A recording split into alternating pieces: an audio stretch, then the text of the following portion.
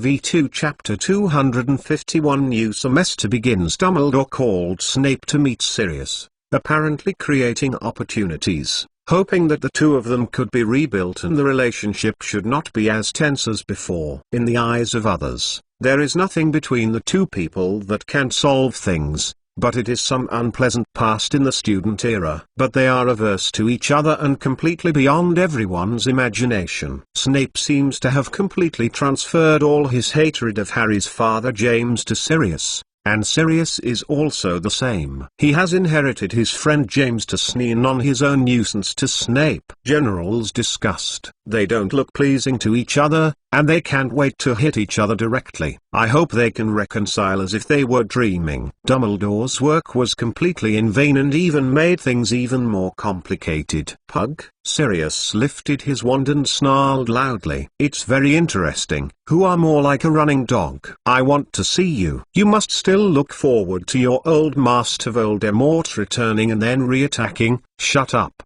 Don't pretend to be the name on my face, Snape said with a grin and lifted his wand. The battle was on the verge, and the nearest Harry rushed to the middle of them. No, Sirius, Harry shouted. Let's get off, Harry. Do you think I'm a coward? Sirius roared, trying to push Harry away, but Harry was determined not to move. Well, I think so, Snape said sarcastically. Harry, let it go, Sirius shouted, pushing Harry to the side. As Harry left, his wand end gave off a thick red glow that flew straight over to Snape. Snape was ready, and he stepped back, waving his wand and breaking the spell of Sirius. The green sparks flashed past, and a branch next to him became a giant. It screamed and slipped over to Sirius. Sirius does not retreat, and dances his wand a lot and sings 3 spells. One of them hit the giant python that was approaching him, and the smog that turned into black was gone,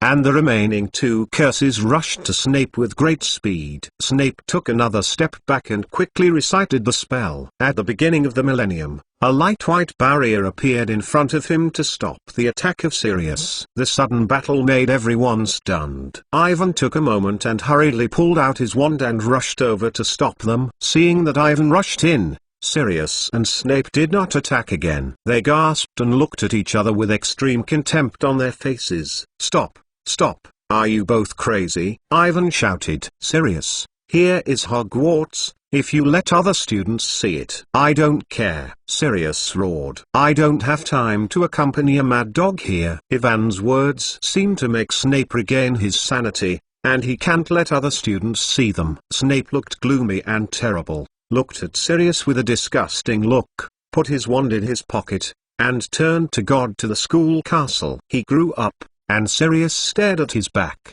his wand hanging aside. When Snape's figure disappeared completely, a loud cheer broke out in the crowd. Great, we have long wanted to do this, and sneak, Fred and George said excitedly, and came over and patted Sirius. I can't believe it. What have I just seen? We don't have to be afraid of this old bat. I knocked him down to the ground. Sirius slammed. Ron also recovered from the shock and became excited.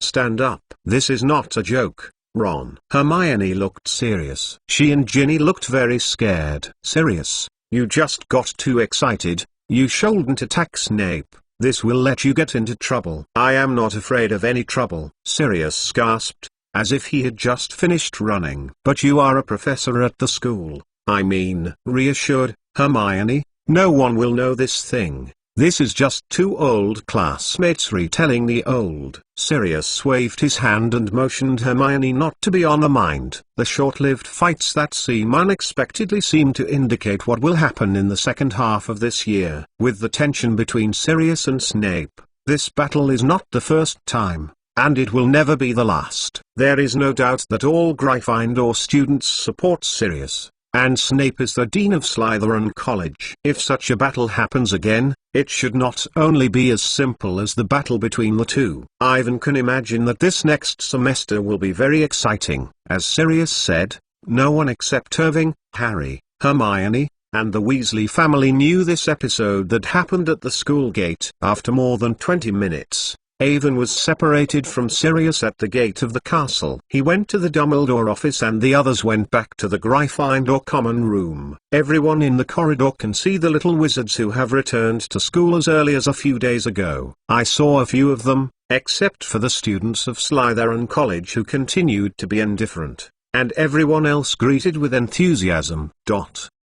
In fact, their attitude is much more enthusiastic than before. There are even a lot of girls who rushed over to find the signatures of two people, Irving and Harry. Ivan can feel that after the Sirius incident was repeatedly spurred by the media, he and Harry as direct participants have a greater reputation in the school than before. When Ivan returned to the Gryffindor Tower and found the portrait of the public restroom, the fat woman had returned, and she also greeted him with enthusiasm. He had just climbed in and there was a thunderous cheer in the common room. The students at Gryffindor College all rushed over. Everyone surrounded Irving, Harry, Hermione, and Ron in the center and asked them about things related to Professor Lupin, Sirius, and Little Dwarf Peter. Although everyone learned about the incident from the newspaper, it was still very exciting to see the experience of the event. They talked together for a long time, and Ivan seized the opportunity to rush into his bedroom.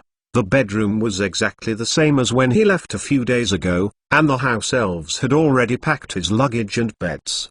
Behind him, Colin followed. "Ivan, have you had a good Christmas holiday?" he asked with a smile, sitting on his bed. "Good. A lot of things happened, but in the end it was solved." Ivan tiredly fell on his bed. "There have been a lot of things happening this Christmas. Looking for Regulus in a cave full of corpses, meeting mysterious vampire girls, and busy preparing for the store." Ivan has never been so tired as it is now. Fortunately, what happened later is getting better and better, and everything is developing on the right side. "I saw the truth of all the incidents in the newspaper, and the things in your shop," Colin continued. "I was going to cheer for you yesterday, and the signature of Sirius, knowing his story. After that, my brother and I both admired him very much. But my father thought it was too dangerous and didn't agree to take me to Diagon Lane." His face was full of regrets. With Evan's understanding of Colin, he knew that the other side was very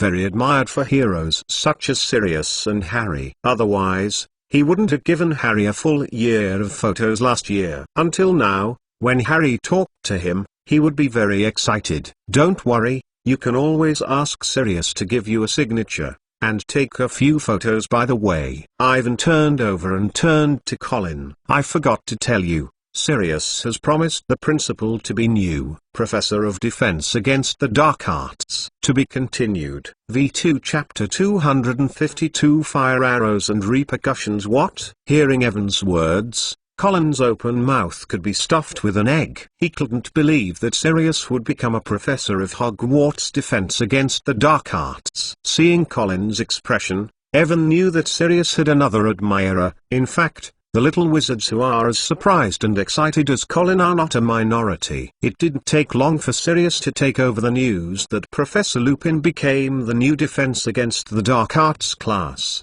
and the whole castle suddenly exploded. Everyone became a professor of the legendary figure like Sirius, all with a happy and welcome attitude, and even many Slytherin students are looking forward to it. In the evening of the evening, the atmosphere in the auditorium was undoubtedly warm. When Sirius came in, the applause sounded for a long time in the auditorium. Everyone stretched his neck and looked at it curiously, trying to see how he looked. The arrogant argument continued, and it was only when Dumbledore stood up and spoke.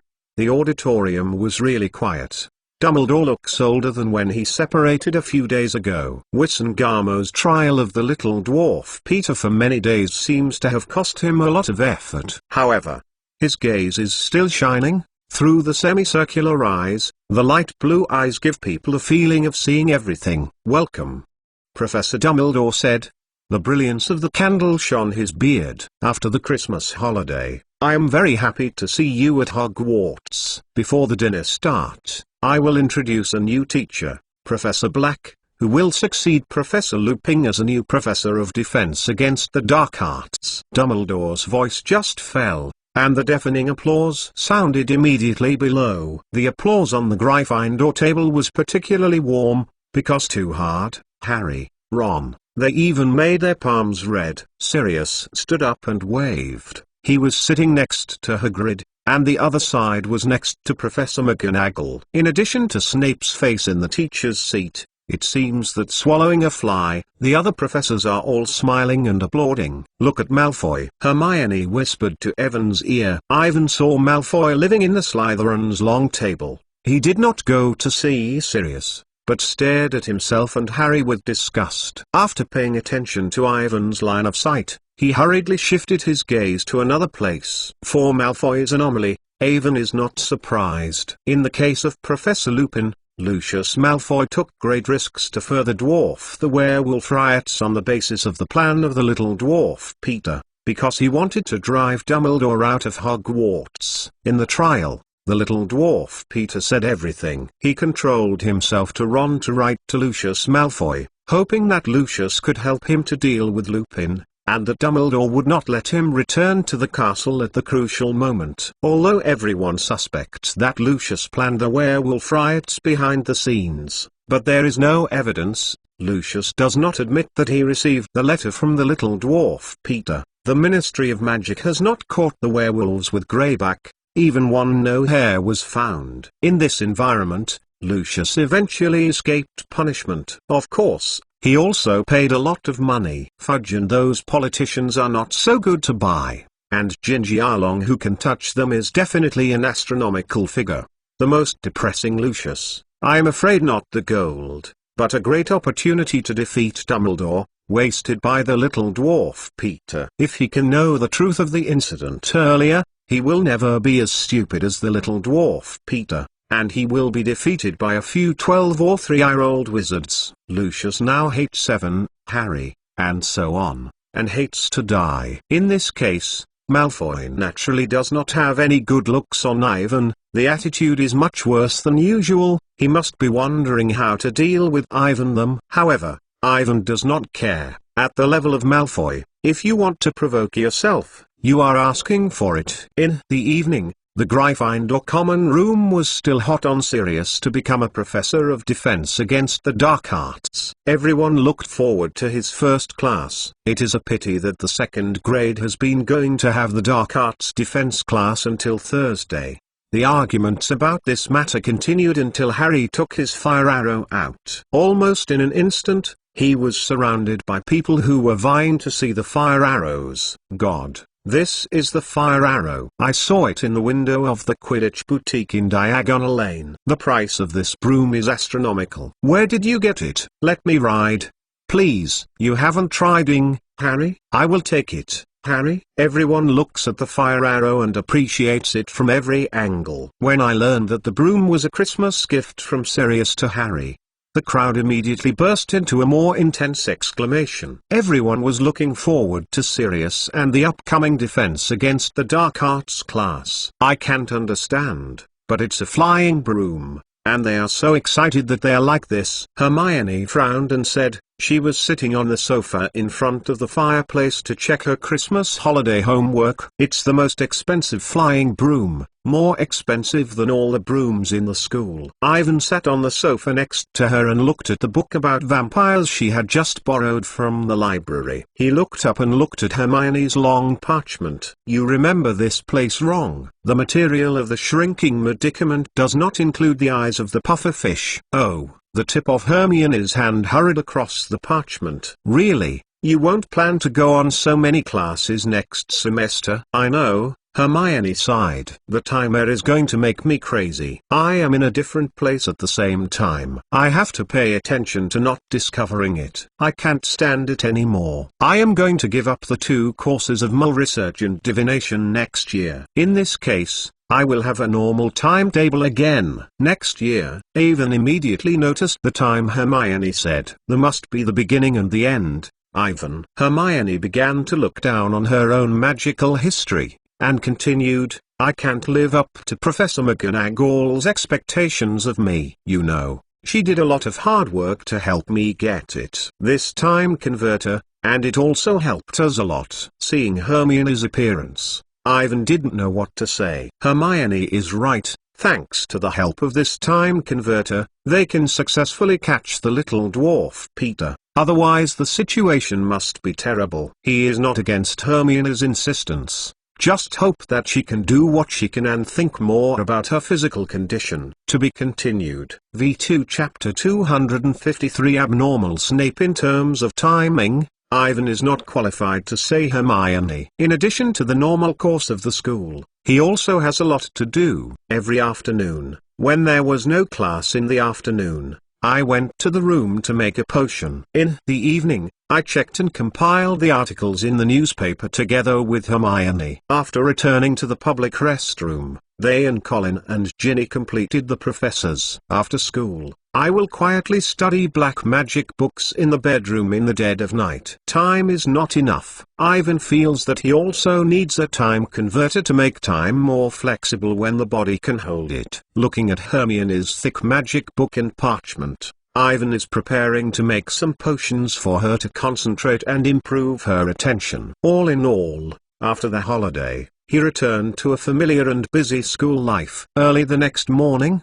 when Ivan and Colin walked into the auditorium for breakfast, they saw that Harry, Ron, and Hermione were sitting at the table and discussing the curriculum. After Professor Lupin's departure, there have been new changes in the course of this semester.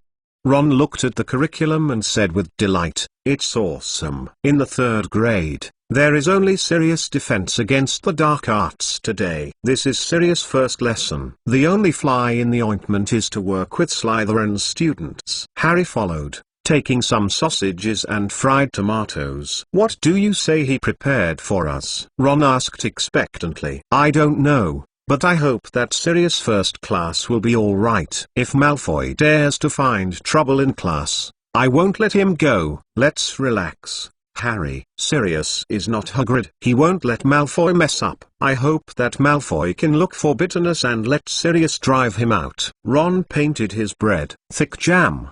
The 3rd grade course is really good. The 2nd grade is the potion class this morning.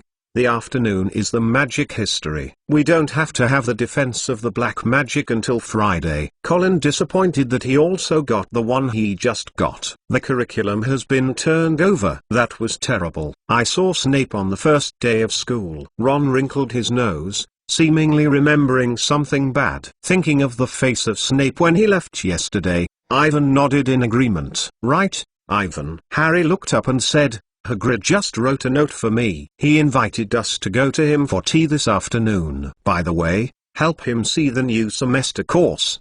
Things. I will go." "What is Hagrid ready?" Ivan picked up his own bread. "Probably other kinds of caterpillars. After all the Flobo caterpillars are dead, he needs something new to carry out the course." Harry said with uncertainty, with a hint of concern in his tone, "Is he promised we, before the results of the Buckbeak case come out, will not rush to carry out new dangerous magical creatures?" He did say this, but the problem is that Hagrid's definition of danger is different from that of others. Ron put a large piece of bread covered with jam into his mouth. "Those monsters full of fangs, in his eyes may be just a cute baby. So this requires us to help him choose the right magical creature." Hermione stuffed a thick magic book into her bag. "I will go first. See you later." What happened to Hermione? I just saw her schedule. Unlike us, she has 3 classes this morning. Looking at Hermione's back, Ron frowned and said,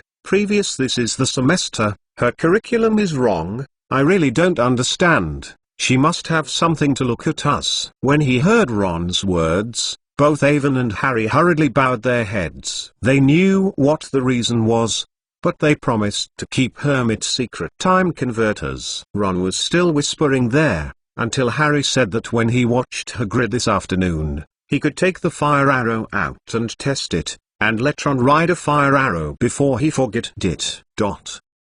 After 20 minutes, people went to the first class and the auditorium began to empty. Ivan and the elated Harry and Ron were separated. He followed the frustrated Colin to the underground classroom. It is best not to be late when attending the potion class. They just opened the door and saw Snape standing on the podium in vain. "Mason, Crivey, you two are late. This class started 5 minutes ago. Snape looked at them both in disgust. Gryffindor deducted 10, now hurry back to himself. Sit down in the position. But, Professor, Gryffindor deducted another 5 points. Snape said coldly, don't ask questions before I agree. Ivan and Colin did not continue to argue with him. They saw Ginny staring and the two men rushed to their respective positions. When he sat down, Colin whispered, he knows what he is doing, and he still has 10 minutes to go to class. We'd better be careful. Snape is in a bad state today. Everything,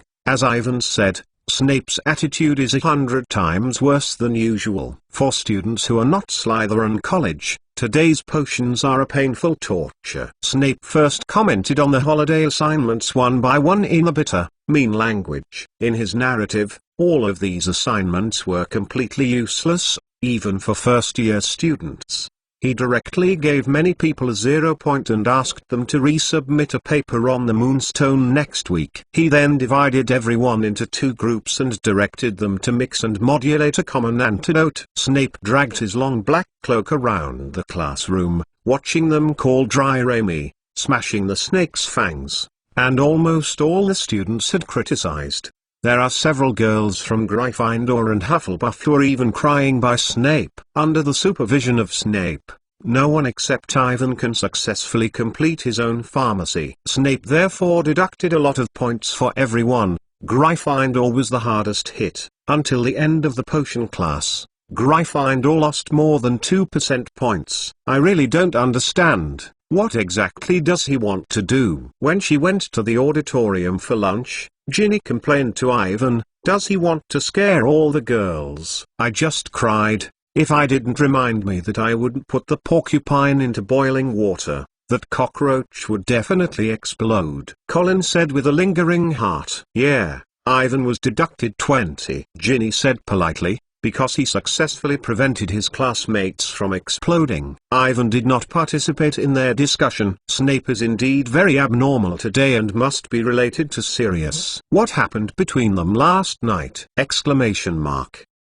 With Ivan's understanding of Sirius, he may not be able to wait for Snape to play a game and score a victory. It's not clear what the outcome is, but Snape seems to have transferred his hatred of Sirius to the students at Gryffindor College. His behavior this morning was extremely extreme, and his attitude was worse than the last time he was a blogger. He usually only does this for Harry. When Ivan entered the auditorium, I found that the atmosphere was as abnormal as Snape. To be continued. V2 Chapter 254 College War. In the 4 colleges of Hogwarts, Ravenclaw and Hufflepuff belong to a relatively moderate middle school, and Gryffindor and Slytherin are at 2 extremes, which is a hostile. The competitive relationship is not pleasing to each other. However, this hostility and competition are within the scope of the school rules. In the words of Fred and George, everyone knows where the bottom line is. Maybe someone will occasionally cross 1 or 2 toes, but before they cause big trouble, they will immediately withdraw them,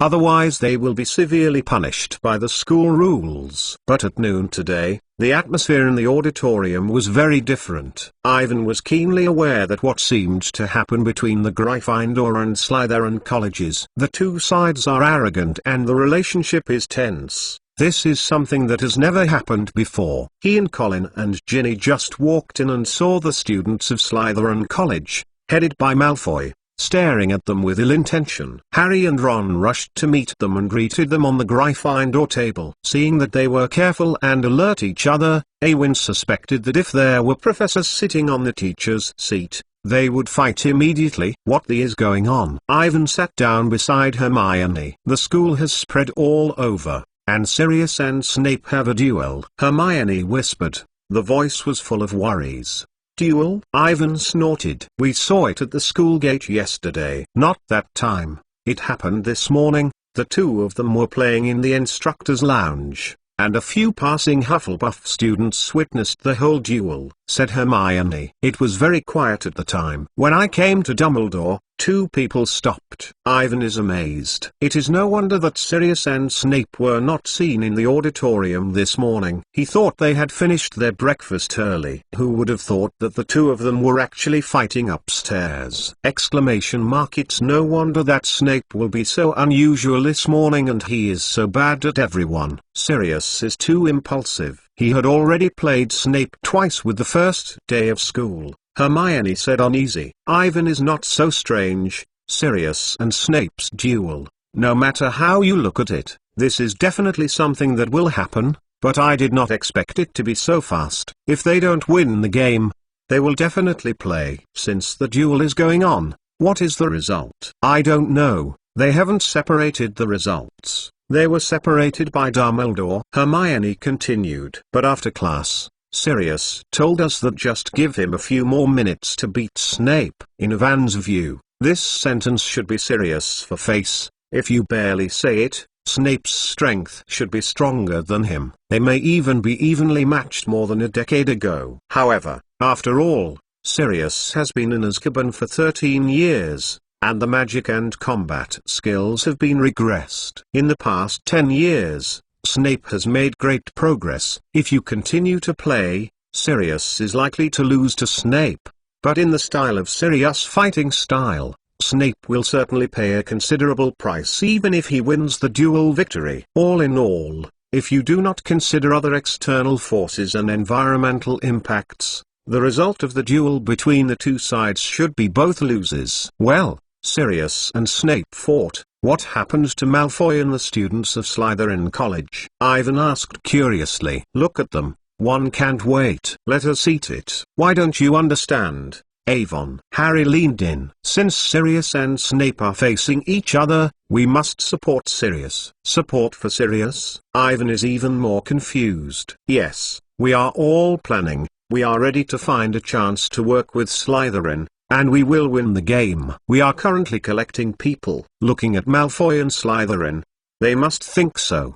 They all support it. Snape. The idea of confrontation between colleges and universities is very naive. Ivan knows that Dumbledore will never let this happen. He will certainly restrain Sirius and Snape to prevent further deterioration of the situation. You feel ridiculous, isn't it? Hermione asked. After seeing Ivan nodded, she continued, but Harry and Ron all think so. How can I persuade them not to listen? This is not our idea. Hermione, after knowing this, many Gryffindors are ready to play with Slytherin. Everyone has long wanted to do this, Ron said innocently, not to mention. This time, Sirius takes the lead. This is just a few of your private plans. Sirius will not agree with this crazy idea. Hermione said worriedly, you forgot, this happened once last year. Professor McGonagall was at the time. I'm crazy, she said. If anyone dares to do this, he will be fired.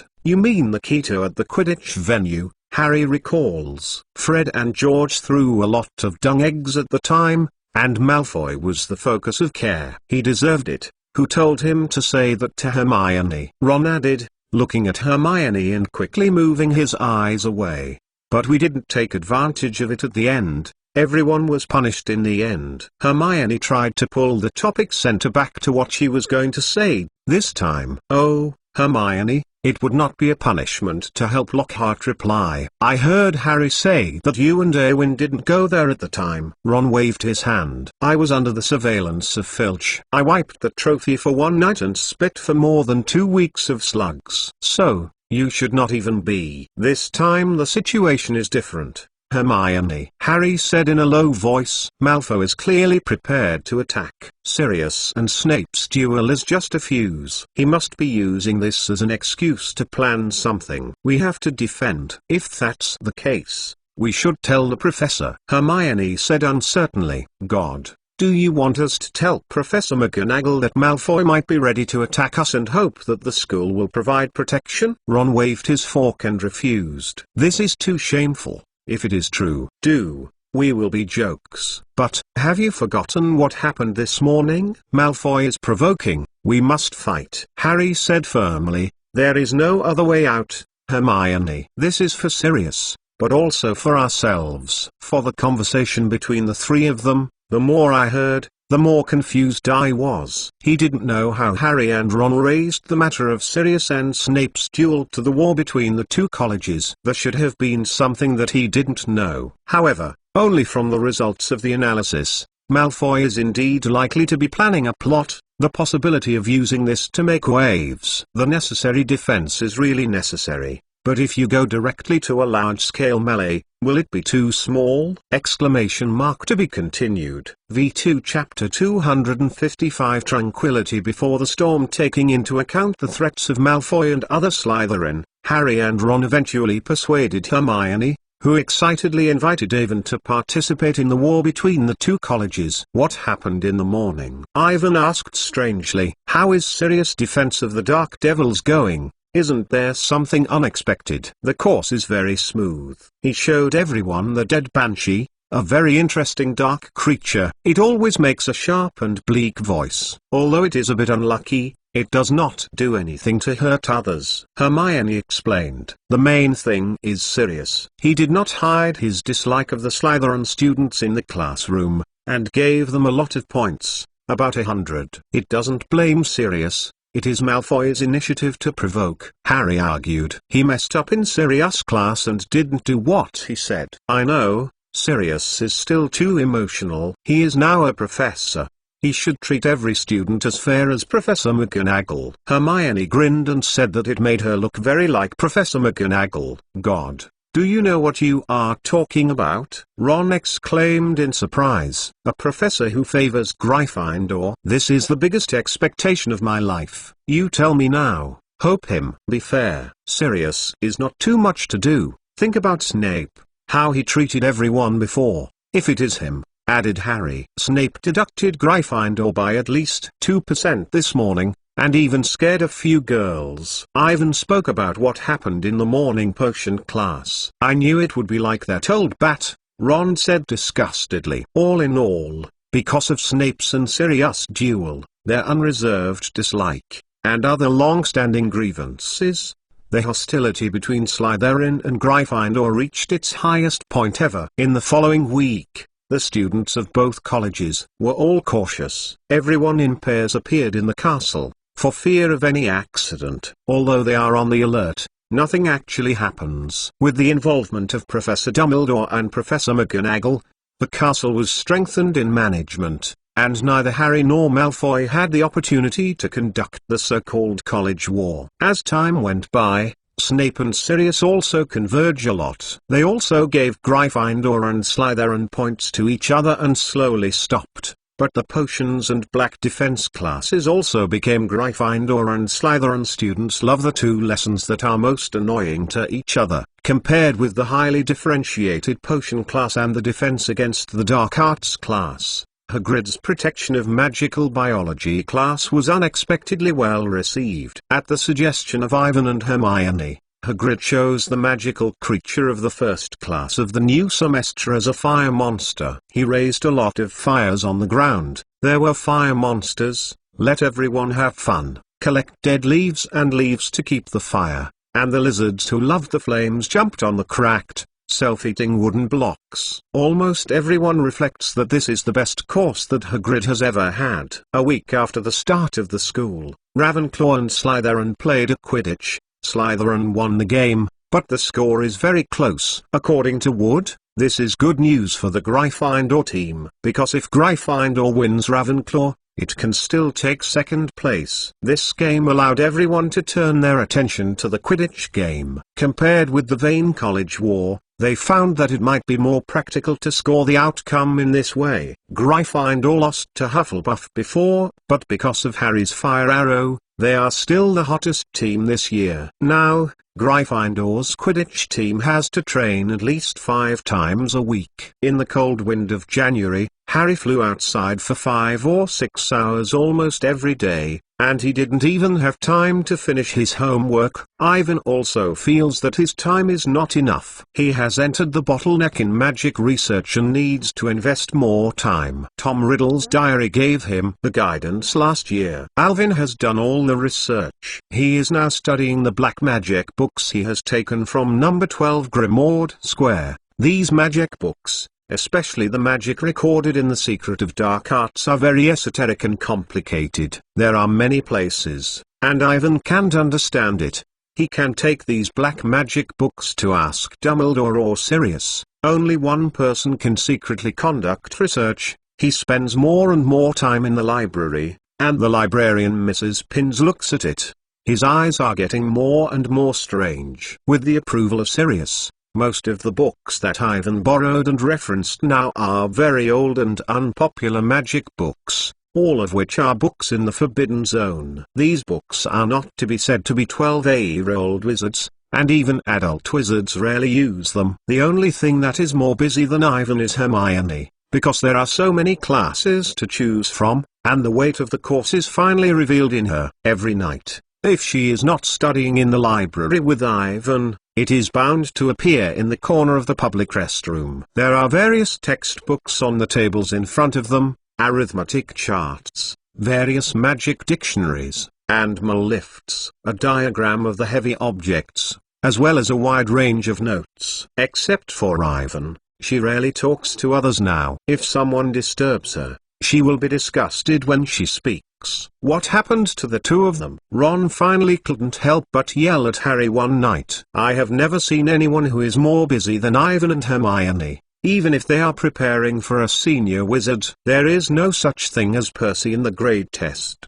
The books they read 2 days a day are much more than I have seen in a semester. I don't know. Harry didn't look up. He was writing a paper on Snape's undetectable poisons. How do you say that we borrowed her potions class with Hermione? It's best not to. She won't agree. Ron looked up again and looked at Hermione, who was sitting behind a pile of crumbling books, and people couldn't see it. Hermione is so strange. How can he go on so many classes? Ron continued. I heard her talk to Professor Victor this morning. Victor is the witch who teaches arithmetic divination. They are yesterday's homework, but Hermione couldn't go to the arithmetic divination class yesterday because she was with us to protect the magical biology class. And Ernie Macmillan told me that Hermione never missed a study class.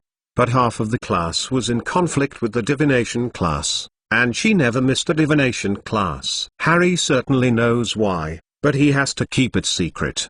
He can talk about the time converter, and he has to write Snape's papers at this point. Although the confrontation between Snape and Sirius has calmed down on the surface, it is still undercurrent. Harry had to be more careful. At this time, if he had any handles that fell into Snape's hands, it would be hard to see. You said that I went to find Ivan to help me. Let him help me with my homework. Hermione will certainly not reject him. Harry transferred the topic. This idea is good, but the premise is that you can find Ivan, said Ron. In addition to Hermione, I also want to know what Ivan is doing these days. He is in the library every night. How many? When I saw him, he always took a thick magic book that nobody could understand. There was something recorded there. To be continued. V2 Chapter 256 Untrusted Seed. Yeah, the book he read is really profound and complicated, and it has always been like this. Harry didn't care.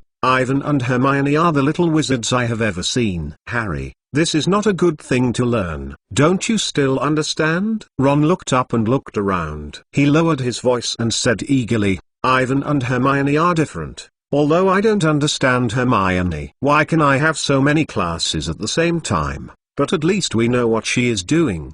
But Awin sees those magic books. What do you want to say? Harry looked away from the parchment. I mean, the magic books that Ivan looks at are all in the forbidden book area. He must be carrying something on us. I sneaked through his research notes a few days ago and painted some scary patterns. It doesn't look like any decent magic. Ron said, Harry, he may be studying. Harry looked up and looked at Ron in surprise, and he finally knew what the other party wanted to say. Two people who did not speak. A terrible emotion spread in uneasiness. From Ron's expression, he is obviously suspecting that Ivan is studying black magic. Harry instinctively wanted to refute, but didn't know what to say. Ivan has always given people the impression that he knows everything. He knows a lot of magical knowledge. After Ron was controlled by the Imperious Curse, It was also Evan's first discovery. If Evan hasn't studied it, how can he know that magic is black magic? Exclamation mark.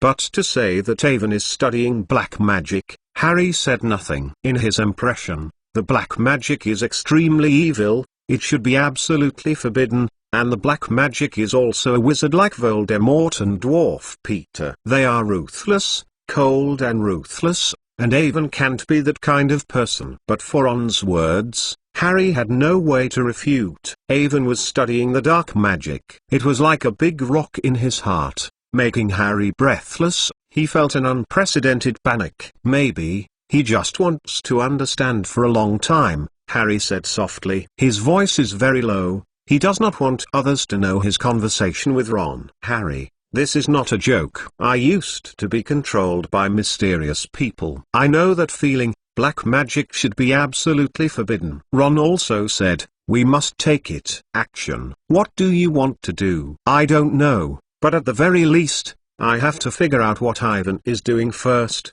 Ron continued. If he is really studying dark magic, we can tell others to let everyone know about it and recognize his true face. For example, Dumbledore or Sirius. They will never allow Evan to do this. He will help us. It was a short silence, and Ron saw that Harry was obviously hesitating. The strange emotions re-emerged in Ron's body. After guessing that Erwin was studying the dark magic, he was short-lived and surprised, followed by a strong sense of injustice. He remembered the eyes of others looking at himself, and the rumors in the school. Ron felt very unfair. He was only innocently controlled by the imperious cursed Weiss. He is also a victim. But others can look at his eyes, the self-evident distrust, as if those bad things really seem to be what he wants to do. Ivan is studying black magic, which is more evil than the things he does. But no one said anything about him. The truth is the opposite. Many people admire him and think that he is a hero. Ivan's reputation in the school is even louder than Harry's. In Ron's opinion, everyone was deceived by Ivan. The more he thinks, the more he feels that this is the case. Everyone is blinded by the appearance of Ivan. Harry is so, Hermione is like this, and so is his family and others. Everyone trusts Avon, but he lives up to everyone's trust. He is carrying everyone studying dark magic. He is secretly doing very evil things. A strong sense of mission rose in the depths of Ron's heart, and he felt obligated to expose the true face of Ivan and stop the ongoing conspiracy. The strange feeling that appeared at the Quidditch stadium a few months ago was also the main reason that prompted Ron to do so. Harry, I know what you mean, Ron, but I believe in Avon. There is no evidence that he is studying the dark magic. He can borrow those magic books from the band area, certainly with the consent of the professor and the principal. Harry, after thinking for a while, continued to persuade. Ivan is not the same as those of the Black Wizards. Even if he is studying black magic, he just wants to study it. I believe him. But if you really don't trust, we can talk to Ivan. No matter what he is doing, he will definitely tell us. Ask him if he is conducting an evil black magic study and is going to choose who is the victim. This is an interesting topic, Ron whispered. The atmosphere was awkward, and the two did not talk about this topic again. But the seeds of distrust slowly grew invisibly and sprouted. Harry and Ron didn't go to the library to bother Ron, and they didn't bother to look at Hermione, who looked a bit violent. The two of them finally went to ask Sirius to help them complete the paper on all kinds of undetectable poisons. Although the potion is not the strength of Sirius, the difficulty of the third grade is too simple for him. He gave Harry and Ron a lot of useful advice. In all fairness, with the help of Sirius, Harry's paper should at least be a good result. But Snape gave him a bad evaluation. But Harry didn't care. He had expected such a result. As long as the small wizards' after-school assignments and the potions are better than Sirius, there is no good evaluation in Snape. Awin is probably the only exception, because Snape's assignments and the potions required by the second-year wizards have all been studied before, and the best formula and method of tanning, Even Snape, I can't find it if I want to find it. Snape tried several times and even asked Avon to complete the high-level wizard test to get involved in the difficult potion. But Avon can finish it smoothly every time, and the process is more perfect than the textbook. At the same time that his face became more gloomy and horrible, Snape's attitude toward Ivan returned to the previous level, that is, he did not care. If you have to call his name, use Mr. Master instead. Alvin is now the potion class. The only Gryffindor student who can make Snape not criticize or deduct him, which makes others very envious. To be continued. V2 Chapter 257 Seed and Germination. Irving is not recognized. Among the students at Hogwarts, Avon is best known. He founded a very successful newspaper, far more powerful than the same-age wizard, defeated the horrible snake monster, proved Professor Lupin's innocence, rescued Sirius Black, defeated the evil little dwarf Peter, etc. He made a lot of famous and even caused a sensation in the magic world. In less than 2 years, Ivan has done a lot of things that the wizard can't do in his lifetime. Considering his age and mal-origin, it is incredible to do this. While envious of Avon, everyone has to admire his efforts. He and Hermione spend more time in the library every day than all the little wizards, and even the students who prepare the wizard level test are not as good as the two. Everyone can often see such a picture. Ivan and Hermione are sitting on the black long table at the innermost side of the library. They are surrounded by thick magic books or other materials. Two people quietly under the candlelight, watching, taking notes, and occasionally whispering a few words. In a quiet atmosphere, there is a touch of warmth. The long table was their 2 fixed seats, and Avon and Hermione used to come there an hour after dinner, until 10 o'clock in the evening. If it comes early, Hermione will prepare 2 cups of hot chocolate. Because there was no sugar, it was particularly bitter. Every time Evan was under the watchful look of Hermione, she frowned and drank. But this thing was very helpful for the spirit of ascension. After leaving the library, the two of them walked in the dark castle, then returned to the Gryffindor common room, chat with other people, play wizard games, or help Harry, Ron, and Colin complete their homework. The work of Ivan and Hermione is very regular and everyone is completely familiar with it. But since the beginning of the new semester, everything has changed unconsciously. First of all, Hermione, because of too many classes, she travels back and forth between different classes every day. No free time. Every night, I am used to doing homework in the corner of the common room instead of reading in the library. Ivan spends more and more time in the library. He is currently not involved in any college activities. As long as there is no class, he sits alone in the library. Close to his seat, sometimes you can smell the pungent potion. Any wizard who has an in-depth study of potions will know that these drugs taken by Ivan are energetic agents that allow the user to concentrate, improve their attention, and not feel tired in a short time. The materials needed for this medicine are extremely precious, and the little wizards generally do not use it, but Ivan is forced to do it. What he lacks most is time. He completely entered the bottleneck in the study of the black magic collections taken from number 12 Grimmauld Square, and needed to add more theoretical knowledge as the basis. Because it has all the most sophisticated black magic, the theoretical knowledge that Awin needs to supplement is also very profound and complicated.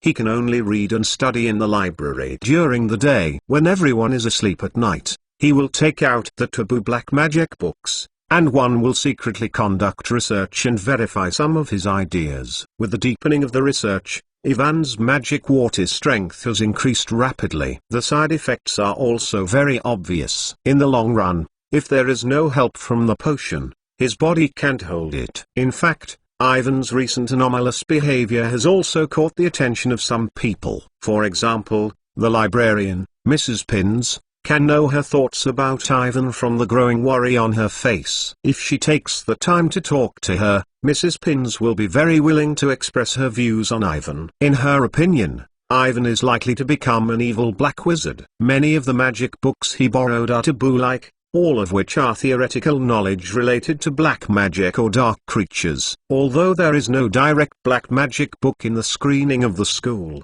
the frequent borrowing of these magic books is not a good sign. However, Ivan has the approval of Sirius in his hand. Dumbledore also acquiesced in the behavior of Ivan. Although Mrs. Pins is worried, it is hard to say anything. In addition to her, Ron is particularly concerned about the behavior and research content of Irvine. Since I had inadvertently discussed the topic of Irving with Harry that night, the seeds of mistrust have sprouted in his heart. Although he repeatedly warned himself in his heart, Ivan had rescued him many times from the basilisk and the little dwarf Peter. He should unconditionally believe in Ivan. But when I think that Ivan is likely to conduct evil black hair research, Ron's innermost strange emotions are getting stronger and stronger. It is undeniable that he is very embarrassed about Ivan, and he has everything he has. Ron is used to this feeling. From childhood to him, he is very jealous of his brothers. They can have new magic products, achievements and so on. After entering Hogwarts, he also passed Harry. But in general,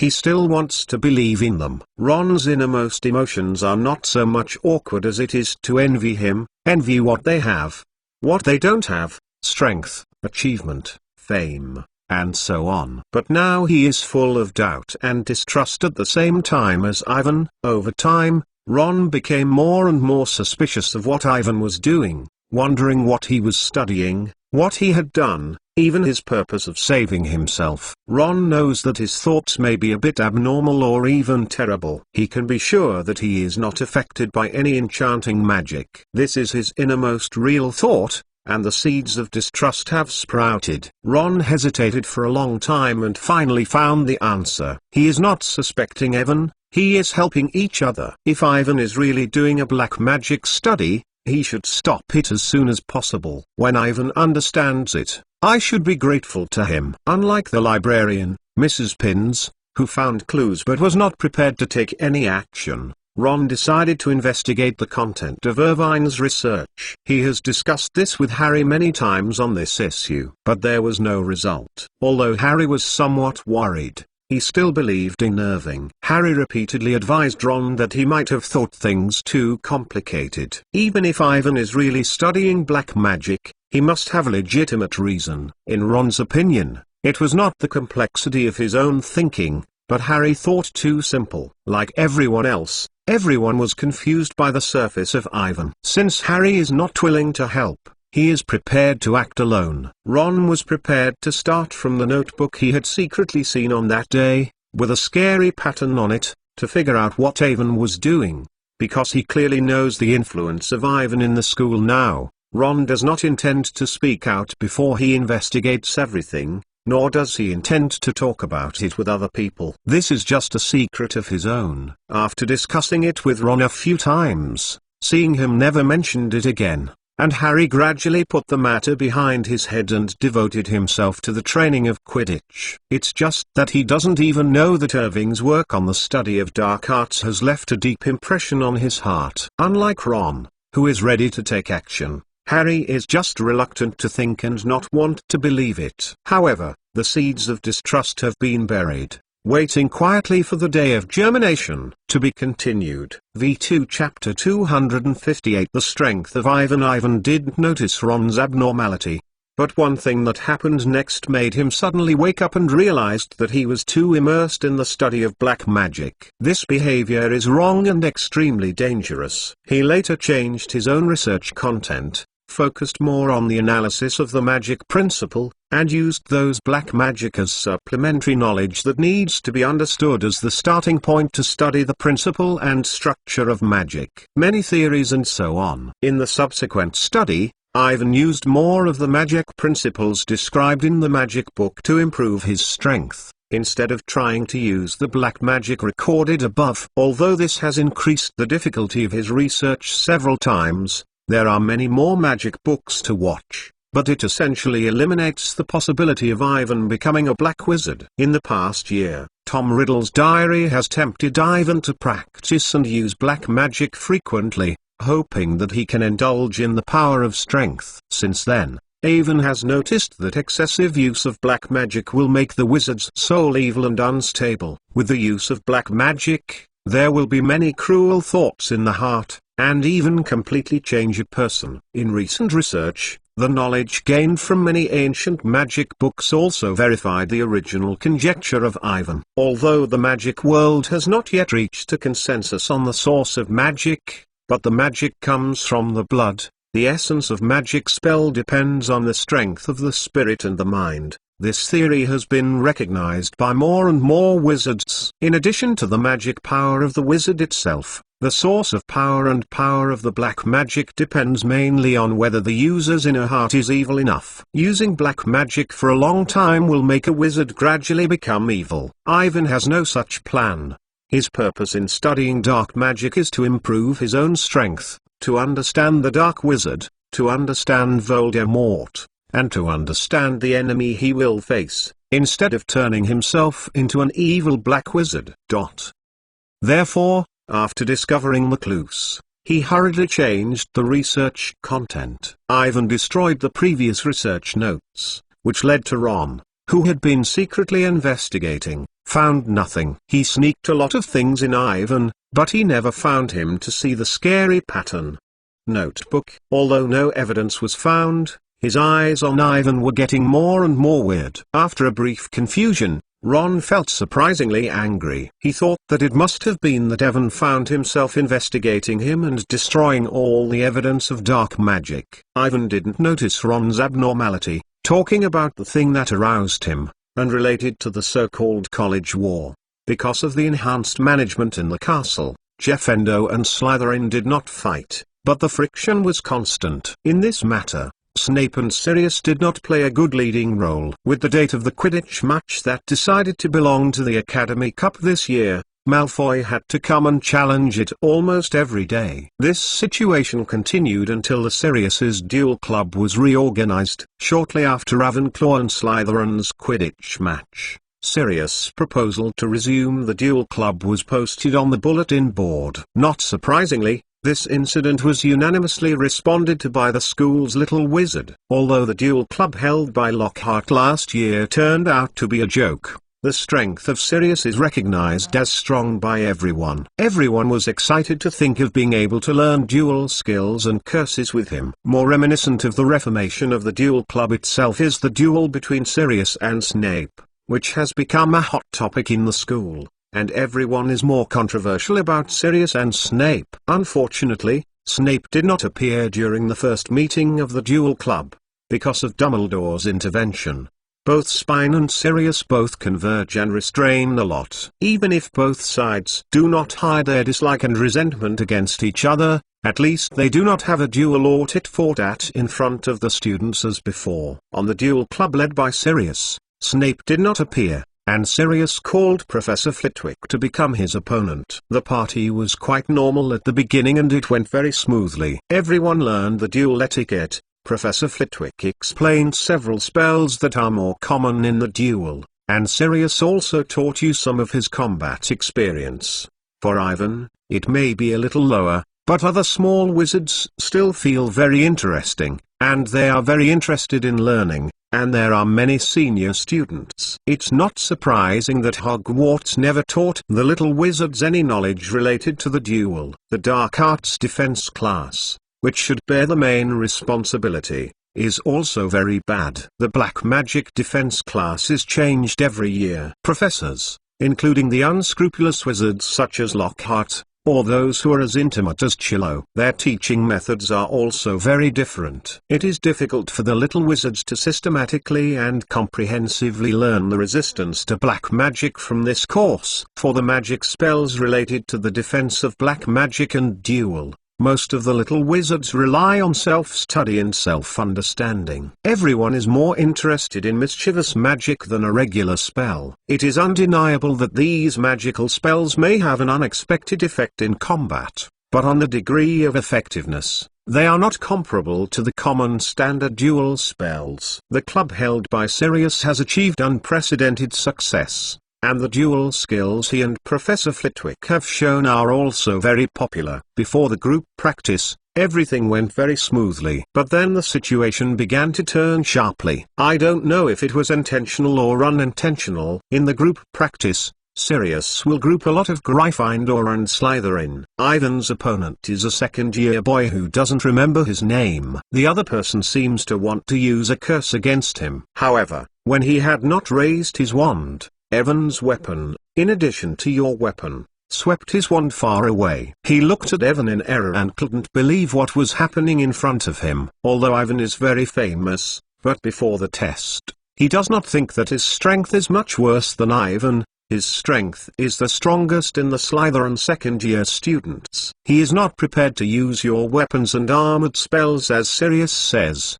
but instead teaches Ivan a meal and lets him lose face in front of the whole school. Ivan didn't know the thoughts of the Slytherin students in front of him, and he did not have any interest in the child's naive magic practice. He has been analyzing himself in Snape's duel. With the research and mastery of black magic and other magical theories, his recent magical power has advanced by leaps and bounds. Ivan believes that he can now hold on to Snape for a longer period of time. If the magic is strong enough, it is not impossible to counteract the other party to a certain extent. In this case, the strength of this guy opposite is completely inadequate. Ivan now has a deeper understanding of the simple curse of your weapon, and it is more convenient to use, almost instant. He didn't know what the other party wanted to do, but solved the battle with the fastest speed. To be continued. V2 Chapter 259 Irwin's Dark Arts compared with the end of the Battle of Avonlea. The other groups are much worse. Gryffindor and Slytherin's little wizards are hard to find, and they seem to see this spell grouping exercise as a long-awaited college war, ready to break out a win. In addition to the weapons and iron mantras that Sirius requires, the curses used by everyone are also varied, and all kinds of curses are available. Like Gore and Crabbe, they even struggled directly with Ron and Neville. Like the duel club organized by Lockhart last year, the scene was chaotic. But Snape is not here this time, and Sirius is unreservedly biased towards Gryffindor. With his help, Harry quickly gained the upper hand, and the Slytherin students were defeated and completely suppressed. The first meeting of the duel club ended in the cheers of Gryffindor. Not surprisingly, Malfoy and other Slytherin students were all mad. And for the proud Slytherin, this was the biggest shame. Because of this, the fragile balance of the two colleges has long been broken. Slytherin is ready to retaliate and let Gryffindor know their anger. They discussed it for a long time and finally decided to take a more direct approach to ambush a Gryffindor student and provoke a war between the two colleges. I don't know whose opinion, and Ivan is their goal. First of all, Ivan is famous enough. He is now the iconic figure of Gryffindor College. As long as he can learn from Ivan's meal, it will be enough to make a bad breath and achieve the effect of revenge. Secondly, Ivan's schedule is very regular. Almost all the little wizards know that Ivan is the last one to leave the library every night. He is also a person when he arrives, and no one else helps. As long as you ambush in the dark, you can ambush Ivan. Even if he is strong, it is impossible to be an opponent of several people at the same time. Lessons from Ivan's meal are just too much. Since Hagrid's eagle-headed horse has a violent event of the winged beast and the werewolf, Malfoy hated Ivan to death. In a way, he was more disgusted with Ivan than Harry, and he could not tolerate that he had been a mud species are over and suppressed. He didn't care about the way. Preparing himself to attack Ivan himself. Malfoy thought about it. As long as the action is fast enough, no one will know that this is what they did. First, stun Irwin with a stun spell, so that he can't see who is attacking. Even if he guessed that he was a Slytherin student, he guessed it was Malfoy, and there was no evidence in Avon. It was even more impossible to teach him to complain, and he could not tell if he could suffer. In fact, Ivan did not notice the conspiracy that Malfoy was planning. After the end of the duel club, he returned to the daily tension and regular daily life. His research on the dark magic of the soul recorded in The Secret of the Dark Arts has entered a critical stage. Ivan checked a lot of information, and all that was in his head was this thing. That night, as he left the library, crossed the dark corridor, and walked up the steep spiral staircase leading to the Gryffindor Tower. Waiting for a long time, Malfoy and several other Slytherin students suddenly darkened rush out. They looked at Evan in vain, preparing to give him a few powerful poisonous spells. "Go to hell, awful mud, fainting!" Malfoy shouted disgustedly, and a red light struck Ivan. In the darkness, Ivan did not recognize who was suddenly appearing in front of him. He instinctively felt the threat, stepped back and escaped the magic attack of the other side, pulled out his wand, and did not even cast a spell that was most familiar in his mind. The next second, a terrible green light came out from the end of Ivan's wand and flew over to Malfoy. As Ivan casts this spell, the temperature in the air suddenly becomes cold and biting, and the air is filled with uneasiness, as if the Dementors are close. Malfoy's face turned pale, forgetting all the movements and not continuing to attack Ivan. He snorted and stared at the curse that struck him. In the infiltrating green light, he saw a sly-shaped face approaching himself, and the fear from the depths of the soul made Malfoy breathless. The happy things in memory all disappeared, only the cold and desperate and dark. This feeling is very strong, like hundreds of Dementors at the same time. The green light of the spell is getting closer and closer, and the owner of the skull-shaped face becomes more and more clear. Malfoy saw a monster in a sloppy black cloak approaching him, and he swooped over to him like of death from hell. On the other side, Malfoy felt the threat of death. He gasped, and then screamed with all his strength, and suddenly fell to the ground. Beside him, Gore, Crabbe and several other Slytherin students stood in the spot and looked at Malfoy uneasy, not knowing what happened. They only saw Malfoy sneak attack on Avon, and he cast a stun spell. Evan hid in the past and immediately responded with a green glow from his wand. His spell did not hit Malfoy, but Malfoy seemed to see the ghost. He sat down on the ground and looked at Evan in panic. In Malfoy's face, tears flowed out uncontrollably. He snorted loudly and looked at him like he was directly scared by the spell of Ivan!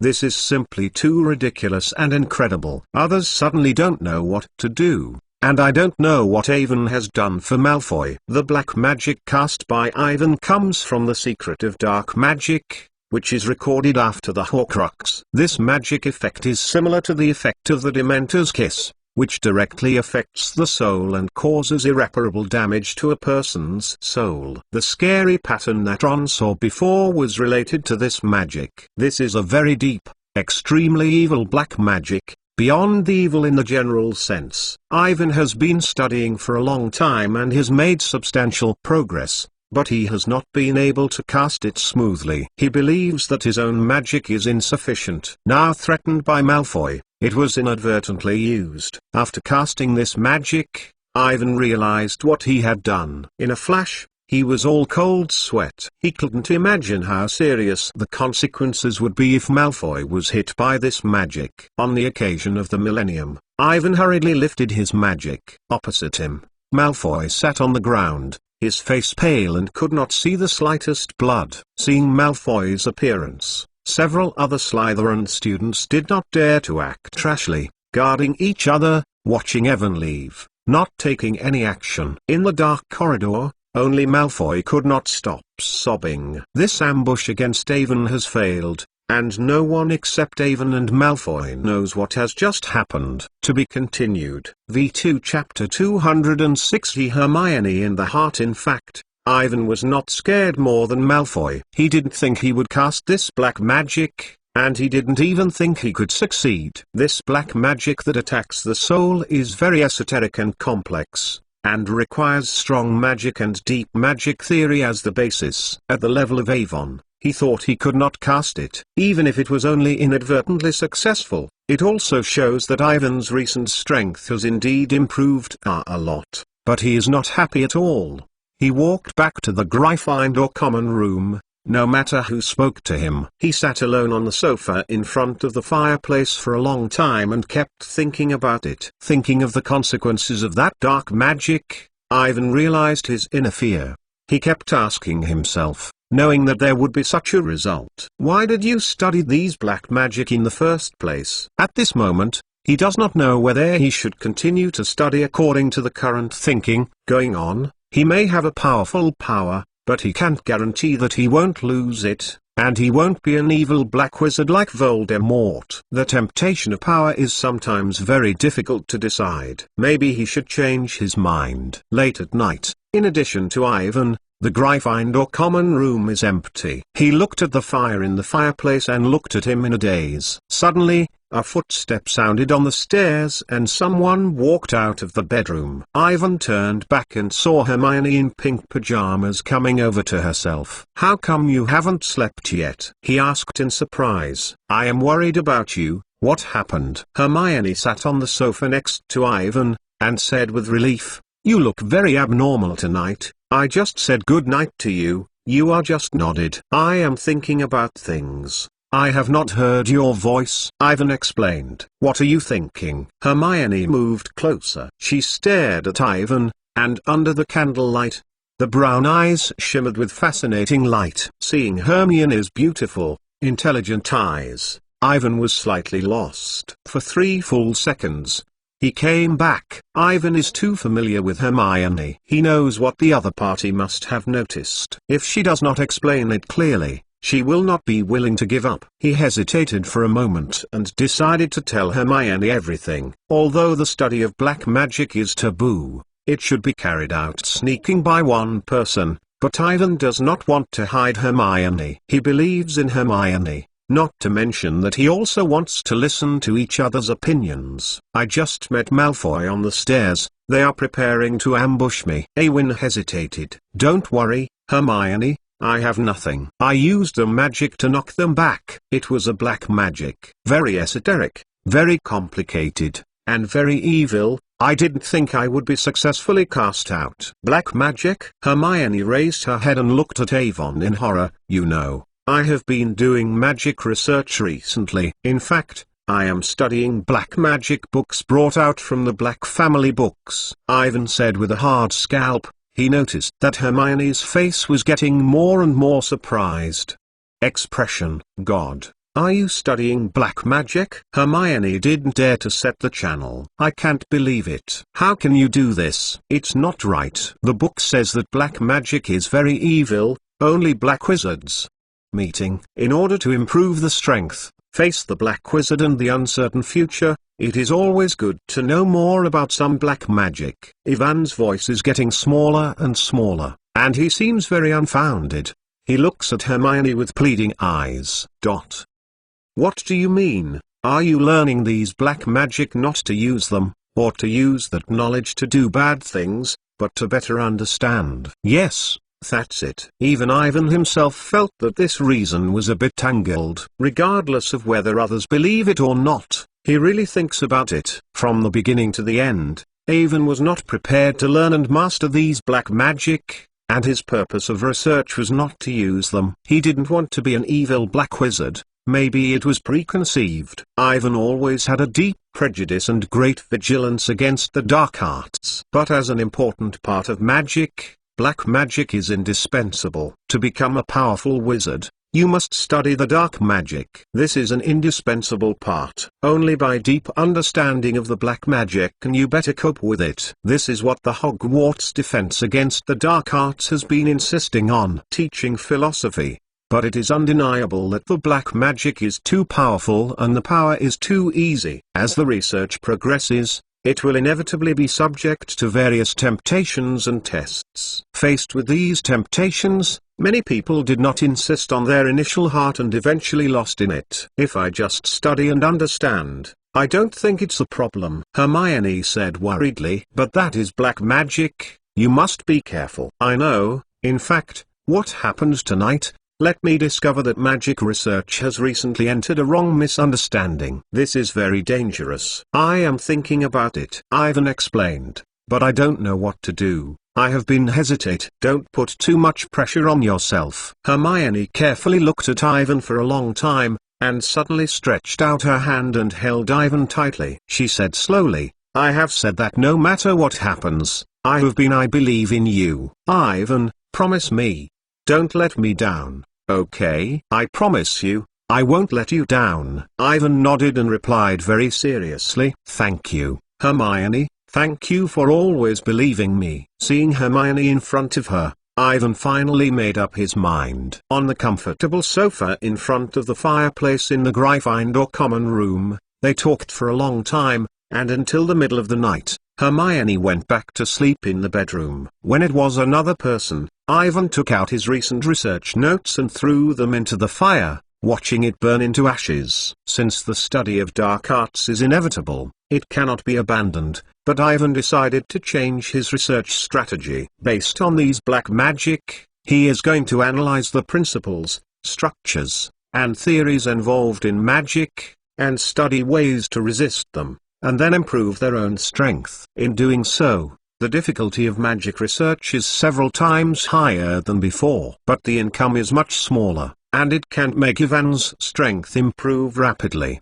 but he does not regret it. As promised, he does not want Hermione to be disappointed. In Ivan's impression, Dumbledore had also been involved in black magic when he was young, and he may have faced the same choice. He finally paid a terrible price, and his sister lost his life, and he repented and woke up. This is the regret of Dumbledore's life, after which he has been committed to fighting black magic. Ivan reminded himself not to repeat the same mistakes, as Dumbledore did not know how to cherish after losing, or become a power shackle like Voldemort. For Hermione, for himself, he must always be vigilant and not relaxed. To be continued. V2 Chapter 261 Rumor of Dark Magic. That night, Malfoy was really scared. After Ivan left, he was eventually taken back to Slytherin's common room. He kept repeating what he saw at the time, and saw that Ivan cast the sinister shape of the green curse and felt the breath of death. Slytherin's students listened to Malfoy's description,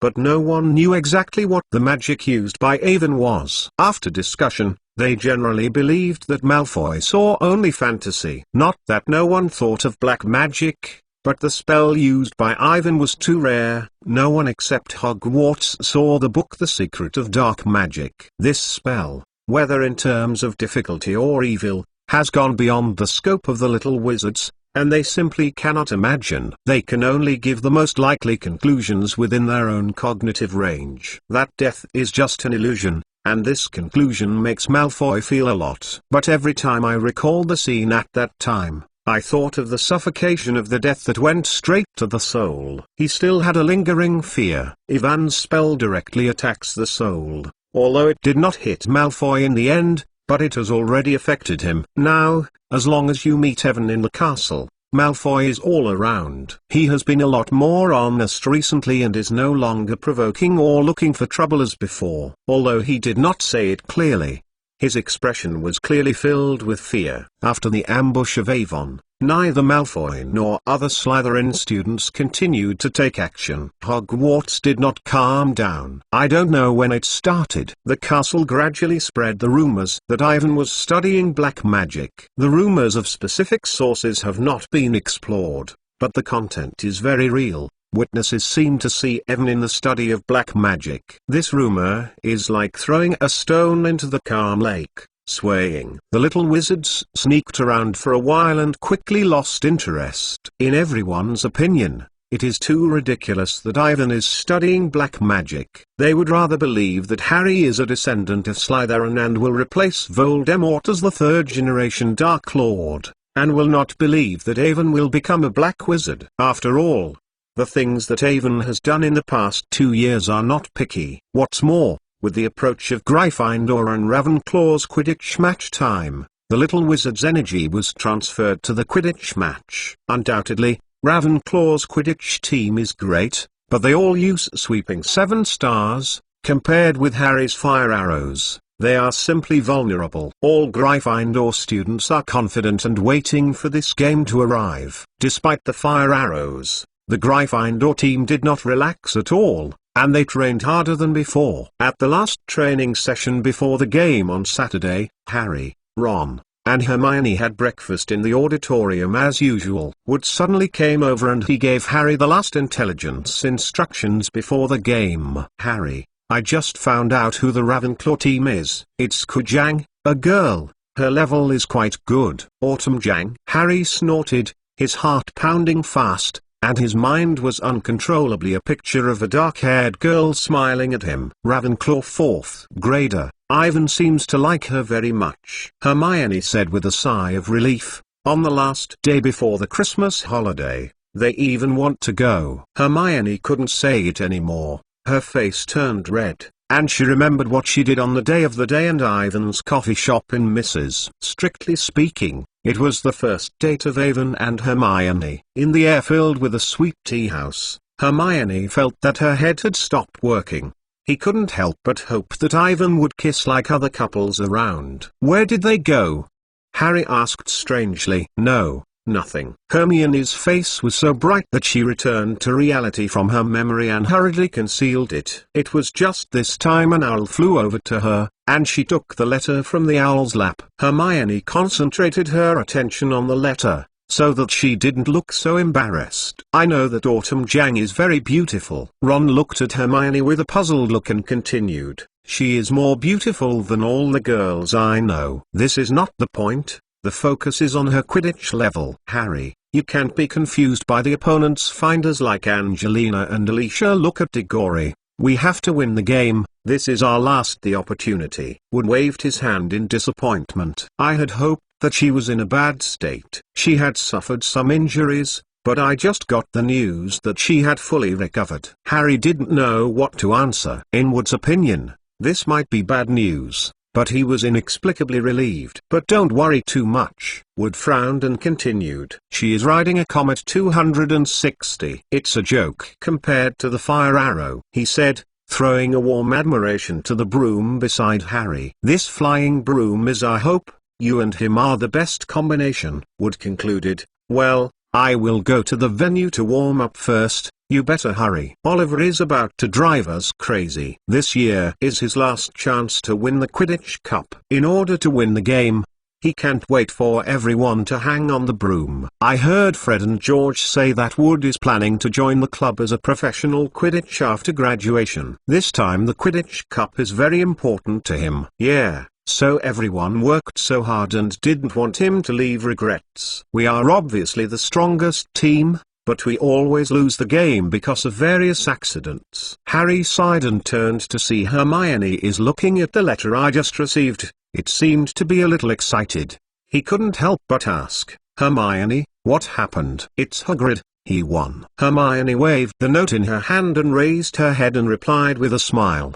The result of the ruling has just come out. The Committee on Disposal of Dangerous Biology believes that Buckbeak is not dangerous. Malfoy is only an accident. I knew it would be like this. Hagrid and Buckbeak were originally shackled. Harry said happily that he was sincerely happy for Hagrid. This matter can be so smooth, mainly with the help of Mr. Newt Scamander. I have written so many reports in the newspaper before, but it did not work. Mr. Scamander agreed. When he heard Hermione's words, Harry had just thought that he and Ron had basically not helped much in this matter. All the work was done by both Ivan and Hermione. When he thought of it, he was a little embarrassed. Well, let me be strangely Malfoy's reaction. Hagrid won. He must be angry. Harry hurriedly shifted the subject. But he didn't react. It's too weird. We'd better be careful. He must be planning another plot. You know.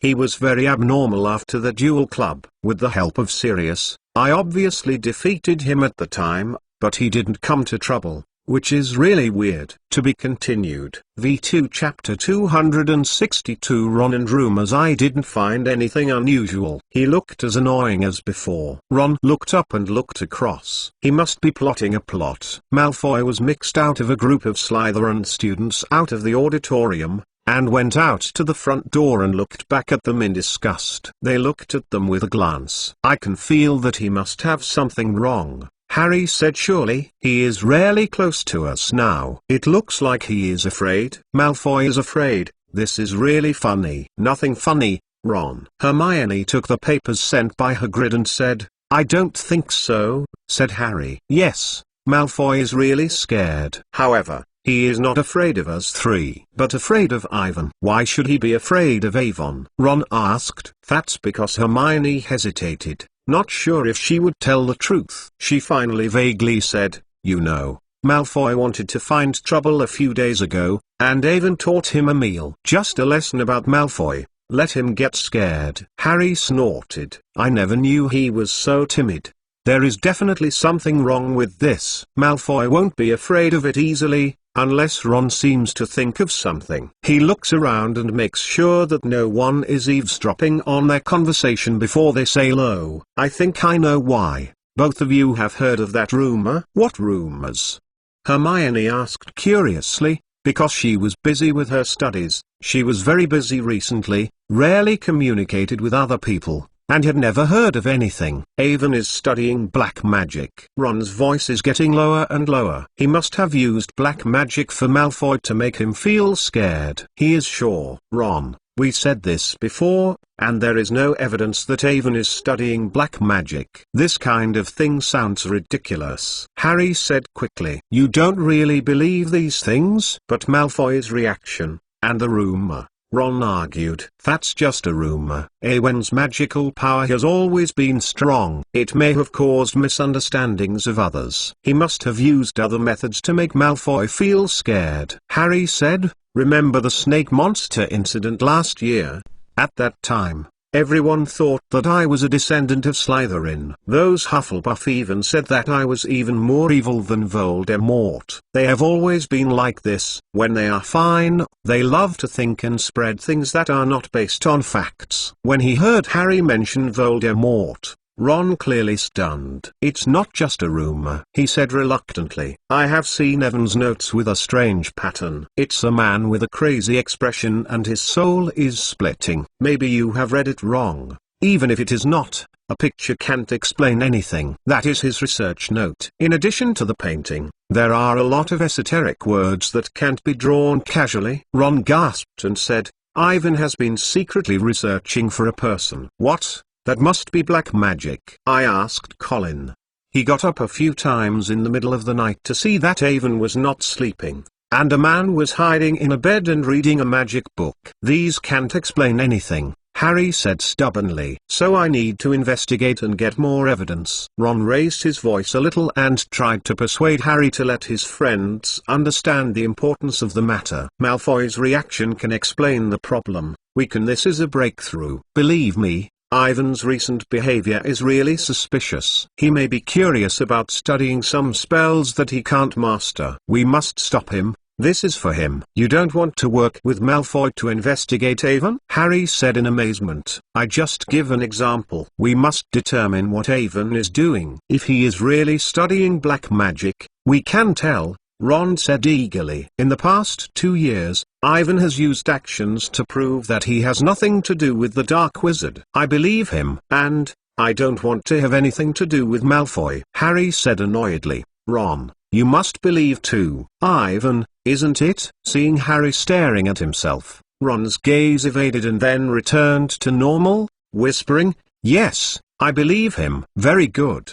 If that's the case, then don't think about it anymore. You can go see us for Quidditch training in a while, and after the training, you can ride the fire arrow." Harry seemed relieved and turned. Hermione, who has never spoken, said, "Hermione, you are coming. You and Ivan need to relax and breathe some fresh air. You have recently put too much pressure on yourself, and you can't continue this way." Hermione nodded subconsciously, still thinking about what Ron had just said. "I am going to call Ivan. He must read the books in the library or organize the articles in the newspaper." Harry handed the fire arrow beside him to Ron and continued. "You two can go after breakfast. The Quidditch venue is waiting for us." He finished, hurriedly turned and left, looking a bit flustered. Just talking to Ron gave Harry an ominous premonition. He didn't know how the unfounded rumors of Ivan is studying black magic came out. He was very worried because Ron had discussed it with him before. Ron also suggested investigating Irvine, and Harry did not agree. He tried to persuade Ron to give up the idea, and Harry didn't know if Ron had listened to what he said. Suspicious of his friends, which makes him feel bad. Like the Sirius, Harry unconditionally believes in Evan. In the past 2 years, in the face of the basilisk, Tom Riddle's diary, the little dwarf Peter, etc., if there is no Evan, Harry can't imagine what it would be like. Even if Ivan really said what Ron said, studying dark magic, Harry believed that he must have good reason and would not use the black magic to do bad things. Harry had persuaded Ron to do this, and since then, Ron has never mentioned it. But not long after, the rumors began to appear in the castle. This is not a good sign. Harry does not want to send anything bad. Since Sirius proved to be innocent and became a professor of the School of Defense Against the Dark Arts, Harry was very satisfied with his current state of life. Sirius said that Harry could move to live with him during the summer vacation. Harry couldn't imagine to leave the Dursleys. In his godfather's house, there was no scruples. They could invite Avon, Ron, and Hermione to come to visit them. He has never been so happy as he is now. He does not want any accidents. To be continued. V2 Chapter 263 Hermione's trust in the auditorium. The atmosphere was awkward. Ron and Hermione looked at the back of Harry's gradual departure, and no one spoke. For a long time, Ron said with a sigh of relief, "Harry has always been like this, blindly trusting others. He always thinks about things in a good way." Ron turned to look at Hermione and seemed to be looking forward to it. "Like Harry,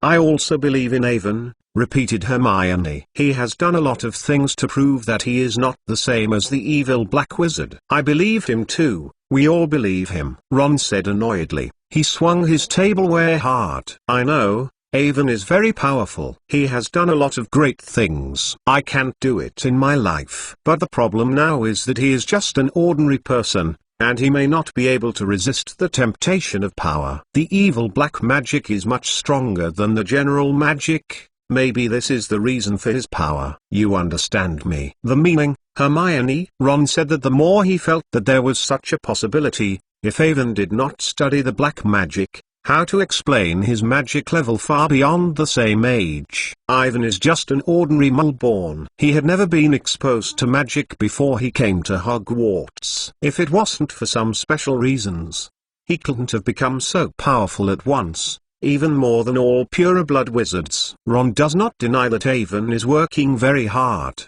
but he should be at most like Hermione, not so much more than everyone. This is too unusual. He must be secretly learning evil black magic. At the thought of the possibility, Ron felt more unfair than the disgust and fear of the black magic itself. In his opinion, Awin did as if he was cheating. Ivan blinded others and got something he shouldn't have. Thinking of this, Ron's breathing cannot help but aggravate a few points. After being rescued by Ivan in the last semester, he had already intended to give up all unrealistic thoughts and decided to treat Ivan as his true friend, just like Harry and Hermione. But when I thought that Avon might be studying black magic, everyone was blinded. For this reason, he got everything now, and Ron's heart was very uncomfortable. There is a constant thought in my mind. If I study black magic myself, maybe it will not be much worse than Ivan. Strong strength, famous fame, adoring eyes, supreme glory, and Hermione's feelings. What was originally out of reach, suddenly had a shortcut, as long as you reach out and you can. Ron raised a craving in his heart, and then he shook his head hard and repeatedly told himself that he would not do this. Unlike Ivan, he will not fall to the study of evil black magic. This kind of thing should be absolutely prohibited. When she heard Ron's words, Hermione didn't answer, and she shook her head in vain. "I mean, Ivan is also likely to make mistakes." Ron was very dissatisfied with Hermione's reaction. He frowned and continued, "We must be careful. If I find that Ivan is really doing dark magic research, take action." "What do you want?" Hermione looked scared. "I haven't thought about it yet. But at the very least it should stop him. Then I will post it out and let everyone know what he is doing. It's fair, right?" "Listen to me, Ron." Hermione took a deep breath and made up her mind to say, "If you want to ask other people to think about it, I think that Awin has nothing to study in black magic. It's a big fuss. Others will probably think so, and that's why the ridiculous rumors are not believed. We all know what kind of person Irving is. He studies the magic not for use, but for the sake of strength, to deal with powerful enemies in the future." "What a noble reason," What enemy do he need to face? Ron said disdainfully. The little dwarf Peter has been arrested. Here is Hogwarts. There is Dumbledore. How could there be any enemy? Don't you forget the prophecy that Avon told us during the Christmas holidays? Hermione said, Voldemort will return. He will become help with the help of a selected person. More powerful than ever. You mean the prophecy that Professor Trelawney did? I thought you never believed this kind of thing. Ron waved his hand. We all know that she must be deceiving again, deliberately scaring AI text, so that Christmas is more exciting. Professor Trelawney is a liar, but can't deny that she might make a real prophecy. Hermione continued, trying to persuade Ron. In addition to this, Ivan mentioned the 4 foundings of the school. The secret treasures left by people. They must know what is going to happen, and they will deliberately leave something behind. It's just that Ivan himself said that he or she has returned to 1,000 years ago, and no one can guarantee that this is true. Ron stubbornly said, even if the 4 founders really left something magic, they cannot working properly is also a problem. After all, after a long time, what kind of magic should be invalid? But Ivan said in the Malay tribe in the Forbidden Forest. Don't shift the topic, Hermione. We are discussing now that Ivan is doing black magic research, which has nothing to do with the 4 giants and the horses in the Forbidden Forest. Ron looked at Hermione, looking forward to say, let me go find evidence. Hermione, I am sure that Ivan is doing research on black magic. We can expose him together. I feel that I am almost going to touch the truth. No matter what happens, I believe in Avon. Hermione repeated it again, and the voice was so firm. No evidence is needed. Ron said this. Ivan had already told her that she had also made a decision. I know, I believe him too. Ron stood up and said violently, I really understand. What are the 2 of you? Look at you and Harry. It seems that I am doing something wrong. The same. I am just out of kindness, reminding you that if you are not careful, the future is likely to regret this matter. Attracted by Ron's shouts,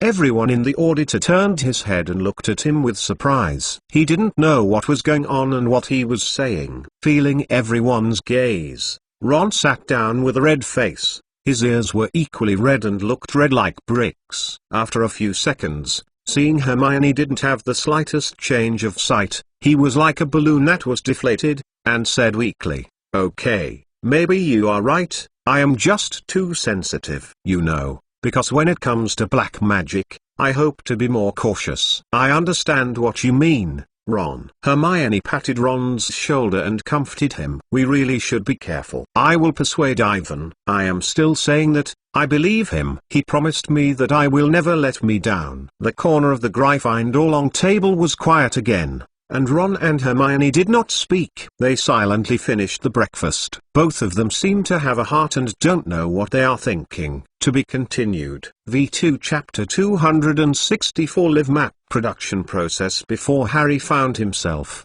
Avon was in the Sirius office to discuss with him the things that the horses and their collections were. After talking to Firenze that night, he can now be sure that it is the treasure of Gryffindor. The only thing he didn't think was that he would be split. Anyway, Avon has to get that thing. In his plan, this is the key to improving his magic.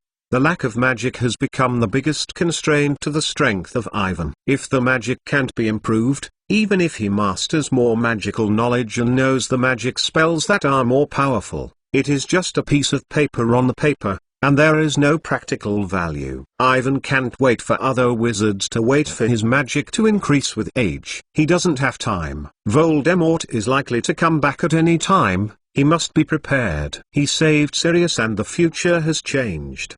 He can no longer expect Voldemort to be defeated and killed by a magic spell like your weapon. He must take a more realistic response. Dumbledore had his plan, and Ivan also had his own ideas. In this case, Gryffindor's magical item that enhances its magic is especially important, not to mention that it is one of the keys to a secret treasure. Sirius had promised before, to help Ivan get the recognition of the Ma tribe. They are discussing how to do this. Sirius tells Evan how he was recognized by the Ma tribe. You know, during the student days, I made a live map with James, Remus, and Peter. Sirius proudly said, That map can not only name everyone in the Hogwarts area displaying, we also have the simple thoughts of our 4 people. Only those who meet our set conditions can use it. Like Snape, when it touches the map, it will say something humiliating to him. It's really amazing. I studied the map. It involves a very complicated and esoteric knowledge of magic. Ivan said with amazement. In particular,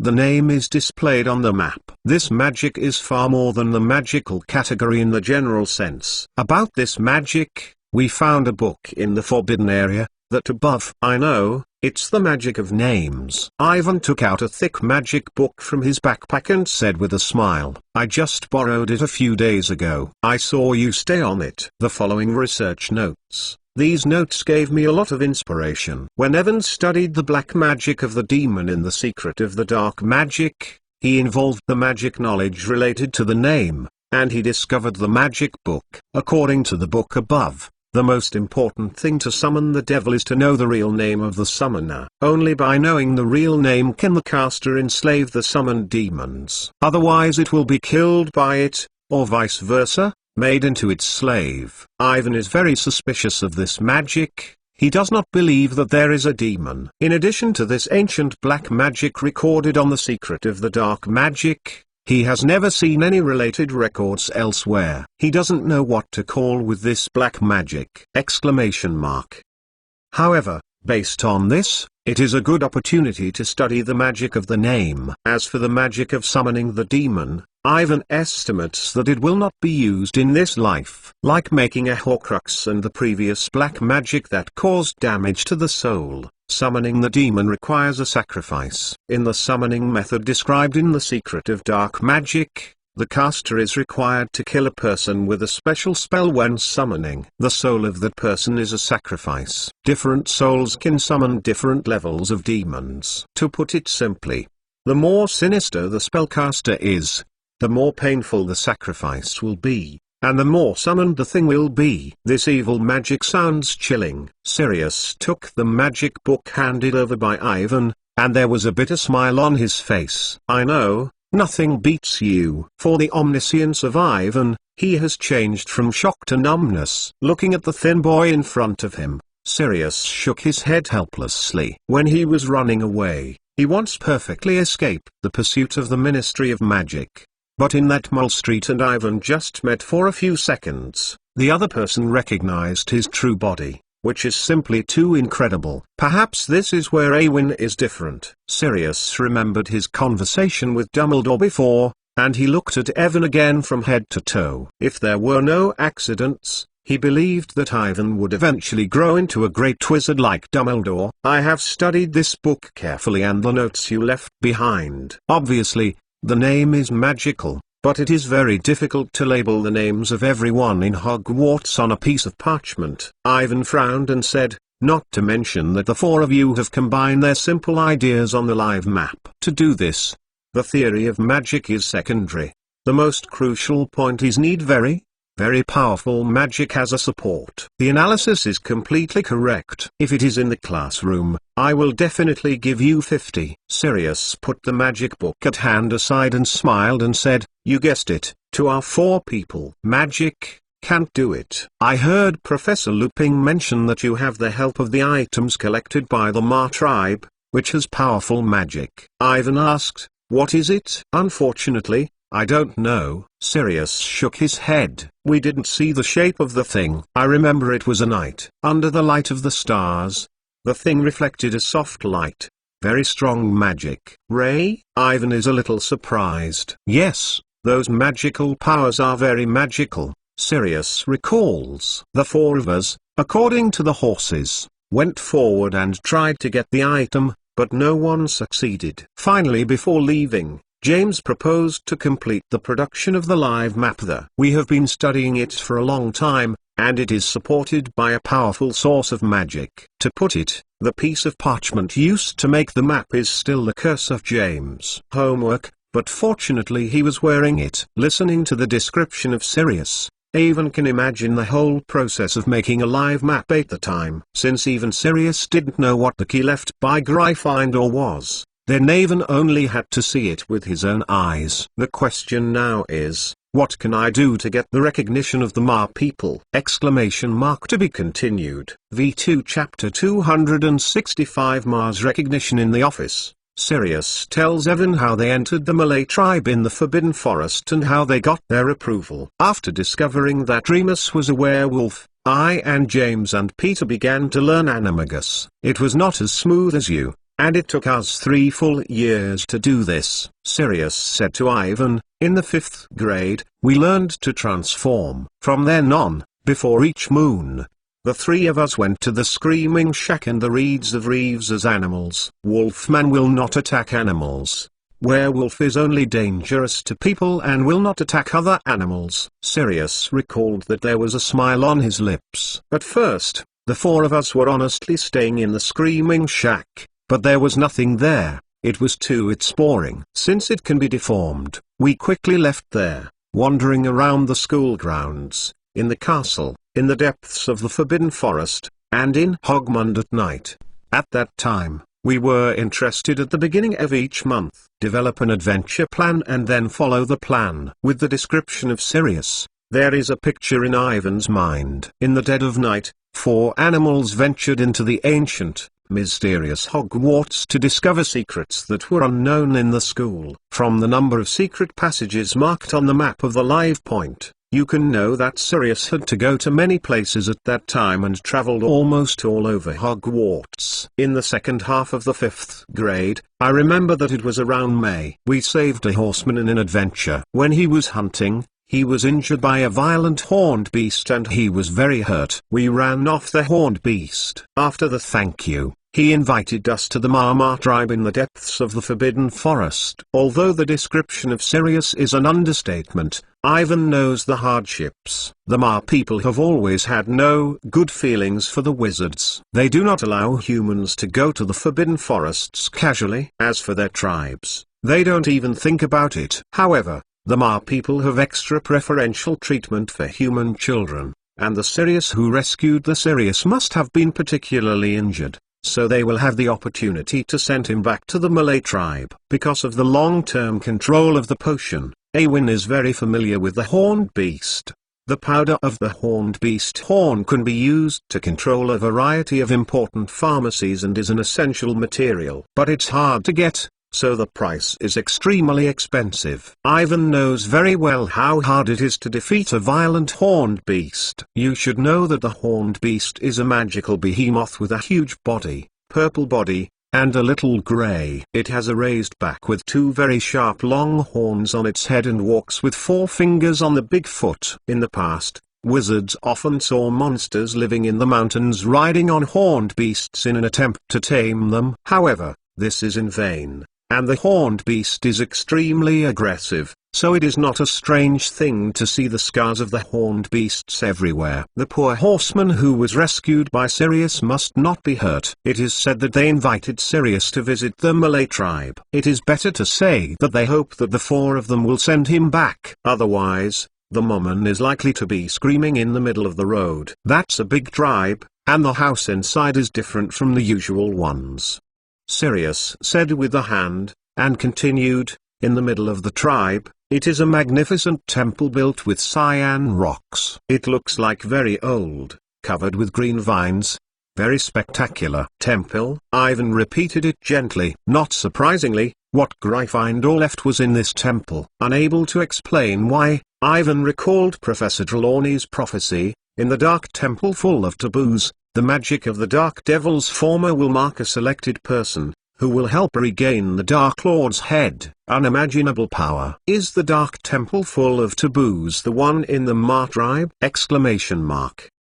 Ivan suddenly had a hint of ominous premonition, as if something big was going to happen. In order to thank us for saving the horse, they decided to repay us. Sirius did not find the exception of Ivan. He continued. After some discussion, they told us that the Ma tribe was kept in one piece. The items that Gryffindor himself left. According to the agreement of their ancestors and Gryffindor, we can enter the temple and try to get the item. Wait a minute, Sirius, Evan hurriedly interrupted. You haven't said, What is the recognition of the Ma people? It seems to be related to the astrology. Sirius scratched his head and said awkwardly, "In fact, I don't know what is going on. I remember that a few very old horses looked up for a long time the stars, then say that our four are related to what fate, and meet the conditions to get their approval. Astrology, omen, fate! Exclamation mark.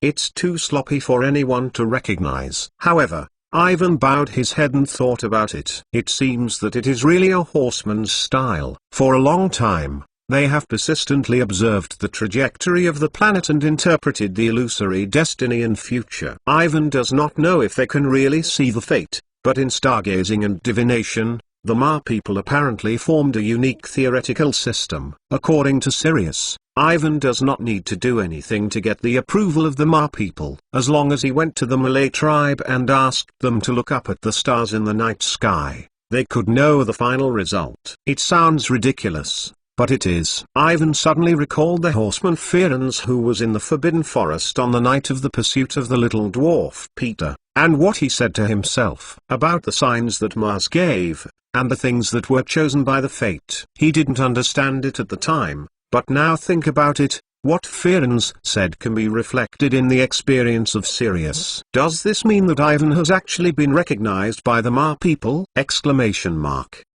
He carefully recalled what Ferenz said at the time, and Ivan remembered that Ferenz told himself that the planet would give a clear omen to those who were chosen by fate. The elders of the Ma tribes will make a clear request and ask him to do something for them. Sirius saved a horseman at the time, and the planet showed that they were related to the so-called fate, so they could enter the temple. The question now is, what will the horses let Ivan do? Exclamation mark.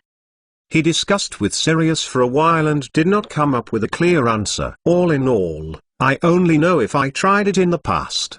Sirius concluded, I can take you to the Malay tribe after the Quidditch match tomorrow. We can bring Harry, Ron and Hermione. Let the three of them also go and see. To be continued. V2 Chapter 266 Quidditch Training. Ivan left the Sirius office and walked in the direction of the library, thinking about things related to the Ma tribe in his head. Since he is going to the Malay tribe tomorrow, he must be prepared. In order to ensure that, in case, Ivan is ready to go to the library to study the trend of the constellation in recent days, and see what it stands for. He remembered that there were several magic books in the library that specifically introduced the astrology of the horses, which was just enough to be used. By the way, I have to inform Harry and Ron Hermione about this as soon as possible. A few minutes later, Ivan just came to the door of the library and saw Harry panting out from the inside.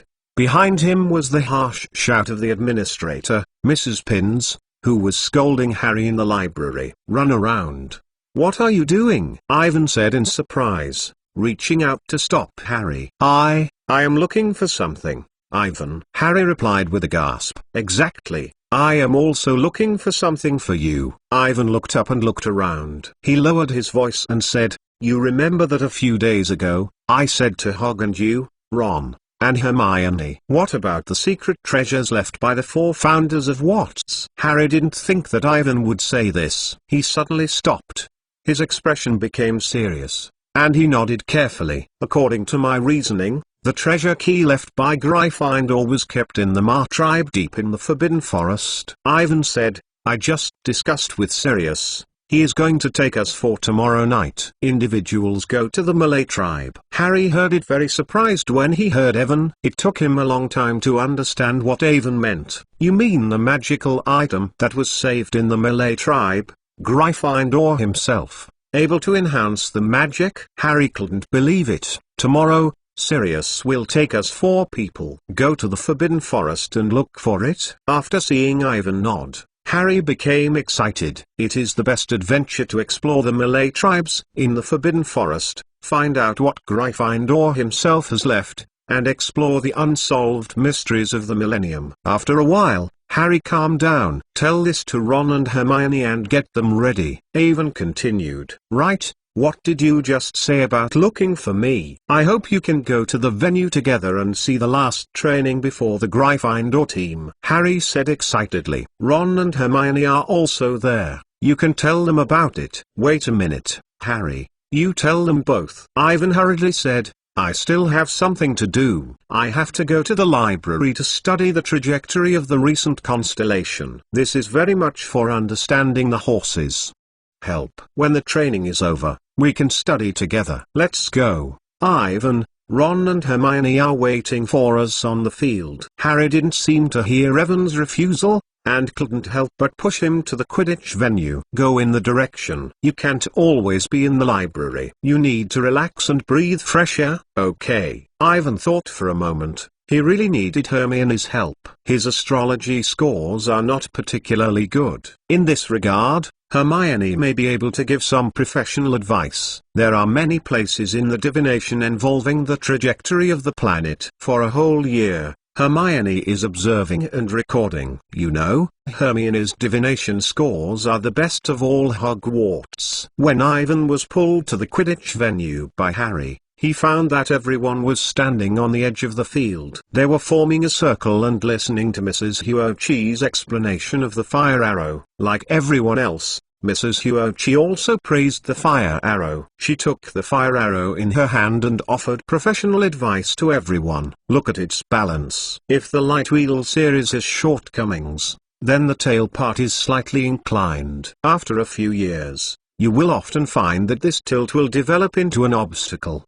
They also improved the broom handle, slightly thinner than the sweeping series, which reminds me of the previous silver arrows, but they no longer make silver arrows. I learned to fly with silver arrows. It is a very delicate old broom. She said a lot, until Wood prompted to train. Mrs. Huochi returned the fire arrow to Harry, and went to the edge of the stands to sit.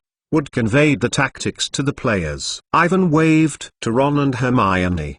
The three of them climbed to the top of the stands and found a place where no one was sitting down. In the center of the field, the Gryffindors of Gryffindor took off from the ground. Ivan saw Harry flying in the air with a fire arrow. He was very fast, almost like the wind, only to see a vague shadow. Harry, I put the golden snitch out. Wood shouted, standing in the middle of the field and waving to Harry in the air. As soon as his words were finished, Harry turned sharply from the air. He didn't look like he had no weight. He went straight down, his toes smashed through the blades of grass on the field. Then he stopped suddenly, his figure flashed, and he flashed out from behind Wood, gently holding the one just released golden snitch.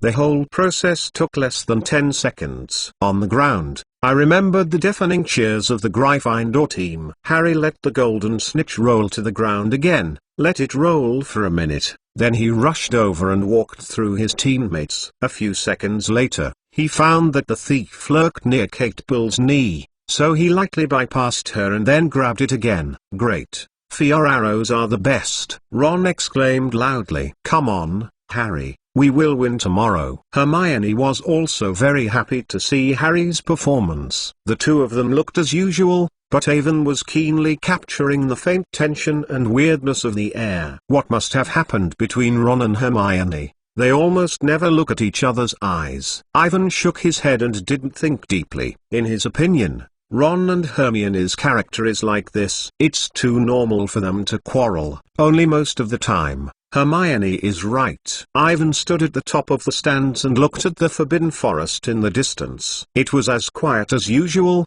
and even a bird could not see it. Looking into the green sea, the towering trees barely saw the margin. As the oldest creature in the ban, the horses have lived there, and their footprints have spread throughout the land before Hogwarts has yet to be established. Ivan didn't know what they would ask themselves to do, and thought of the melancholy expression of Firenze's departure, feeling uneasy and rising. He also thought of Professor Trelawney's prophecy that the Voldemort would mark the Temple of the Chosen Person, perhaps the place where the Matrix tribe used to preserve the key to the Gryffindor's secret treasure. Ivan didn't know what would happen next, and he shook his head hard. To be continued. V2 Chapter 267 Upcoming Quidditch match. Next, Ivan's discussion of himself and Sirius was kept in the treasures of Gryffindor left by the Malay tribe, and some speculations about the man the items, as well as plans for tomorrow night. etc. Ron and Hermione. After he finished speaking, the reaction of the two of them was the same as that of Harry. They were very surprised. Ron seemed to have been struck by lightning, and Hermione covered her mouth with both hands. I can't believe it. We actually want to find the magical items left by Gryffindor in the Malay tribe. After a few seconds, she let go and said, "You just said that the horse will ask us. Do one thing. What do we need to do?" "I don't know." Ivan shook his head. "No one knows what the Ma people will ask, but I think it is necessary to know more about the astrology. I have a full semester constellation observation map, I remember in the library." Hearing to understand the knowledge related to the constellation, Hermione is trying to organize the information at hand. The magic item that was kept in the Matrix tribe was the secret treasure key that Gryffindor himself left. Ron asked indefinitely. He didn't fully believe in Ivan like Hermione,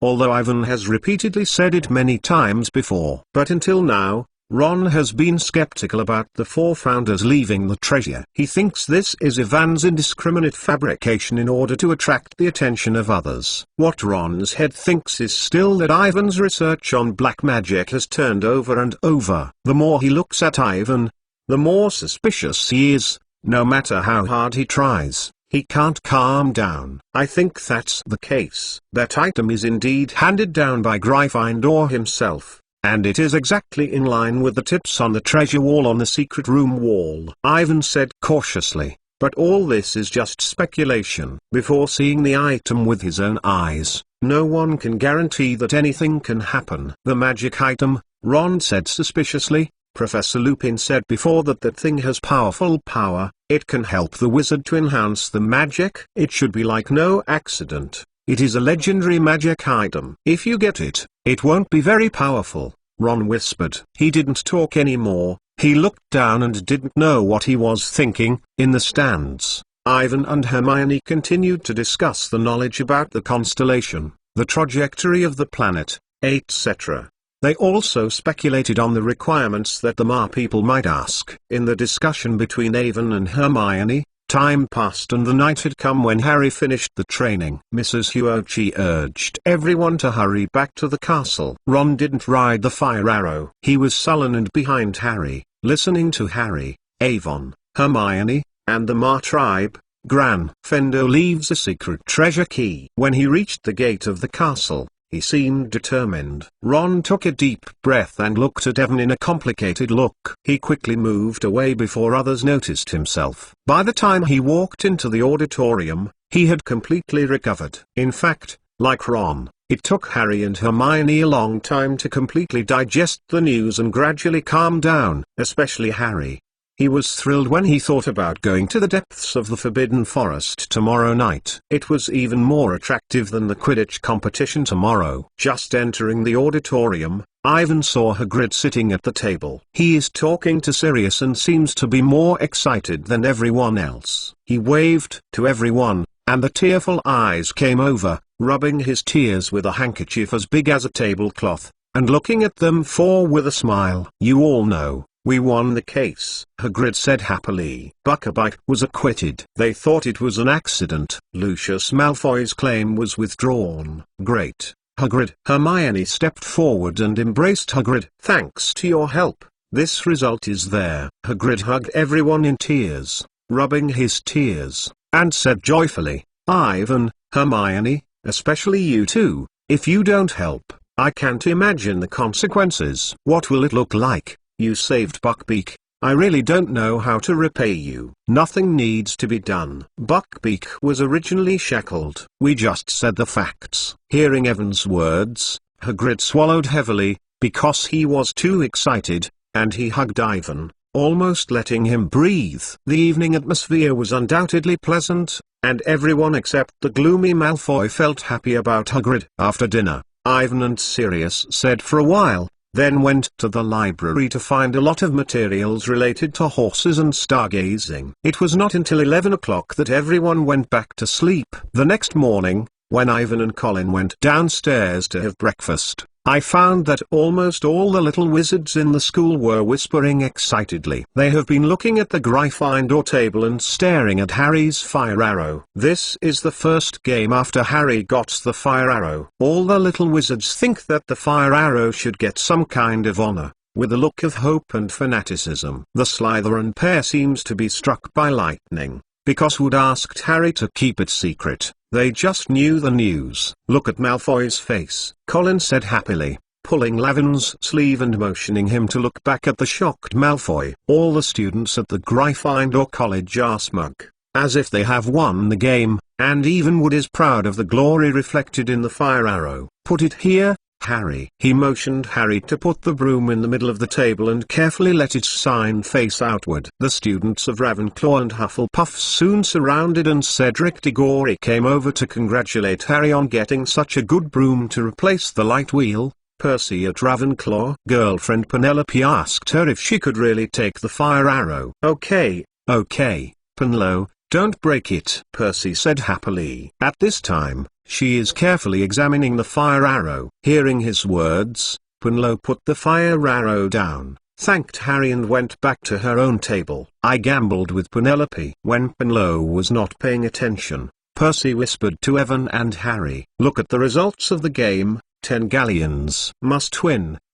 Lee, I don't have 10 galleons. To be continued. V2 Chapter 268 Ravenclaw's Hunters and Appointments. After a while, Sirius also came over to cheer for Harry. After knowing that the fire arrow was a Christmas gift from Sirius to Harry, the atmosphere on the Gryffindor table reached its climax. The little wizards talked excitedly and envied Harry. When everyone was surrounded by Harry and the firebolt, and happily left the auditorium, Malfoy was standing in front of the gate with a gloomy look, and he seemed to be waiting there. You can definitely deal with this broom, Potter, Malfoy said in a cold, prolonged voice, staring at Harry's broom in his eyes. Yes, probably, Harry replied casually. There are many features. This broom. Malfoy's eyes flashed with a malicious light. It's a pity that it didn't bring a parachute to stop you from falling down.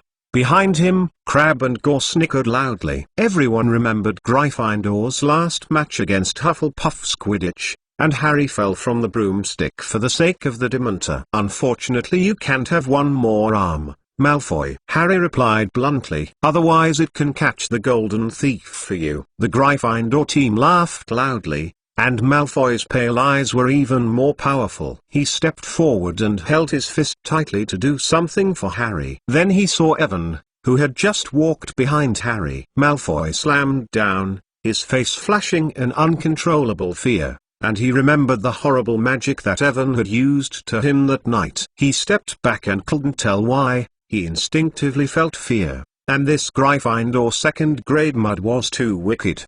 He was not willing to provoke Evan before everything was investigated. Hold your broomstick, Potter. Today is the last flight of your life. Malfoy threatened evilly, turned and walked away slowly. What exactly does he mean? Hermione looked at Ivan, and if she realized that, I thought he was not close to us after that thing. The boring provocation, Ron said indifferently. After Hagrid and Buckbeak were acquitted and knew that Harry had a fire arrow, he must be angry, and look at the shocked expression on his face. Malfoy can't believe I got a fire arrow. It's the happiest day of my semester. Harry nodded in agreement, and said happily, don't worry, Hermione, he is bluffing, he will not. It's best to be careful. Malfoy is planning a plot. Ivan reminded, in the game, you should wear your wand. Ivan remembered that he had been to Hogmanay in the last time and heard Malfoy and Gore and Crabbe talk in the Honeydew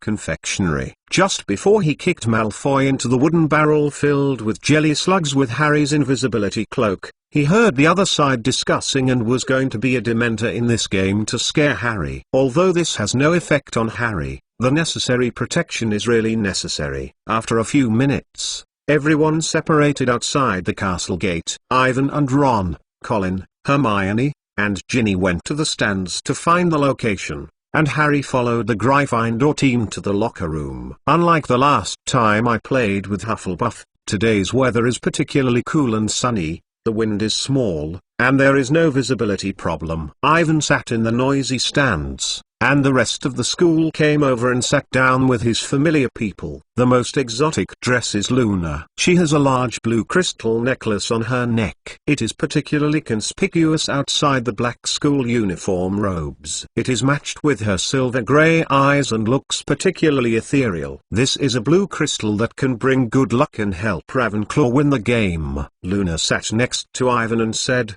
"But I don't think it works. I know that Harry got her hand." After the fire arrow, Ravenclaw actually gave up. Everyone talked for a long time last night, studying strategies and tactics. But in the end there was no good idea, and they went back to the bedroom one by one. Ivan mourned for Ravenclaw, and the speed of the fire arrow absolutely swept the other brooms. Needless to say, among the 4 colleges, Harry was the best-looking player. In today's game, the confrontation between the 2 colleges is not important. The focus of attention has all been transferred to the performance of Fire Arrow and Harry. In the venue, you can hear topics and arguments related to Firebolt, the excitement of the little wizards, the cheers, and the influence of the surrounding emotions. Ivan also followed the excitement, which is the unique excitement of the Quidditch game. On his left, Luna did not return to Ravenclaw's stands. She was not interested in the game, but she shared with Ivan the latest research results related to the beast. After the newspaper's profit,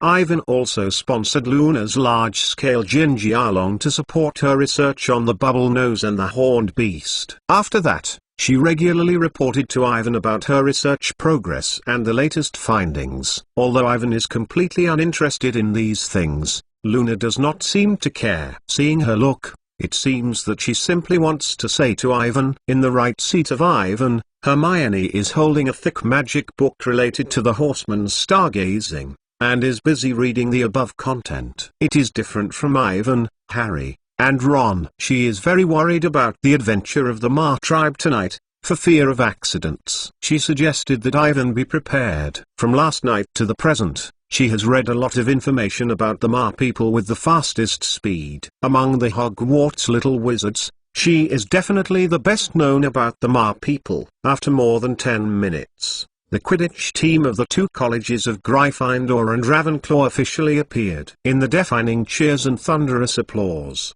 the Ravenclaw team wearing a blue jersey flew out.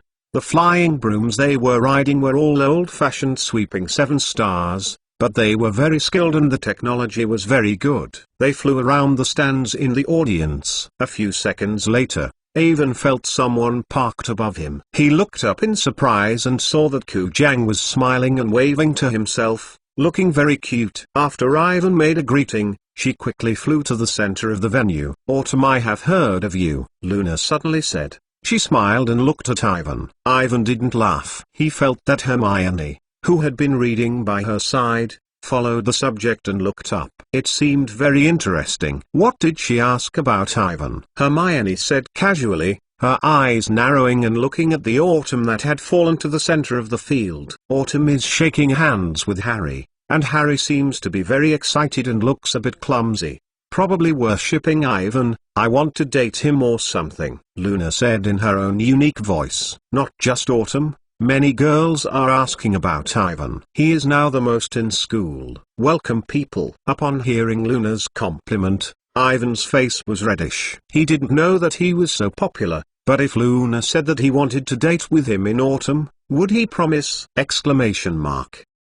Seeing the beautiful girl in the center of the field, Ivan's thoughts gradually became chaotic. To be continued. V2 Chapter 269 Malfoy's Stupidity. Hermione squinted slightly and watched the Autumn with vigilance. Then she looked back at Evan, who was next to her. Because of Luna's words, Ivan seems to be losing her mind, looking at Ravenclaw's searcher with a reddish face. Hermione snorted and subconsciously closed the magic book at hand and slammed it on Ivan. With a bang, Ivan returned, and he turned his head to look at Hermione. Hermione didn't look at him. She was talking to Ginny. Ivan scratched his head and didn't know what was going on. Seeing his stunned, overwhelmed appearance, Ginny and Luna, who had just witnessed the whole process, couldn't help but secretly snicker. In the middle of the field, after Wood and Ravenclaw's Captain Davis shook hands, with the whistle of Mrs. Huochi, The game officially began. All the players flew into the air, and Avon looked up and tried to find Harry's trace. He saw a red shadow swiftly passing at a height. He heard Lee Jordan's comment on the game. Jordan is the commentator of the game. He is a friend of Fred and George. He can always see the three of them mixed together. They started. The exciting part of this game was the fire arrow of Gryffindor's Harry. Jordan exclaimed excitedly. "This is a Christmas gift that Professor Black gave to Harry. According to the classification, the Book of the Flying Broom is the first choice for the national team participating in this year's World Cup." Jordan, can you please tell us how the game is going? Professor McGonagall's harsh voice was inserted and the audience could hear it. Come on, Professor, just to provide a little background. By the way, Firebolt has a built-in automatic brake and Jordan. Good, good. The ball is here at Gryffindor. Gryffindor's Katie Bell rushes to the goal. Evan hurried to Ravenclaw's goal, and he saw that Harry was also flying there, very fast, and he was looking around for the golden flash of the thief. Autumn thought what Harry had discovered and chased after him. She flew very well, although the speed was not as good as Harry, but she continued to pass through him from the front and side, forcing Harry to change direction. Because of the disturbance in Autumn, Harry lost the trace of the thief. At this moment, Katie got the first point in the game, and the grandstand of Gryffindor College suddenly boiled up, and Evan's ear screamed with deafening voices. In the cheers, the Gryffindor team became more and more brave, and the score gap was getting bigger and bigger. Gryffindor is now leading 80-0 to see how the fire arrow is driving. Potter is really playing its speed now. Its turn. The autumn broom can't compare with it. Everyone needs to know that in this long-term competition, the precise balance of the fire arrows. Jordan, Professor McGonagall said, is the fire arrow money let you advertise? Continue to comment. The game was very intense. Ravenclaw was reluctant to regain the score. They have now scored 3 goals.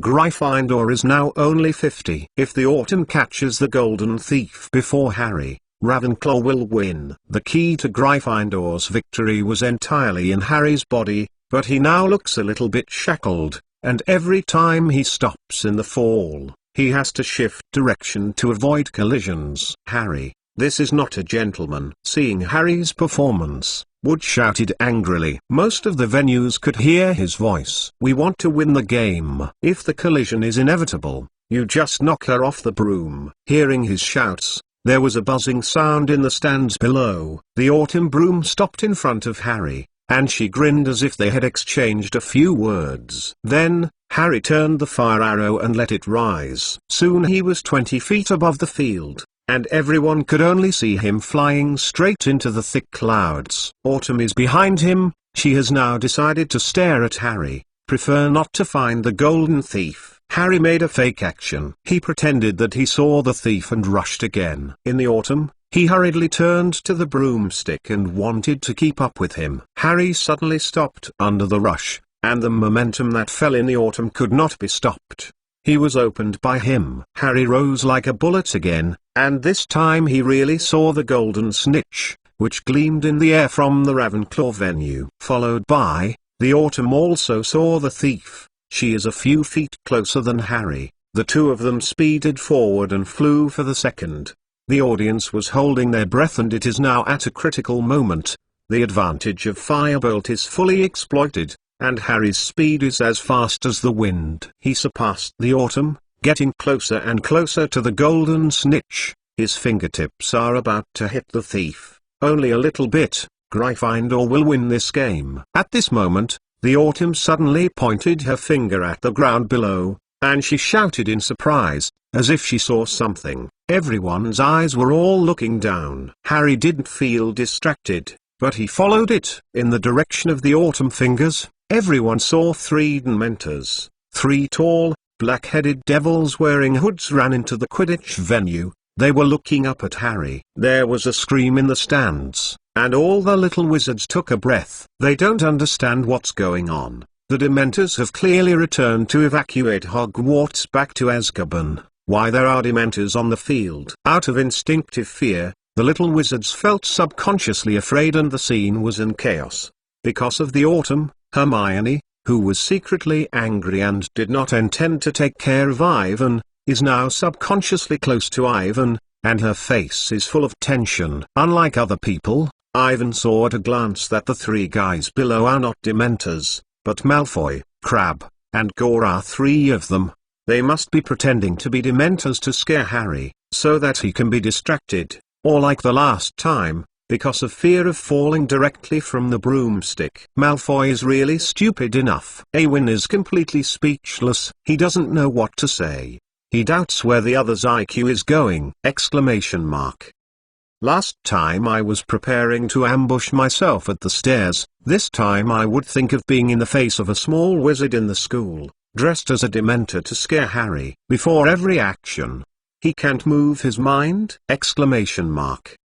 In the surrounding panic, Ivan pulled out his wand at the fastest speed. "Call the God's Guard!" he shouted, easily summoning his patron. With dazzling brilliance, Awin's patron scent rushed over to Malfoy. Harry was not in the air, and because of Avon's reminder, he put his wand on his body before the game. He quickly pulled his wand from under the robes and pointed at Malfoy. A huge silver-white stag took off from the end of the wand. Out! The stag slid away and Harry did not stop to observe. His body leaned forward and almost jumped out of the fire arrow, and his fingers successfully closed on the ball that was beating in front of him. Just as Harry caught the golden snitch, the little wizards reacted. They used their wands to point at the Dementors. Suddenly, various patron saints appeared from the stands, twice as many as the patron saints that appeared in the previous game. The scene is spectacular, and the glory of the patron saint is even stronger than the sun. With an astonishing momentum, hundreds of patrons rushed over to the ground, and all the three Dementors stood still, staring at the rushing patrons, who subconsciously stepped back.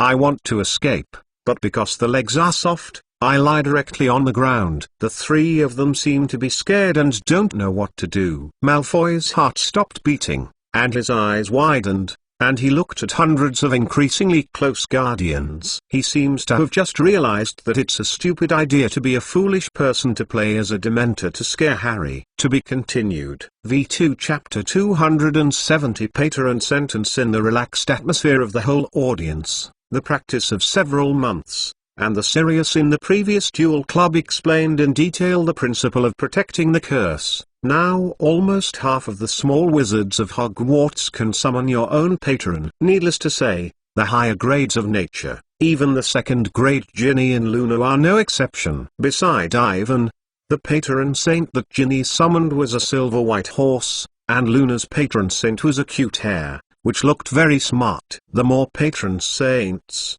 the stronger the positive emotions, and the easier it is to use this spell. A few seconds later, even a lot of first-year wizards were successfully summoned. Because of the magic, their patron saint is not condensed by others. However, the junior students who successfully summoned the patron saint are still very happy. It is important to know that the patron saint is an extremely high-level magic. It can successfully summon the patron saint before passing the ordinary wizard level examination, but it is a remarkable achievement. After Ivan, Ron also successfully summoned his patron saint. It was a small hound. The smile on his face didn't last long. His paternal guardian only changed for a few seconds and turned into a haze. Ron wielded his wand and tried to cast a few spells.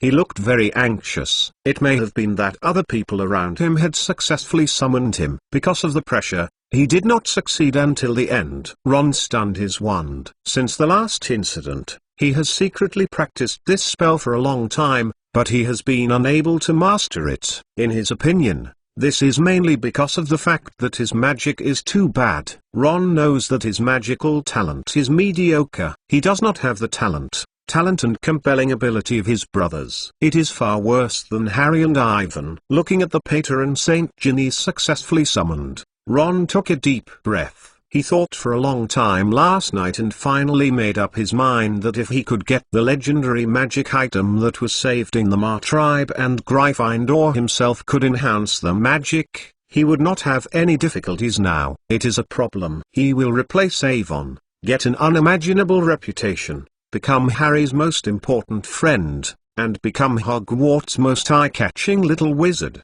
The more Ron thinks, the more likely he is, and the more he is excited about the future. In doing so, he didn't feel anything wrong, although both Harry and Hermione thought that if they could get that thing, they should give it to Avon. But in Ron's opinion, Avon is strong enough. He even secretly studies black magic when others don't know. He doesn't need the help of this magic item. Ivan should be grateful to himself for not publishing his research on black magic. No matter how you look at it, Ron thinks that he is the one who really needs the help of that magic item. He is also Gryffindor and is naturally qualified to get it. What's more, Ivan repeatedly emphasized that if you want to get the item, you need to pass the final test. Who can pass it? Who is the thing?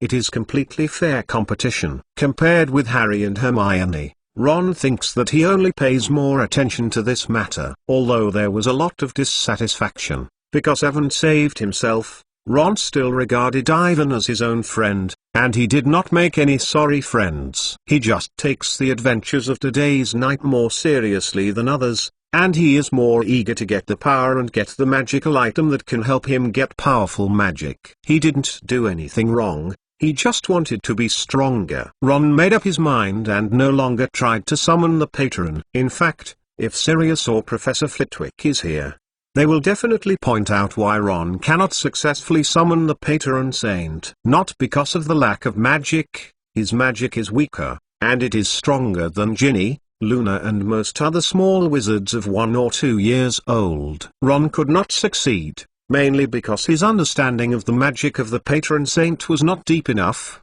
and the happy memories in his mind were not strong enough. As a high-level white magic, the curse of the curse is secondary to the magic, mainly the positive emotions and the determination of the guardian. Too much deliberately cares about strength, but instead goes astray. At the end of the game, the Quidditch venue was completely a sea of joy and light, and a variety of bizarre patron saints emerged endlessly. They rushed to the Dementors who had fallen to the ground and passed through them all over again. The patron saint could not cause substantial harm to the human body, but it frightened Malfoy. They were lying there pitifully, as if they had just experienced a typhoon. They were messy, looked awkward and dull. Look at the front. Without being affected by them, Harry successfully caught the golden snitch before the fall. With the whistle of Mrs. Huochee's whistle, the game ended. Gryffindor students screamed at the deafening cheers, and they celebrated Harry's grasp of the golden snitch and celebrated Gryffindor's victory. We won. Hermione smiled happily and looked very cute. Her patron saint returned to her side and circled her happily for a few laps before she disappeared into the air. Hermione was very excited by the surrounding atmosphere, and she hugged Ivan. For this kind of move to the door, Ivan naturally came to him. He had just caught Hermione and she realized what she had done, and Hermione hurriedly wanted to let go. But Ivan didn't let go, and in turn hugged Hermione tightly for a while, until she pushed herself hard, and then let her go. Hermione's face was so red that she stunned Ivan. Seeing Ivan's serious eyes, she hurriedly removed and did not dare to look at him. I don't understand. What happened to the 3 Dementors? Hermione hurriedly shifted the subject. The patron saints don't work. They are not destroyed. From them, I don't feel any unpleasant feelings! Exclamation mark. They are not Dementors. Malfoy is posing, Ivan explained. They followed the other little wizards to the center of the field, carefully gathered around the Dementors. In front of everyone, Malfoy, Crabbe and Gore, and Slytherin Captain Marcus Flint, in the ground is lying in a mess. Feeling someone is close, they want to run away. All 4 were struggling to free themselves from the black robes of the headscarf. It seems that Malfoy seemed to have stood on Gore's shoulder. Seeing this picture, all the talents know what this farce is all about. Gryffindor's students laughed at Malfoy's meal, then stopped looking at them, but walked to the Gryffindor team that had just fallen from the sky, cheering for Harry Potter. the biggest hero of today's game. To be continued. V2 Chapter 271 Carnival Party and ready to go. In the cheers of the Gryffindor students, Harry and the other players hovered down, and they clung together, returning to the ground without a formation or chaos. Harry smiled happily, and in the cheers of everyone, Alicia, Angelina and Katie all kissed him. He was embarrassed to turn his head and saw Evan and Hermione, who were standing on the edge of the field and trying to squeeze in. They were waving to themselves. Harry hadn't had time to greet both of them and was surrounded by Gryffindor supporters. Ron seemed to recover from the attack he had just received. He hurried Harry's arm into the air and shouted, "Win, we win." "Good job, Harry." Percy was also very happy. 10 galleons have returned to me. "Sorry, I must find Pinlo now." "Great, Harry," Colin yelled. "I took the picture of the moment you caught the golden snitch." "Great." Hagrid's voice rumbling loudly above everyone's surging head. "Your father was also a good finder in the same year. He will be proud of you, Harry." Sirius was pleased to say that he came over and looked both shocked and happy. "Your patron and James was exactly the same." "Those Dementors didn't affect me, Sirius.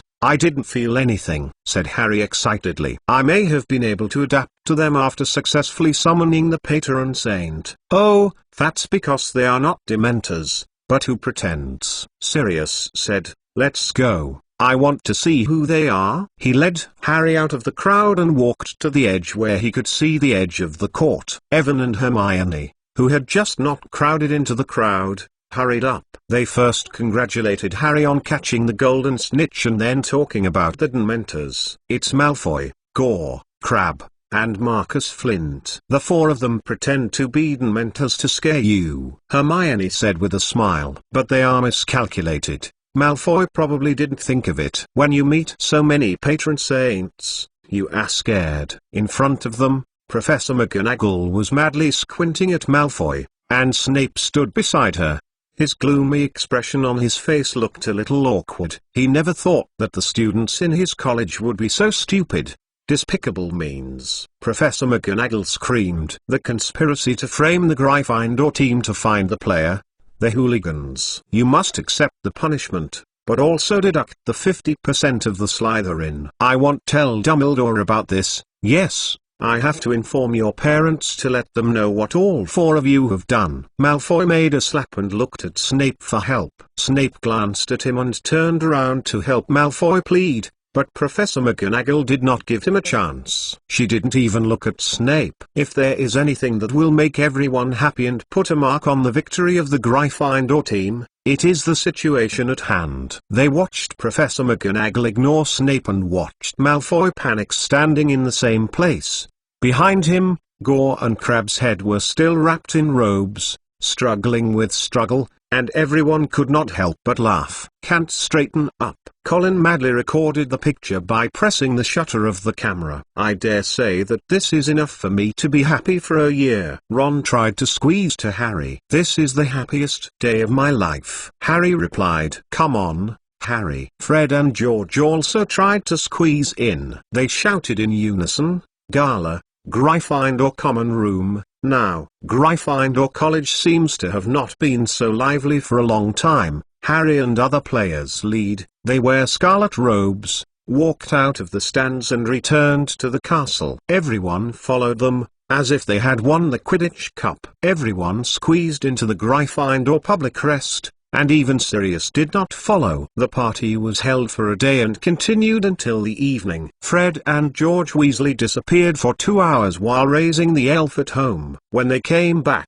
they were holding a bottle of butterbeer, squash pumpkin juice and a few big bags of candy from the Duke of Honey. Everyone was hilarious, and the atmosphere at the scene reached its climax. Only 2 people did not attend the party. The first is Hermione. She sat incredibly in the corner, trying to read a book called The Civilization and Habits of the Marklan, which is as thick as 1,000 pages and looks daunting. Beside her, Ivan is drawing a trajectory of Mars on a notebook. Unlike Hermione, she was supposed to be involved in the past. But imagine, when you are enjoying your time, there is always someone who looks at you in the back. What kind of feeling is this? In short, At halfway through the party, Ivan had to sit down to Hermione honestly and study the astrological chart of her semester record. Everyone occasionally looked at the two men strangely. After seeing Hermione's face, they were careful not to approach, and no one wanted to be taught. As everyone began to watch Fred and George start juggling with butterbeer bottles, Harry took 3 drinks and walked to the two of them. "Relax, Avon, Hermione," said Harry. "After the game, both of you have been sitting here reading. I don't understand." "Obviously, if you and Ron can be a little nervous, neither of us will be so tired," Hermione said sharply. She closed the book heavily and looked at Harry in anger. "A few more in the hour, we are going to find the horseman in the Forbidden Forest. I can't believe that you are still Carnival, not prepared." Harry shook his head and remembered that there was such a thing. He was very much looking forward to the adventure of this evening, but the joy of winning the game and the subsequent joyful atmosphere fainted and left behind. Ron seems to be similar, and he seems to have completely forgotten about it. "I don't want to worry. There is Sirius, Harry said. "He is more than you and Ron. I doubt if he still remembers what we are going to do tonight." Hermione looked angry at Sirius, who was working with several seniors. "He has already drunk. Is he prepared to take us to the Malay tribe?" Harry didn't know how to answer Hermione, and he turned to Ivan for help. Ivan gave him a look that he couldn't help. He knew that Hermione was too nervous because she was going to the Malay tribe, so she was a bit violent. In the face of this state of Hermione, he has no way. What's more, in the face of the unknown adventure tonight, he is also nervous. To be continued. V2 Chapter 272 Boys Talk and Forbidden Forest. At Hermione's insistence, Harry and Ron reluctantly sat next to her and began to study the horse. However, the two of them could not concentrate and always whispered about the game. Harry thought he could catch the thief faster, and he had a chance before. Ron told him that he was too polite to Kujang, and he was in the early stages of his performance. Then, the two people's topics were transferred from Quidditch to Autumn and other girls. When Hermione did not pay attention, he also brought Avon into the discussion. All in all, Ravenclaw's job as a golfer is really good. She is probably the best among all the girls in the school. Ron covered himself with a book and whispered, "But compared to you, the strength is still too much. As for the flying broom, there is no way to compare it. The fire arrow is the best. This is a world-class flying broom, even in the professional league. Autumn flight is great. I am not much better than her," Harry said objectively. "If it weren't for the fire arrow, I might not be so easy today." He smiled slightly, and his mind appeared in the sky with the sky blue shirt, especially beautiful. "You just because she is a girl, too humiliating to her." Ron disagreed with Harry's opinion. "In the words of Wood, you are a gentleman." But Harry wanted to explain. "If you don't believe it, you can ask Ivan, and he also witnessed the whole process. I want to say that Kifai is really good. The key is to look very beautiful." Ivan Ruo said with a sense, "Harry, if you have a good impression on her, you can try to ask her out." Listen. Luna said that she still has no boyfriend. "I don't have that kind of thinking," Harry tried to argue. His face was red and it looked hard to be convincing. In fact, as Ivan said, he does have a good impression of Autumn. To be more precise, he may like to be on the other side. However, Harry is slow in this respect and has no experience at all. I am not aware of this situation. He is just thinking about Autumn, just pure excitement and heart. As the topic deepened, Harry felt his face getting redder. In order not to let Evan and Ron laugh at himself, he hurriedly transferred the topic to Hermione. "Ivan, how are you and Hermione going?" Harry carried Hermione and lowered his voice. "To tell the truth, have you ever done that?" "What?" Ivan looked at him strangely. "Yes." Harry hesitated, whispering, "Kissing." Hearing his words, Ron just spit out the juice directly. He coughed hard and stood up from the sofa, because he was too hard and almost knocked the small round table. Hermione looked up as she heard Ron's noise. She squinted and stared at them three suspiciously, her eyes full of doubts. "You kissed Hermione?" Ron said in amazement. He looked at Evan hesitantly and looked back at Hermione. Alvin had not had time to explain. and Harry continued to say to Ron. On Christmas night, at the leaking bar, Evan and Hermione went out alone. After about 20 minutes, Hermione was red. The face ran back and looked very abnormal. Harry and Ron all looked at Evan.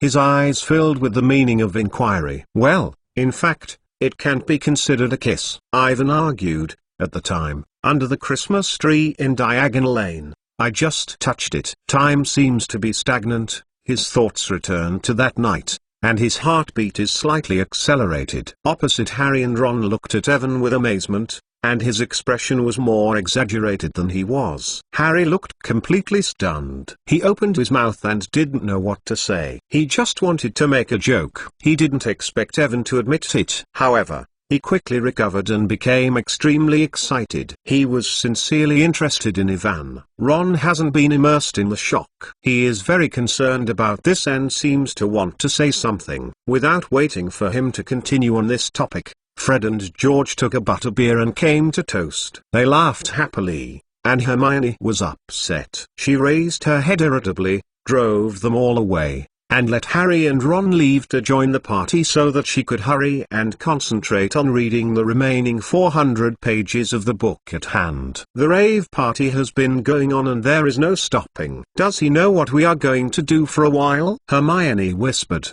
shrinking her eyes on the couch and staring at Sirius. The late-night forest is very dangerous. We should be prepared. Not here. Drinking carnival. About 10 o'clock in the evening, she suddenly put down the magic book at hand. Hermione seemed to make some kind of decision. She walked over and said a few words with Sirius. Evan saw that Sirius was full of apologies, as if she was apologizing to Hermione. A few minutes later, Hermione walked straight back with a satisfied smile on her face. Get ready to go, Ivan, she whispered. Hermione pulled Ivan out of the common room, and behind them, there was a mess of whistles. They are not the first pair of men and women to go out. Everyone has a clear expression on their faces, as if they already know what Evan and Hermione are going to do. Both Evan and Hermione were flushed and tried to pretend that they didn't hear these whistles. What did you say to Sirius? Asked Evan curiously. Nothing, just remind him to pay attention to time. In the dark corridor,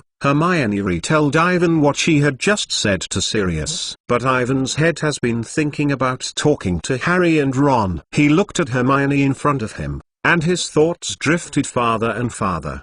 The time gradually passed, probably at 10:30 in the night, and Sirius, Harry, and Ron walked out in turn. What shows Fred and George seem to be performing? The public lounge is still noisy, and the carnival has no signs of ending. Get off, go inside the Mar tribe in the Forbidden Forest, Harry said excitedly. There was no fatigue just after the game. We're 5 of the best speeds.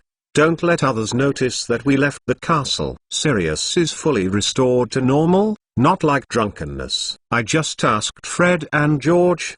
I will try my best to let the carnival go on. Sirius takes everyone to the foyer and takes care of things. They walked through the gates of the ancient castles, striding through the dark ground. The closer to the dark, silent ban, the more intense the atmosphere. Everyone was careful. The moonlight is very clean, but there are clouds constantly covering the moon, causing them to fall into darkness. It's hard to imagine that just a few of them were still carnival in a well-lit public restroom, but now they are asking for a dangerous forest. Harry and Ron's expressions gradually became dignified, and there was no energy to think about the mess. They seemed to realize that going to the forest adventure in the middle of the night is not as simple as it is imagined. To be continued. V2 Chapter 273 The Drop of the Second Key in the Dark.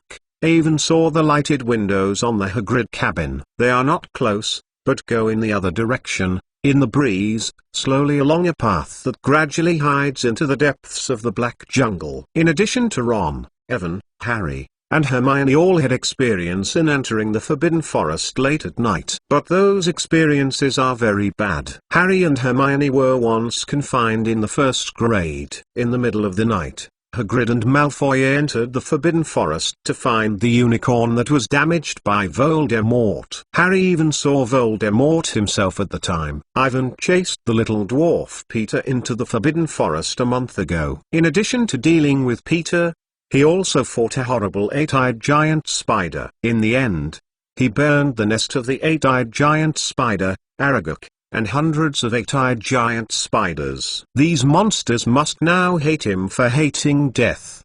The eight-eyed spider has a high degree of intelligence and is very vengeful. If you let them know that Ivan once again enters the Forbidden Forest, he will surely flock to him and desperately. Fortunately, they did not go to the territory of the eight-eyed giant spider. Under the leadership of Sirius, they ran deeper along the path of the gut. The Black Forest in the Forbidden Forest is silent. Under the faint light of the wand, everyone walked silently, close together. The atmosphere became more and more depressed, and the voice was pressed lower and lower, and no one knew what would be waiting for them. Every time you move forward, you will encounter a fork. It can be seen that Sirius is very familiar with the neighborhood. He does not hesitate much and chooses the right path directly. Soon, Avon saw a rushing, meandering stream at the end of the road. They went up and down for more than an hour, getting farther and farther away from the castle. 5 of them have entered the core of the Forbidden Forest. On both sides of the stream are tall trees that are unchanging, and the ground is covered with thick moss and unknown plants. It seems that no one has been stepping for centuries, and can be seen from time to time. The magical creature that comes to drink. Behind a dark green rock, Avon found a rare deformed lizard. It is about 10 inches long, with a silver-green pattern on its body, and it is still moving in the corner, as if it were the rock itself. When Avon was just approaching, it quickly flew out and fled to the distance. If it weren't because of important things waiting for himself, Ivan wanted to catch this guy. You should know that the scales of the deformed lizards are very precious magic materials, which can be used as wallets or storage bags. The bag made of multi-scale materials will automatically shrink when the stranger approaches, and it is difficult to be hidden in the body. Others found out, used with the seamless stretch curse, it is definitely one of the essential equipment for the wizard. Evan had a pity, and they walked forward for a while, taking a short break near a riverbank full of round stones. We are about to arrive soon. This is the territory of the Ma people. Sirius carefully checked around. When I was hiding from the Dementors and the Ministry of Magic last summer, I kept hiding in the Forbidden Forest. I am looking for it here. Food. But I rarely come near here, and the horses don't like humans. I saw in the book that the Ma people are very disgusted with the wizard. Hermione looked around nervously, worriedly saying, "What if they attack us?" I don't think this kind of thing will happen. Although the Ma people are not very friendly to humans, they generally do not take the initiative to attack. Sirius explained, "They just don't talk to us, but if they want to talk and talk, they still. I am very willing to do this, telling you about the fate, warnings and the like that they see from the sky. I and Ivan have all recorded the trajectory of the constellation this semester, hoping to use it," Hermione said with relief. "In addition, I also studied their lifestyles and customs. The Ma people are very smart and they are in contact with them. Just remembering them and treating them as creatures equal to your status is enough. Don't worry, Hermione, they are not as terrible as the ones written in the book," Harry said, breathing a little heavier than usual. "I and Ivan have seen a horse named Firenze. He very willing to help humanity. I have to say that the guy is an alternative in the Malay tribe," Sirius said with a smile, "but it is trustworthy. I have known him for a long time. When I was a student,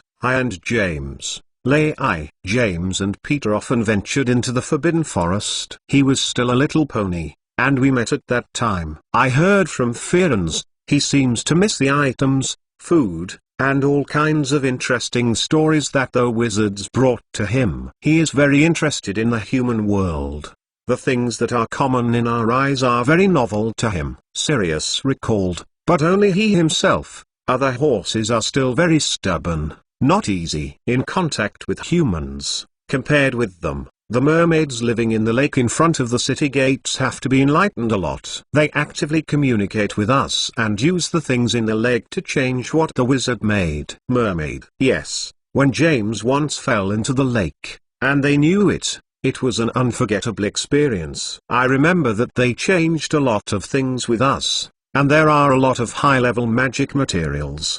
They seem to I still want to tell us something. Sirius frowned and continued. I don't understand the language of the mermaid. Remus learned a little. He said that the mermaid let us enter the water, as if something is below. Unfortunately, in the end, it didn't do that. When he heard Sirius, Evan was silent. This is really weird. Why do the mermaids want Sirius to go under the water? What is there underneath? Exclamation mark.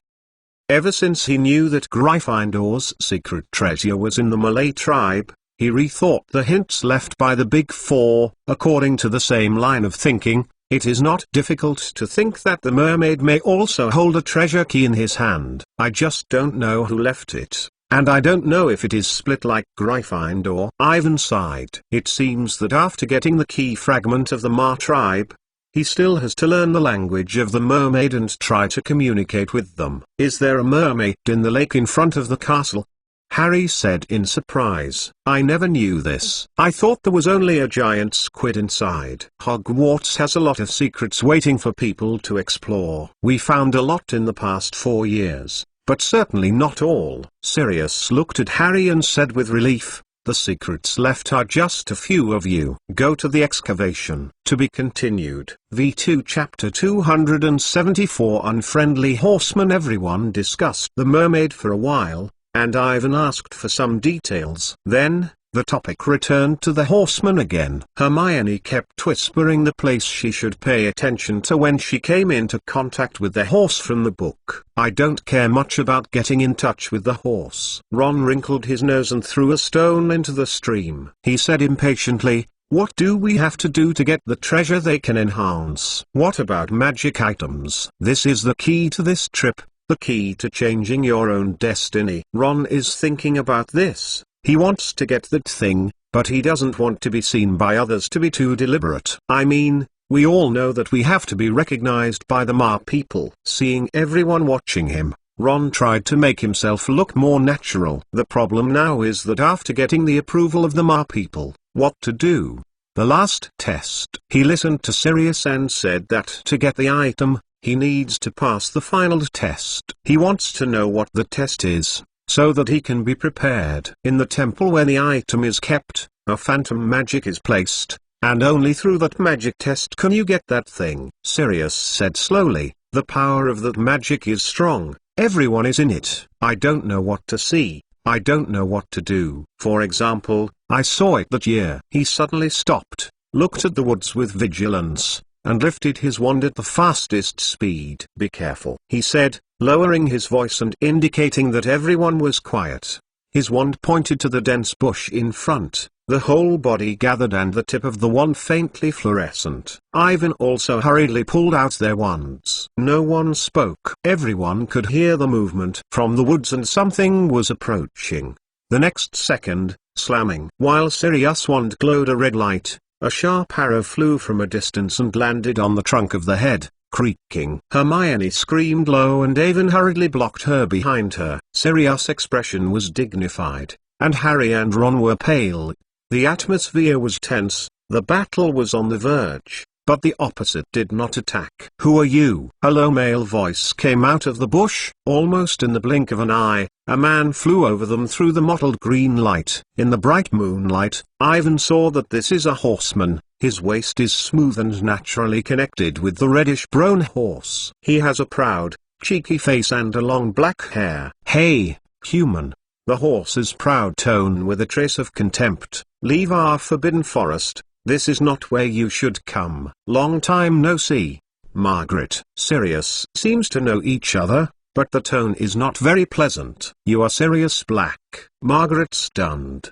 He stared at Sirius for a long time and seemed to recognize who he was. There were rustling sounds in the woods behind the horses, and 4 or 5 horses appeared one after another. Ivan saw Bane with a black body and a beard. He met each other a month ago, but Bane pretended to have never seen Evan and Harry. Black, Margaret said with vigilance. He did not put the bow and arrow, and still pointed at them. What are you doing back in our forbidden forest? I brought these children here, hoping to get the item that was handed down by Gryffindor, which is kept by your tribe. Sirius said loudly, they want your approval and try to challenge that. The final test. Get our approval? Margaret's eyes left Sirius, and they looked at Irving with four of them. This is Avon Mason, Hermione Granger, Sirius said. The red-haired boy at the back is Ron Weasley, and Harry Potter is next to him. Harry Potter. When the name of Harry was heard,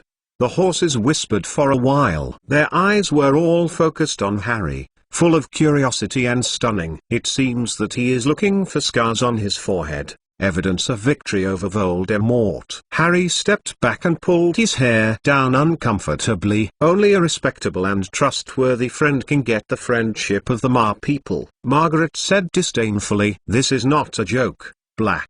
The four of them are too young, or the little pony. I think that if you don't meet the requirements, you should take them out as soon as possible before we kill you. Margaret, I know your rules. Sirius did not retreat, and said in a tit-for-tat manner, according to the ancient agreement between your ancestors and the founders of the castle, you have no right to refuse. We are not human slaves. We are not obliged to keep things for you. When you need them, you will take them away. Margaret said fiercely, Black, leave the place with these four little pony, otherwise don't blame me. You are welcome. You don't have the right to stop us. Sirius lifted his wand again and frowned. You are as stubborn as before, Margaret. If you want to play again like you did 20 years ago, I am always there. The two men looked at each other with anger, and they seemed to have happened before. Harry, Ron, and Hermione looked scared. They tried to stop Sirius from letting him rush. I hope he can calm down.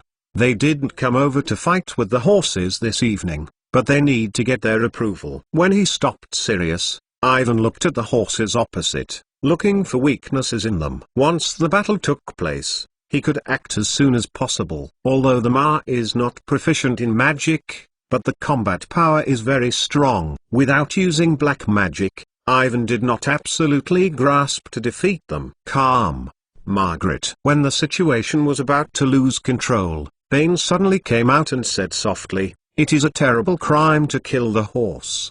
He walked over to Margaret and whispered something. Ivan saw that he seemed to point his finger at himself, and then Margaret looked up and looked at himself with surprise. He seemed to be convinced by Bane, waved his hand, and a young man with a deep black body turned and left, escaping to the depths of the Forbidden Forest. If you meet the conditions, you need the elders to judge. Bane raised his head and said loudly, then he returned to the horse. No one is acting, no one is talking. The air is fascinated by tension and uneasiness, and everyone is waiting for the arrival of the Malay elders. About a dozen points later, the thunderous horseshoe sounded from all sides, and Ivan felt that the entire ground was shaking, and more than 40 horses appeared from the Forbidden Forest. To be continued. V2 Chapter 275 Elder of the Horse. The horses formed a circle and surrounded Ivan with 5 of them. Crossing the swaying back and head, Ivan saw a variety of horses dressed in various colors, most of them very strong, with a sharp arrow and a long bow behind them. In the center, it is a silver-gray horseman. He is obviously very old, about 100 years old, with deep wrinkles on his face and white beards that are almost to be grounded. He is the elder of the Ma, the oldest and most wise Ma in the tribe. When Evan observed him, he also looked at Evan carefully. His eyes are very light in color, and he can only see a piece of whiteness when he looks far. Margaret walked over and bowed his head, not seeing the previous temper. His attitude to the elders reported to Ivan their affairs. Ivan heard him tell the other party, these 4 human pony hope to get the approval of the horse, and then try to obtain the sacred temple that has been preserved in the central part of the tribe. That magic item. Although he was very disgusted with human beings, he did not deliberately discredit them, causing trouble for them. All he said was facts. The elders of the horse nodded and motioned that he knew the matter, and Margaret retreated to the side. The older horseman took a step forward. He didn't speak, and he carefully observed Avon for a while, then looked up at the night sky as if he were observing the trajectory of the planet. Just as Avon thought he would keep going like this, he suddenly took out the unknown black herbal powder from the bag he carried. Did not see what he did. A red flame suddenly rose in front of him. The elders of the horse slowly threw the powder into the rising flame, and the color of the flame immediately changed from red to fantastic dark blue, accompanied by a lot of smoke. The horse can predict by igniting smoke and flame by burning several herbs and leaves. Hermione whispered, "I saw it in the book, and the principle is probably similar to how we look at the crystal ball. Except for the lines on the table, I have never seen anything from that ball." Ron muttered, looking at each other with suspicion. Harry nodded and agreed with Ron. Perhaps Professor Trelawney left a deep impression on him. Until now, he thought that prophesying this kind of thing was deceptive. Unlike the three of them, Avon saw something different from the blue flame through the way Dumbledore taught him. He felt the strange magical fluctuations, and a trace of magic hidden in the smoke. If nothing drifted to himself, he hurried back and hoped to dodge. The elders of the horse raised their heads and looked at Ivan. With a breeze, the smoke blew straight, and Ivan smelled the leaves. Unlike the common curse, the eccentric magic in the smoke did not harm him. It just revolved around Avon and then floated to Harry beside him, like stargazing. This is the unique divination magic of the horse. Not surprisingly, this magic should be very advanced. In addition to the elders of the horse, Ivan never saw other horses used. They usually observe the stars in the night sky and draw a harbinger of their fate. But this time, the horses in front of us did not do this. Before waiting for the elders to predict the results, they watched the circle around Ivan, just like cherishing animals in the zoo, watching silently in the distance. "Ivan, they are 5. Most of the horses were looking at Harry, and they whispered that they were exactly the same as many of the wizards who first met Harry. Only a few horsemen who met with Sirius had a little bit of indifference to him, and immediately moved their eyes to other places, not knowing Sirius. The same is true of Arvin and Bane, who met by Avon a month ago. They didn't even look at him." In the silent silence, the atmosphere is extremely tense. The expressions on the faces of the horses are not the same. Some are purely curious, some are severely examined, some are unidentified, but more are doubts and distrust. They looked around and even took out the weapons. Sirius tells everyone not to let go of the wand. If something happens, don't let him leave the Forbidden Forest and say that the horses will not hurt the children. Evan felt that Hermione was not consciously approaching herself. He knew that Hermione must be worried. He skillfully held the other hand and signaled her peace of mind. Because of being too nervous, Hermione's palms were all sweaty. She looked at the horseman in front of her in awe, and raised the unknown fear in her heart. These horses look very horrible and scary, as if they are going to rush at any time. If there isn't Evan here, she doesn't know what to do. Just as the horse was far from watching and whispering, a white, golden, long-haired Ferenz came out of the horse. He didn't seem to change much more than a month ago. In the atmosphere of hesitation and distrust, his actions are very obvious. Everyone was surprised to see Ferenz, and he was shocked by his bold behavior. No one spoke. Even the whispering arguments of the horses came to an abrupt end. "I am very happy to see you again in 20 years, Sirius Black." Firenze whispered. He did not seem to notice the anomaly, came calmly. He shook hands with Sirius and put an old friend who had not seen him for a long time. After greeted Sirius, he turned his eyes to Harry. "Harry Potter." Firenze said softly. "Hello, felons. Nice to meet you." Harry hurriedly shook hands with him. "Me too." The horseman with white blonde hair pointed his head and said in an unquestionable tone, "We are destined to meet again." His expression was calm and there was no smile on his face, which made people think what they were thinking. "The trajectory of the planet has given a harbinger, and our fate will not end here." Firenze nodded to Harry again. "We will meet again." He left Harry and walked slowly to Ivan, reaching out. "That's the same. I know you will come, Ivan Mason." His blue eyes looked at Evan without hesitation, and said softly, "On the night we met for the first time, The Mars that brought the war shines brightly on our heads,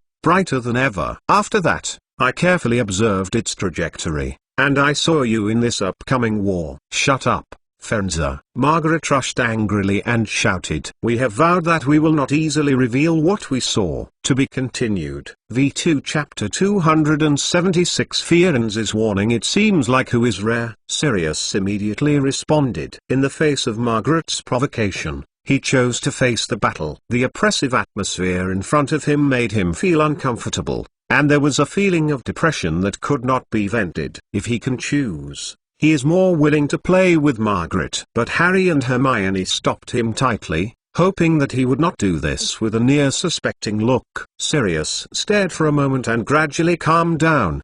Before meeting the Mar people, he repeatedly warned everyone to regard the Mar people as human beings with equal status and not to despise them. Obviously, he did a good job in this area, and even the basic politeness did not completely regarded Margaret as another Snape. Calm a little, Sirius. Harry turned to look at Margaret. Ferns has no other meaning, he just wants to help us. Harry's words of distraction were obviously counterproductive, and there was a stronger shout in the horse crowd, and it became more unfriendly to see their eyes. You made a big mistake, human. Margaret shouted.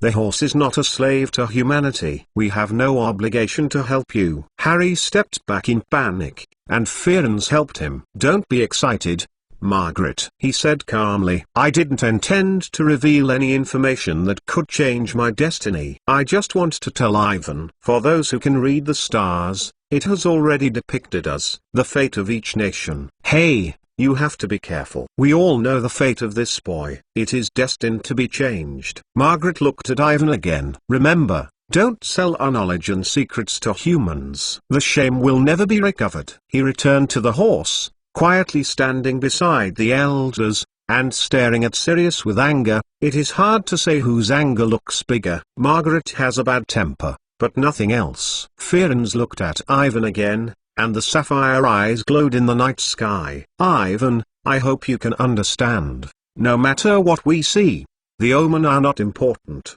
The important thing is your own choice. The trajectory of the planet may change at any time. Sometimes even the horses will look away, so it is stupid to believe that this kind of thing. Ivan nodded, and he didn't care much about predicting this kind of thing. But what does Margaret just say? What did he see? And Fearens, he repeatedly stressed this matter with him this evening, hoping that Evan should not believe too much about the fate of the arrangement, but firmly believe in his choice. This is too unusual. With Ivan's understanding of the Mar people, he should not say such things. This is totally contrary to what the Mar people have always seen. Unless, Fearens did see a bad omen from the sky. In the dark woods, the atmosphere is getting heavier. In the darkness, everything around him was cast a shadow, and a breeze blew through it. Ivan found that he was cold and sweaty. Looking at the elders of the horse who concentrated on observing the shape of the smoke before the blue flame, he felt a strong ominous premonition, as if something bad was about to happen. Ivan meditated. The other side just mentioned Mars and war. Not surprisingly, this should mean the war with Voldemort. The question is, what role did he play in it? What happened in the end would actually make Fearens feel uneasy. Everything is too vague. The more you think, the more you feel worried. Remember, Avon, Fearens said softly, nothing is foolproof. Even the knowledge of the Mar people is no exception. When you need to decide your fate, I hope that you can make the right thing. Select. When he finished, he did not give Evan a time to ask questions and went directly back to the horse. What exactly does Fedora mean? Looking at his back, Harry said strangely. He seems to have something to tell us. These horses made me feel uncomfortable, Ron said in a whisper. He looked at Ivan in awe. Listen to what he meant. It seems that something terrible happened to you. It's weird, you know. Generally it's Harry.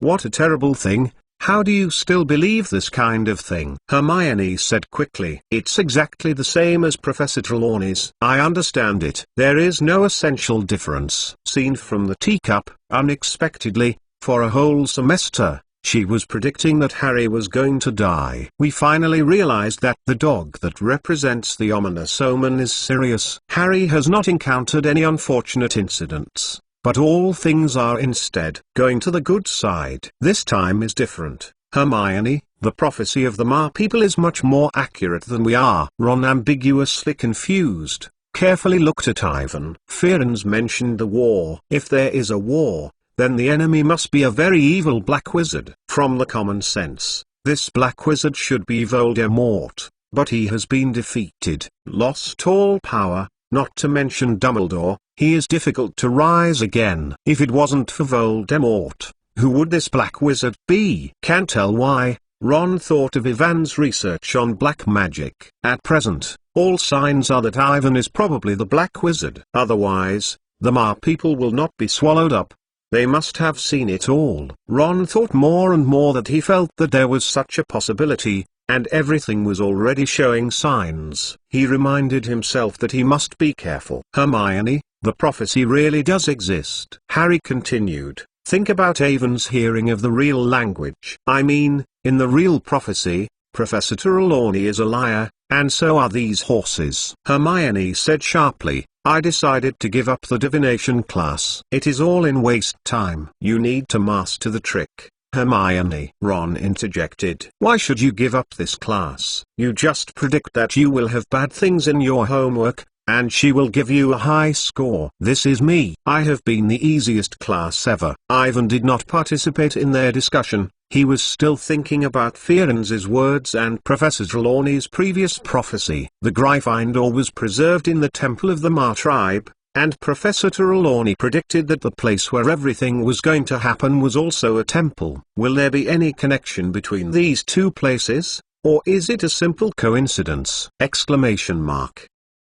The uneasiness of the hunch became stronger and stronger. Ivan remembered the words he had said when he grabbed the little dwarf Peter. He knew from Voldemort how to get the key to the Gryffindor secret treasure. Voldemort must have been to the temple. Ivan suddenly woke up. If he got the key, Professor Trelawney's prediction that he was chosen by Voldemort would not be himself. Exclamation mark. To be continued. V2 Chapter 277 Mars Request. I am the selected person. Exclamation mark.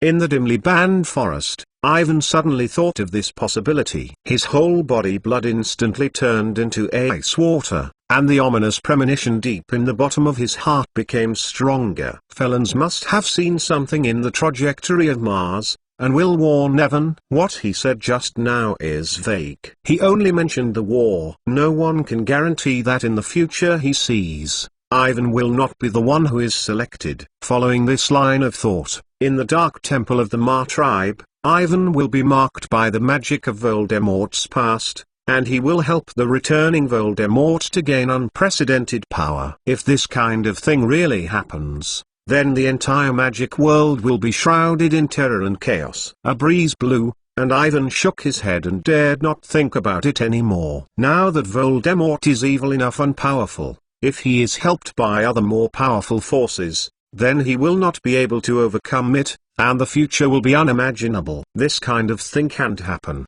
and Dumbledore won't sit back and watch. What's more, the idea of being a chosen person is too ridiculous and ridiculous. Ivan's heart is sure that unless he is controlled by the black magic of the enchanting mind like the soul curse, let him help Voldemort. That is absolutely impossible. As Sirius said to the little dwarf Peter, he would rather die than sell his friends. In the face of the mighty, evil Voldemort, he would only choose to fight to death. Like Sirius, Ivan also has his own objects of persistence, faith and guardianship. He would rather choose to die than to help Voldemort. He took a deep breath and secretly made up his mind. No matter what is waiting for him, he has to get the treasure key left by Gryffindor, become stronger, and protect Hermione at a crucial moment. But is the future really as simple as I imagined? Exclamation mark.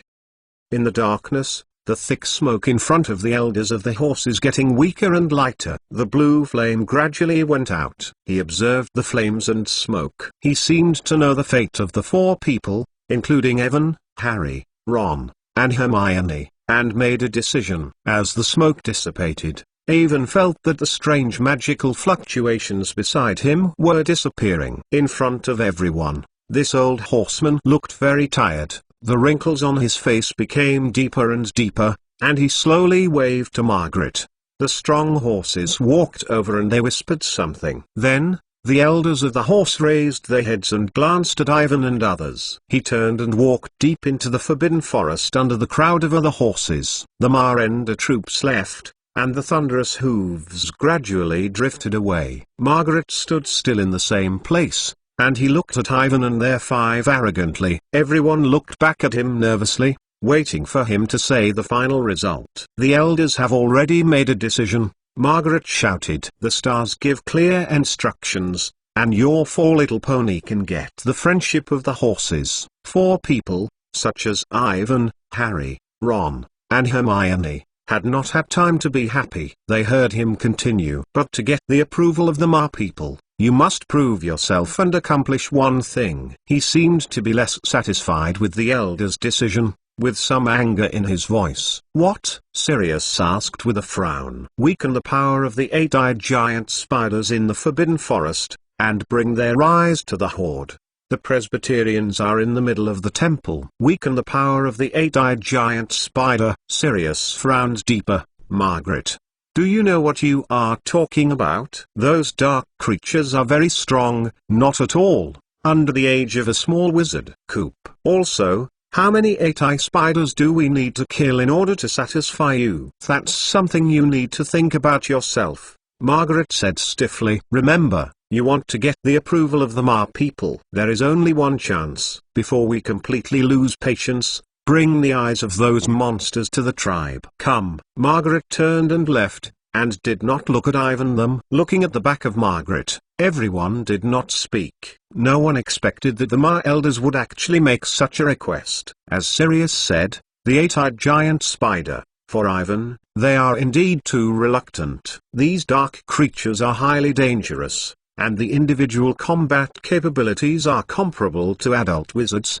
not to mention that they have always been a horde of squadrons. After Ivan's fire on the Elegax lair, the head of the eight-eyed giant spider, these creatures hated him for hating death. He now dares to appear in their territory, and it is estimated that all eight-eyed giant spiders will fall into the nest and attack him. At the same time, faced with thousands of eight-eyed giant spiders, Dumbledore could not afford it. "Fenza, what the is this?" Sirius asked. "Why would we want to weaken the power of the eight-eyed spider? The cruel creatures don't belong to this wood. I don't know when they started, they are getting more and more, which caused us a lot of trouble." Ferenz replied gently, "He is now the venue. The only remaining Mar man, especially after the fire a month ago. They became more and more violent, and they attacked other creatures and the horses who went out, causing great damage to the ecology inside the Forbidden Forest." He looked at Ivan and seemed to know that it was the fire that Ivan put. "I know that the eight-eyed spider has caused you a lot of trouble,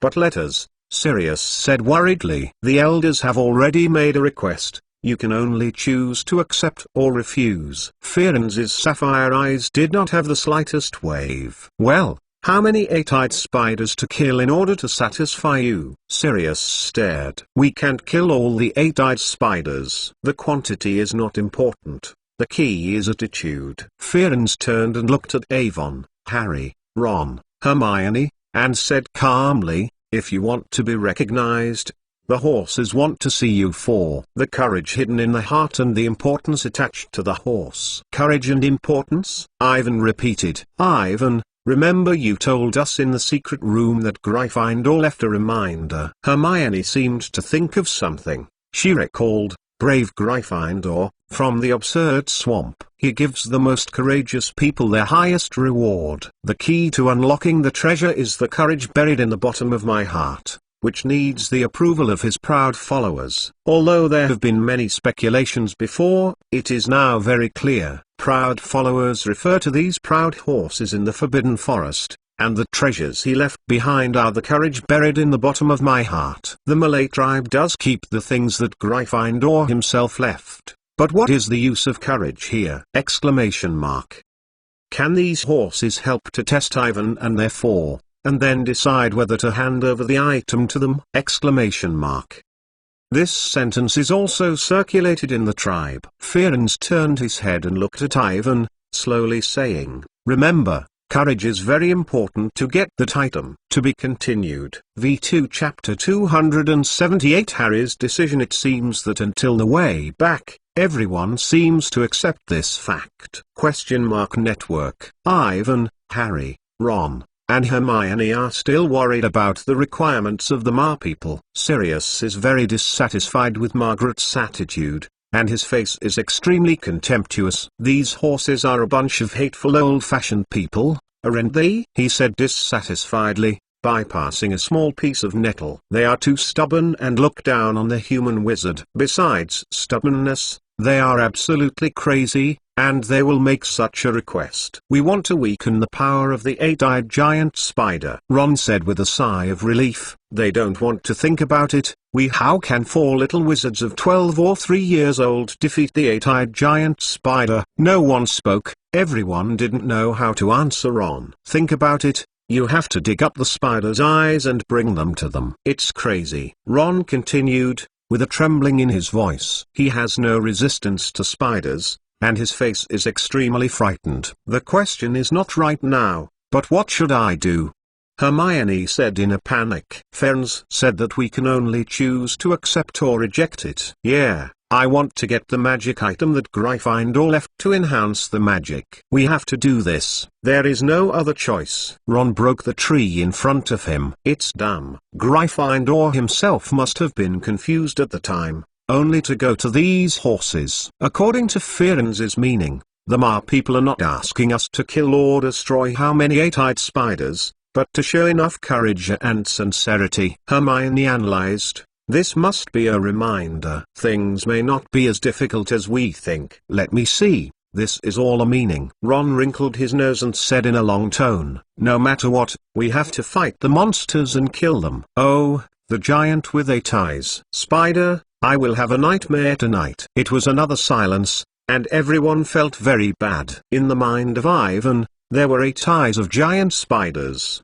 The 8 black paints on their heads were full of malicious eyes, furry spider legs, and the big scorpion that screamed and screamed from time to time. In addition to the feeling that people feel sick and unwilling to approach, Ivan is not afraid of 8-eyed spiders. On combat strength, he is now better than these monsters. The question now is, what can be done to make the Marpeople feel satisfied? This scale is very difficult to master, and Ivan is even considering the possibility of once again entering the nest of Aragog and killing the king of the 8-eye spider. Although dangerous, if the plan is right, it is not without this possibility. Ivan is not sure if he wants to do this. He looks up at Sirius and wants to see what he has to say. Words, the look of arrogance and disdain on the face did not seem to be any different from usual. When I noticed Ivan's gaze, he smiled a little and seemed to want to express his opinions after everyone's decision. In this way,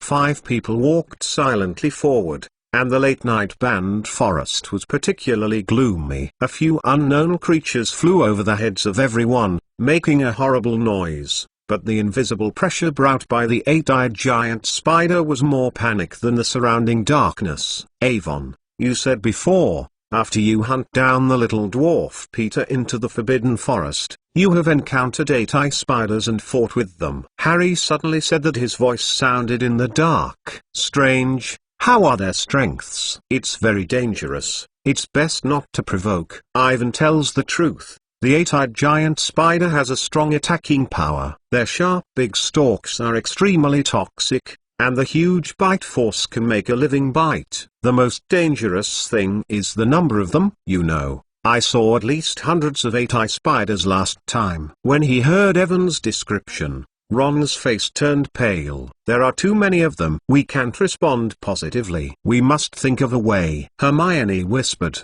"Ivan, is there any weakness in the 8-eyed spider?" "They attack a single way. Only the big scorpion is aggressive. There is no long-range attack ability." Ivan continued, "The defensive power is also relatively poor. The general attack spell can cause damage to them. I think the petrified curse or obstacle curse, they are all good choices." The defense is poor, the attack method is single, Hermione said indefinitely. If you say this, as long as you don't get caught by them, you can't beat it. God, Hermione, you are not really going to fight the eight-eyed giant spiders. Ron stunned. The horses only ask for the spider eyes to bring them. I just thought about it, we simply don't need ourselves. If you can, please come to Sirius or other professors. Harry and Hermione looked a little hesitant, and Ron's idea was really good. Sirius, will you help us? Ron asked expectantly. Yes, Sirius simply nodded. I have promised Ivan to help him get the approval of the horse. If you need it, I will help you to clean up those eight-eyed spiders. This is your last. Decided? His gaze slowly slipped through everyone and finally fell on Harry. No, Sirius. Harry shook his head and hesitated. You don't have to help. I think we have to do it ourselves. Harry. Ron yelled, his face full of surprise and panic. You know, Ron. Harry's voice became more and more firm. We must do it ourselves. Don't forget what Firenze said. The horseman's request is not that we can really destroy the eight-eyed spider, but want to see our courage and sincerity. But Ron opened his mouth unwillingly, not knowing what to say. He turned his head to look at Ivan and Hermione, hoping to get the support of both of them. Harry's decision was too risky and irrational. Ivan and Hermione did not speak. They all took a step in the direction of Harry and showed their position, looking at the decisions made by his friends. Ron stood still and hesitated, his face changed quickly, and finally he had to sigh and walked over. Very good, Harry, you didn't let me down. Sirius stared at it silently, smiling with a smile. In the face of danger, not everyone has the courage to face difficulties. This is the most rare. I just said the inner thoughts and didn't think too much, Harry said embarrassedly. I know that, in the eyes of others, the decision you made today may be dangerous and irrational, but I would say that my father and I will be proud of you. Sirius said slowly. Hartley, Avon, Ron, Hermione, I hope that all four of you can remember that the most difficult quality of Gryffindor is unparalleled courage. Even if you know the danger, you can still hold on for the persistence and belief in your heart. The courage to still meet the difficulties. Unscrupulous means to achieve their own goals. That is Slytherin's approach. Harry, Ron, and Hermione looked very excited when they heard him, especially Harry. His face flashed to eager look, seems to want to find the field immediately. Although I don't quite agree with Sirius, I still have to admire it. For friends to go through the fire, even if death is not hesitating, this is where Sirius is worthy of respect. To be continued.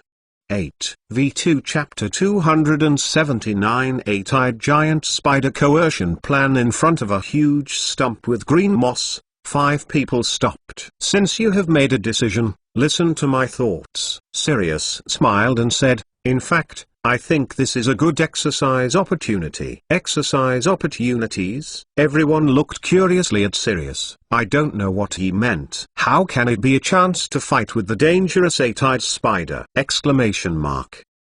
Like most of the school's little wizards, your 4 combat experiences are too scarce, Sirius explained. You may not see anything now, but in the real battle with the Black Wizard, this is an extremely deadly weakness. Must be resolved as soon as possible. When he heard Sirius, Harry and Ron did not agree. They have seen black wizards like Chillo and Dwarf Peter. It is undeniable that they are all very evil, but they are not invincible. Only Evan knew that Sirius was definitely not alarmist. He knew the strength and practice of the real Death Eaters. Death Eaters like little Barty Crouch and Bellatrix Lestrange are more difficult to deal with than the little Dwarf Peter. In the face of killing curses, a little negligence is fatal. Sirius, you said this before, so you will re-establish the duel club? Hermione said puzzledly.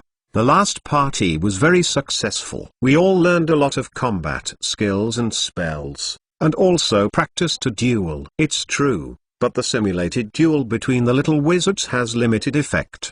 Sirius waved impatiently and continued, although you are working hard, the kind of duel is not only giving you a chance. In addition to practicing the curse, it does not help much in improving combat strength. What do we do? Sirius? Harry asked curiously. For a qualified wizard, it can only grow up after experiencing the baptism of a real battle. Sirius smiled and said, so, you need real battle, you need a strong enough opponent. Real combat, strong enough opponent? Yes, only after experiencing these, you can grow fast. Sirius paused. I have to say that except for Ivan, the three of you are still too far away. You know, I was here for you. At the age, I can play against the Ma people. Under Harry's questioning, Sirius tells everyone about his past. When he was a third-year student, he encountered a young adult Margaret in a Forbidden Forest adventure, and the other party would drive them out of the Forbidden Forest. Because of this,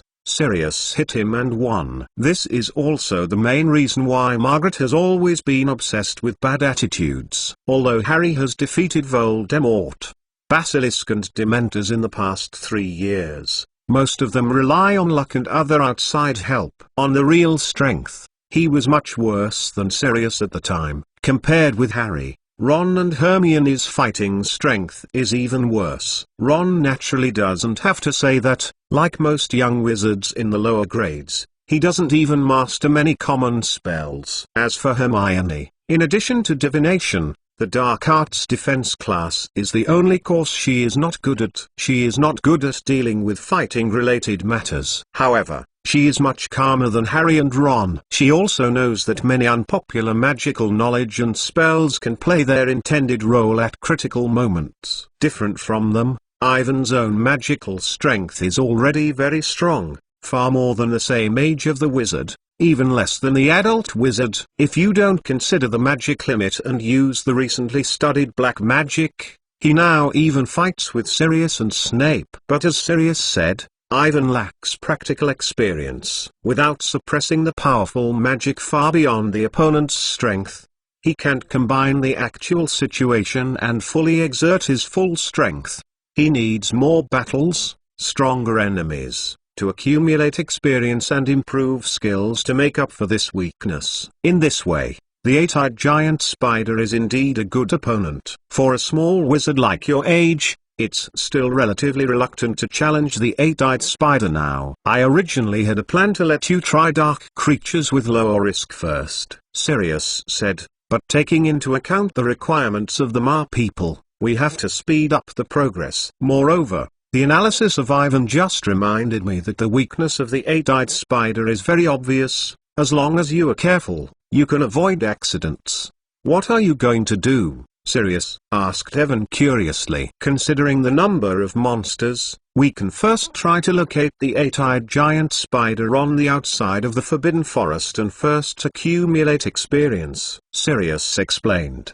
Besides, I intend to be on the duel club. Proposing this, other students can also voluntarily sign up for the challenge of the eight-eyed spider. Next, he explained his plans in detail, including offensive evolution, protective measures, etc. And everyone is getting excited. If all the small wizards and professors in the school are involved and encircle the eight-eyed giant spider, then the safety situation naturally does not need to be considered too much. As Sirius said, this is a good opportunity to improve your strength. Harry's face was eager to try, completely forgetting the danger of the eight-eyed spider. Even Hermione, with her face flushed, followed her excitement. Only Ron, who was extremely afraid of spiders, had some worries and his face was ugly. For Sirius' plan, Ivan strongly agrees that this can make the strength of the little wizards a step up, and it will be more secure in the future when fighting Voldemort. But he does not intend to look for the outside with the little wizards. A single eight-eyed giant spider. If he can, he hopes to go deeper. About 10 minutes later, they finally returned to the trail,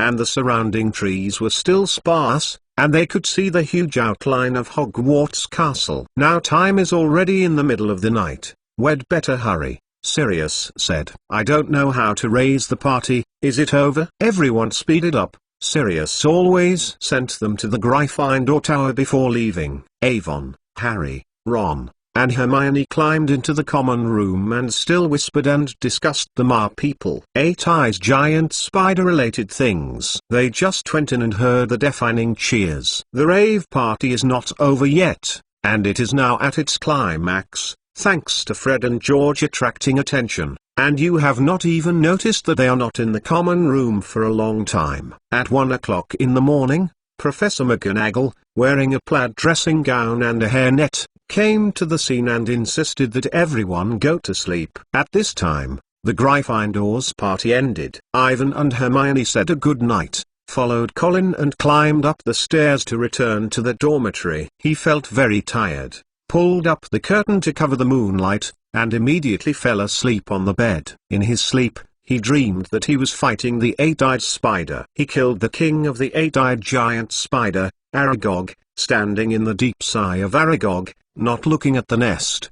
He looked down. I can't tell why, there seems to be something in it that attracts myself. There is something whispering, let Avon go down and go deep into this cave. To be continued. V2 Chapter 280 Start of action through the misty, hemispherical spider web. Avon looked into Aragog's lair. Slowly down the cave inside the haze, deep bottomless, bursts of warm wind blowing from below. There seems to be something below, and Awin hesitates whether he wants to go down. In the slow wind, he can hear a low voice calling for himself, shouting his name in low voice. Before he made the decision, the temperature of the wind blowing in the cave suddenly dropped and became colder. Ivan stunned, and he felt a cold wind on his back neck.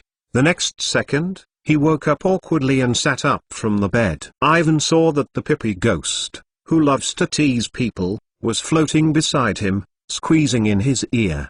"What are you doing?" he asked angrily. Nasty little Evan's little head. Pippy ghost swelled to swells, blowing more energetic. Then, before Ivan raised his wand, he whirled out of the room and giggled. Ivan looked at the alarm clock. The time was only 4:30, and the outside was dark. Now that he is awake, it is very difficult to fall asleep again. He sat in bed for a while, thinking about the dream and the things in the Alagaclair. Considering that Aragog is far superior to the shape of an ordinary eight-eyed spider, its unusual nest is not as simple as it looks on the surface. There must be something. Ivan is considering whether to go in and investigate, but he is not sure if there is any danger inside, and if he really wants to do so. He still has to find a way to solve it. As a pure dark creature, the nest of the eight-eyed giant spider must be the darkest and most evil place in the Forbidden Forest. Even if there are any treasures, it must be related to the black magic. Ivan can be sure that he will never be happy when he sees that kind of thing. Taking the risk of life to get a black magic item that is not destined to be used or even taken out, this is too much to lose. What's more, the whisper of the unknown creature in the wind also made Ivan unclear. He tossed and turned in bed and finally decided to give up the idea of finding inside the nest. He should now focus his energy on the Gryffindor secret treasure key, which is treasured by the Martribes, rather than touching the other black magic items. He turned over and wanted to go to sleep. But since I have woke up, it is very difficult to continue to sleep. He has tossed for more than 10 minutes and climbed up from the bed. Ivan knocked on the bed with their wand, and a piece of wood quietly opened, revealing a dark cabinet. He took out a black magic book from the inside and read it through the glimmer of the wand. The faint fluorescence came out of the credit, and in the dark bedroom, only one boy leaned on the bed and focused on reading the book. Due to the carnival last night, the Gryffindor Tower was quietly the next morning, until around noon. Everyone came out of the bedroom. When Ivan followed Colin through the hall and walked to the auditorium, he suddenly saw a small group of people gathered around the bulletin board outside the hall door, reading a piece of text on a piece of parchment that had just been nailed. Some are students at Hufflepuff College. Justin Finley was very excited and he smiled and walked over to Ivan. Since last year's snake monster incident, he is no longer afraid of Harry and Avon as before. "Great, Ivan," Justin said happily. "This is me. I thought about it. It's dangerous to fight with those monsters, but if there is a professor, there should be no problem. Moreover, it is possible to accumulate some combat experience and may come in handy one day." "What are you talking about, How can I not understand? Colin said in confusion. He hit a sigh of relief and looked confused. Professor Black is convening a person to fight against the eight-eyed giant spider in the Forbidden Forest. Justin pointed to the bulletin board and said, there are also the names of Avon, Harry, Ron, Hermione, and they four are also callers. Are you prepared to fight the monsters in the Forbidden Forest? Why didn't you inform me earlier? Colin said excitedly, and read the notice with great interest. Ivan went over and looked at the notice written by Sirius.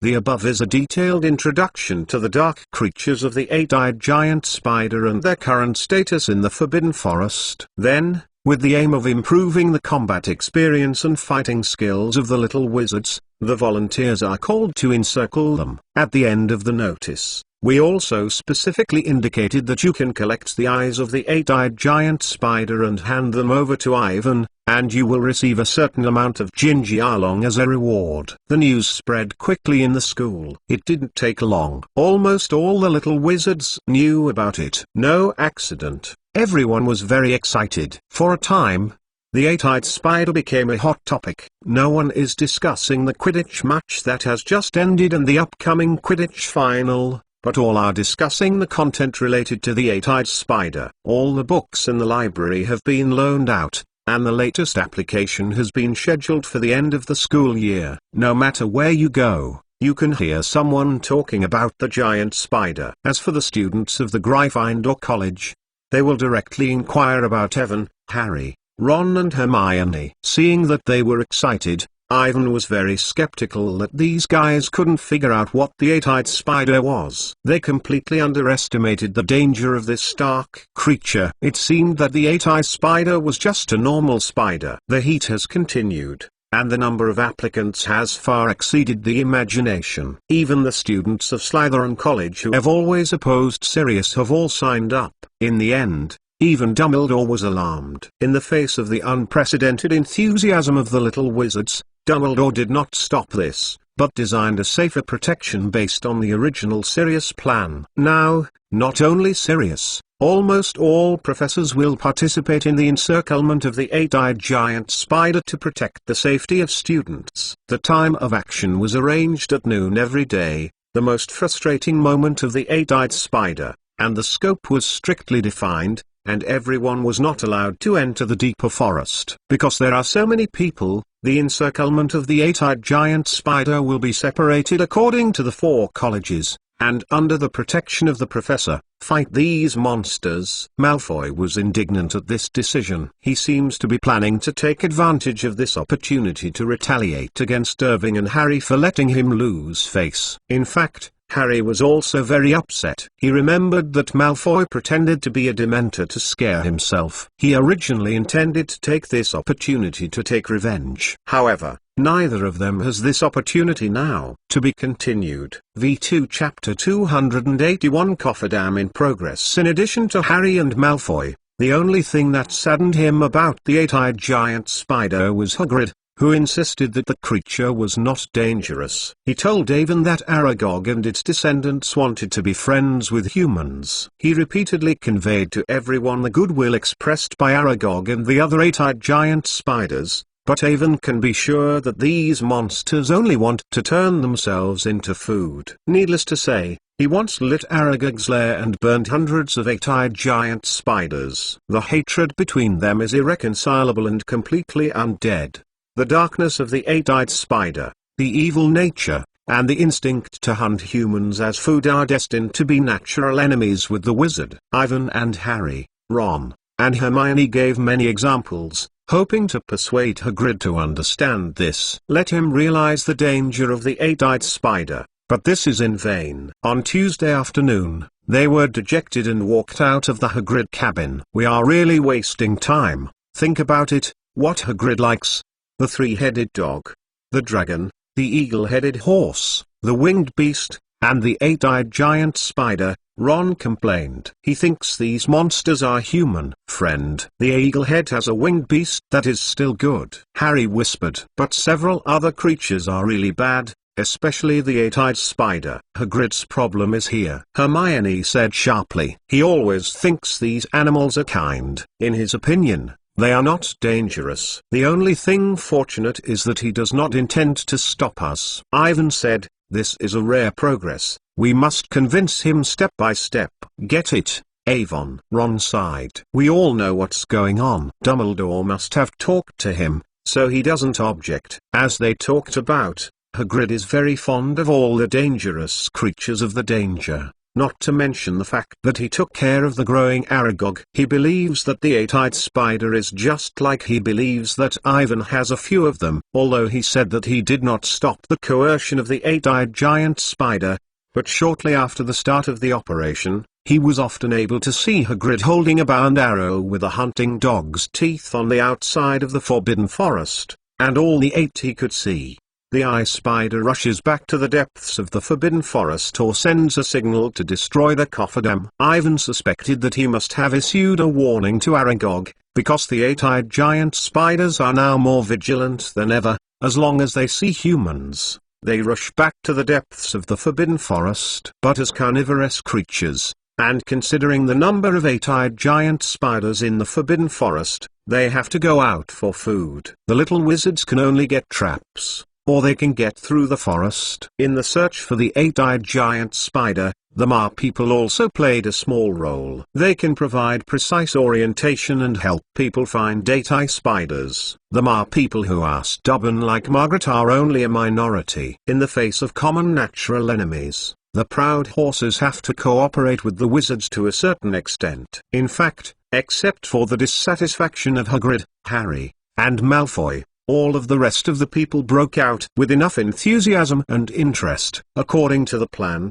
the eight-eyed giant spider cofferdam action is in full swing. The Hogwarts wizards are divided into different groups according to the college and age. Under the leadership of the professor, they went to the Forbidden Forest to fight the eight-eyed giant spider, jointly killed the eight-eyed giant spider, and brought the spoils back to Ivan to exchange Jinjialong. Under the double stimulation of the strength and the considerable amount of gold coins, the little wizards broke out unimaginable enthusiasm, and this rare battle became the most popular course in the school. Everyone fights with the eight-eyed spider, honing their skills and experimenting with various spells. In the end, even Slytherin college students are all looking forward to it. It should be noted that Snape was originally opposed to the proposal of Sirius' eight-eyed giant spider. He dismissed it and intended to support it. But after Dumbledore announced his support, the entire Hogwarts all fought to fight the eight-eyed spider, and Snape had to change his mind to join the action. As one of the team leaders, he is responsible for the safety of the students at Slytherin College. On this basis, considering that the saliva and eyes of the eight-eyed spider are very valuable potions, Snape requires all Slytherin students to try to kill eight-eyed spiders and collect saliva and eyes. At the very least, the number must exceed the number of Gryffindor. In exchange for the price of Avon, Malfoy and several other pure-blooded students began collecting the eyes of the eight-eyed giant spider and giving more Jinjialong. Because of this, no Slytherin handed the spoils to Avon. The smell of gunpowder between the two colleges is obvious, and they are very competitive. The number of hunted eight-eyed spiders has also risen alternately, extremely glued, far exceeding the number of hunting at Hufflepuff and Ravenclaw College. Because of the contradictions of the past, the honor of the college, and many other reasons, Harry and Malfoy are now full of strength.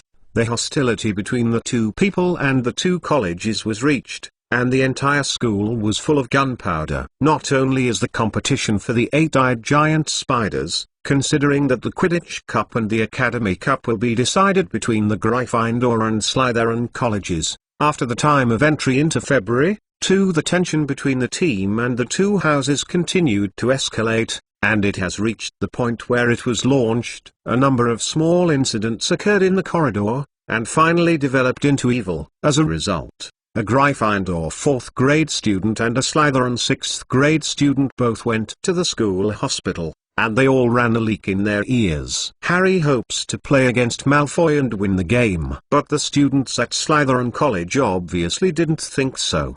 They didn't plan to confront each other, but they had their own plans, so Harry's days were particularly bad. On his way to class, There was always Slytherin's man stretching his leg to make him fall to the ground. Crabbe and Gore would follow Harry's wherever he went, and he was disappointed when he saw someone surrounded by Harry. The look, slouched away. Wood had already ordered that Harry had to be with him wherever he went, in case Slytherin's people couldn't get Harry to join the upcoming Quidditch final. The entire Gryffindor hospital enthusiastically accepted the challenge and made Harry always late for class, because there was always a lot of idle people around him. This situation has continued, and even Ron has been affected.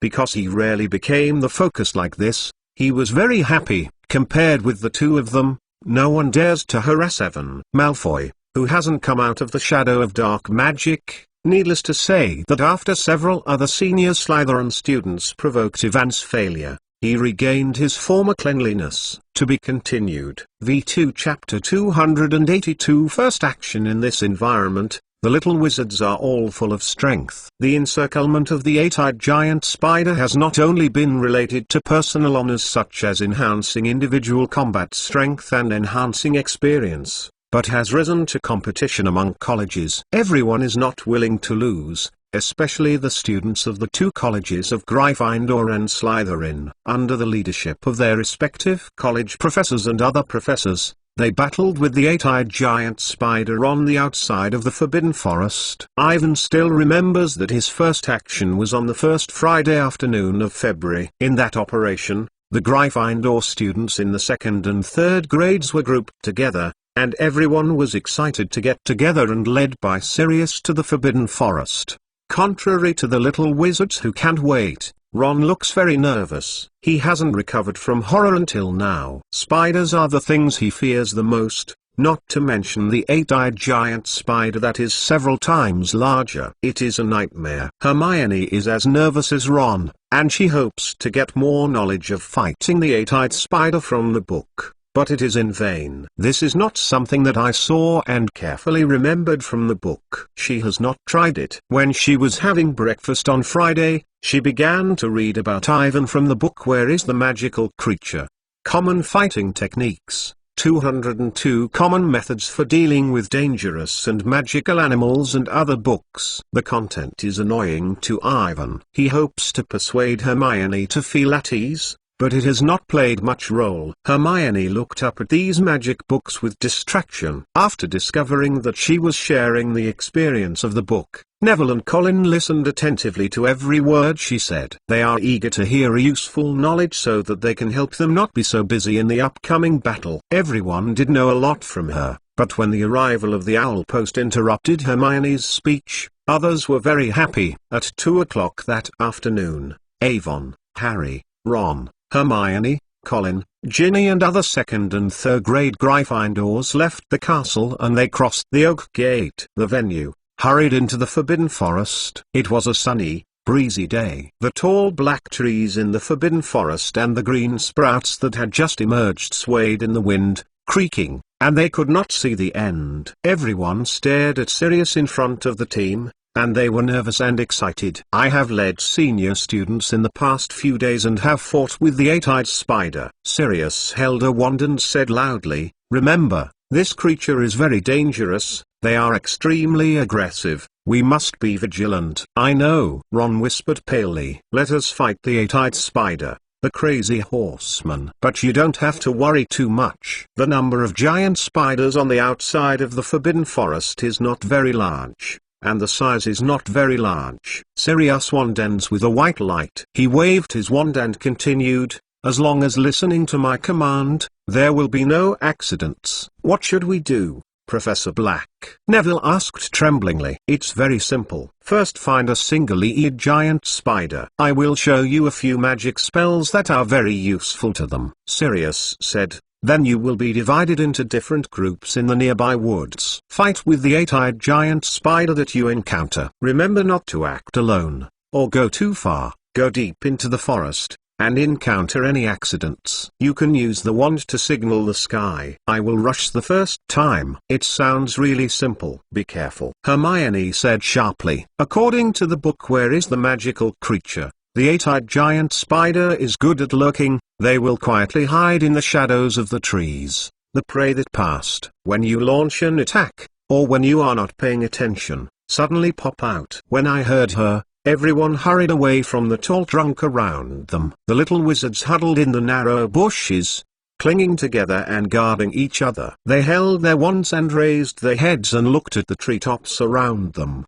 as if they would have 8 giant spiders coming out. Neville was stumbled by the vines on the ground because he did not pay attention to his feet. The sudden accident caused everyone to fall into an inexplicable panic, and the atmosphere became more and more tense. Seeing Hermione still want to talk, Ivan hurriedly walked over and whispered, "Don't be so nervous, Hermione. As long as I am there, you will not be in danger." "I am not nervous, but I am not ready yet," Hermione whispered, feeling the scent of Avon and the tone of concern. Her face was a little reddish. "These monsters are very dangerous. No one can guarantee that they will be ready." Ron looked at Ivan and Hermione and continued, "Be careful. There will always be no mistakes. Who knows if these monsters will? You should be more brave, just when they are ordinary spiders." Harry pointed to Ginny not far away. "Look at Ginny, she is not as nervous as you." Ginny didn't look around like everyone else,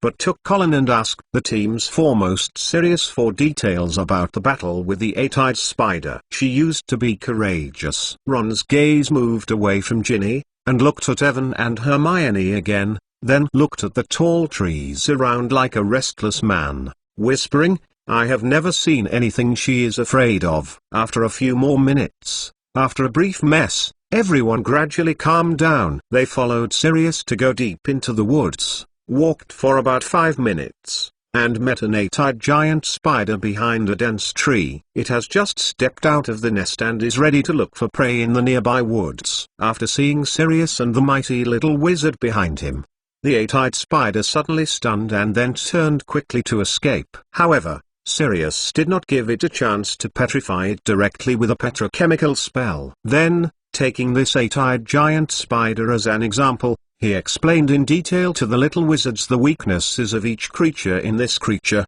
and introduced several very practical spells. After the explanation, Sirius lifted the magic of this 8-eyed giant spider under his care. The little wizards took turns. Everyone took turns using this spell that they had just learned to try to overcome the fear of this creature. Under the attack, the 8-eyed giant spider was bruised and bruised. It emitted high-density cockroaches, and the body trembled and wanted to escape. But this is in vain, and whenever it shows its intention to escape, Sirius wand ends with a red glow, pushing it back to the center. To be continued. V2 Chapter 283 Practical Exercises and the Spell of Ivan in the Woods. The little wizards form a large circle, and they take turns to attack the center of the 8-eyed spider using the spell they just learned. Everyone is arguing that Sirius will also comment on each individual's performance and give better advice. This level of practice is really too simple for people like Avon, who fought hundreds of 8-eyed spiders and faced Aragog. However,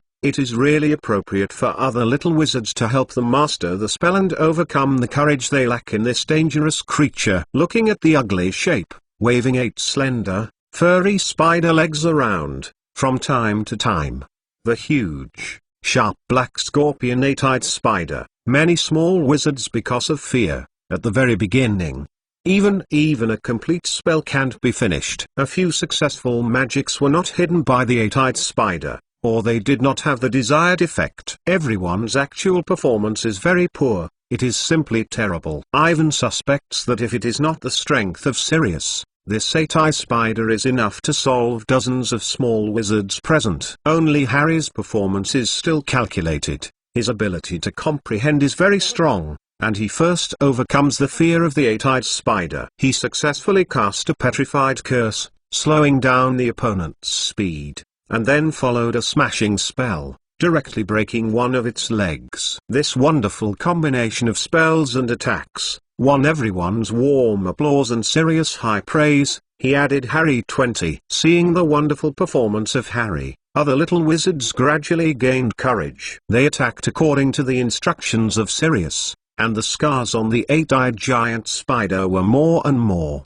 and the sound of squeaking and squeaking became denser. It wriggled uncomfortably around the body and wandered around in the circle. Hermione was shortly after Harry. She was obviously very nervous. She didn't seem to be ready yet. She used a barrier spell in a hurry. The red light smashed the eight-eyed spider in front of it, hit the back of the trunk. Hermione's performance was not too good compared to Harry. However, unlike other small wizards, she has completely mastered the magic of cursing curses, obstacle curses, and smashing curses. It is just because of the tension that she can't exert her true strength. In Ivan's opinion, Hermione needs more practice. He was prepared to help Hermione overcome this difficulty while preparing for a group-free operation in a while.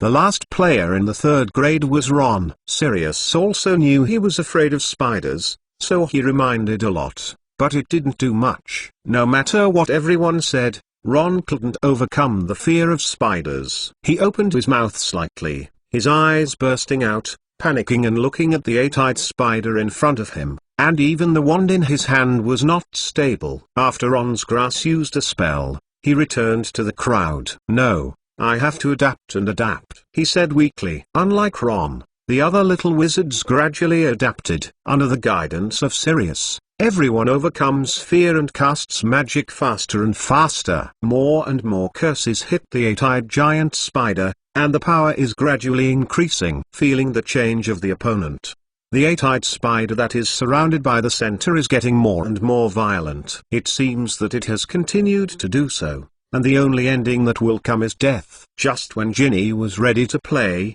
the accident was steep.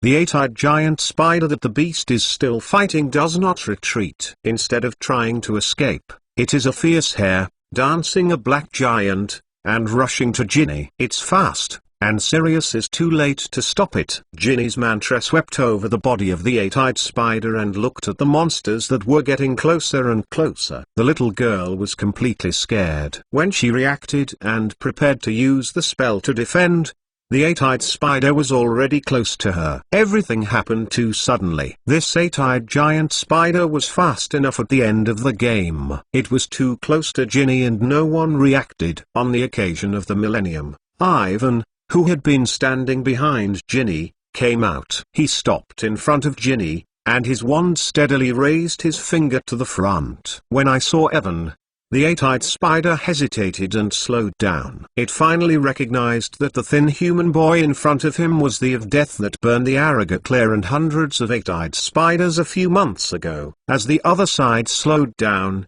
Ivan quickly chanted the spell. At the end of the wand, a silvery white light is emitted, like a sharp sword, and the eight-eyed giant spider is directly cut off. Its body fell to the ground, and 8 black-painted eyes were all locked in Ivan. It was unwilling to open a black shackle. It seemed to be trying to break Evan, and it seemed to be warning to remind the companions of the coming of death. Ivan helped Ginny and gave it to Harry, Ron and Hermione, who had just rushed up. Until this time, the surrounding crowds were exclaimed. On the one hand, it is because of the accident that just happened, but more people are amazed at the magic used by Ivan. No one knows what this is, but there is no doubt that this magic power is very strong, far beyond everyone's imagination. After 3 seconds of squatting, the other little wizards came round. They surrounded Ivan in the center, asked questions and expressed admiration for Ivan. According to rumors in the school, everyone knows that Ivan is very strong, but he still sees him using such powerful magic. The little wizards were amazed and shocked by the power of Ivan. The noisy arguments have been going on for more than 10 minutes before they gradually subsided. Sirius added 50 points to Ivan. He told everyone that the curse that Ivan had just used was not recorded on the common magic book, but he himself studied and created it. This allows other small wizards to admire Ivan, to the extent that they cannot be added. They can't imagine, they can study and create spells themselves, and the strength of Ivan has been strong enough. Sirius is right.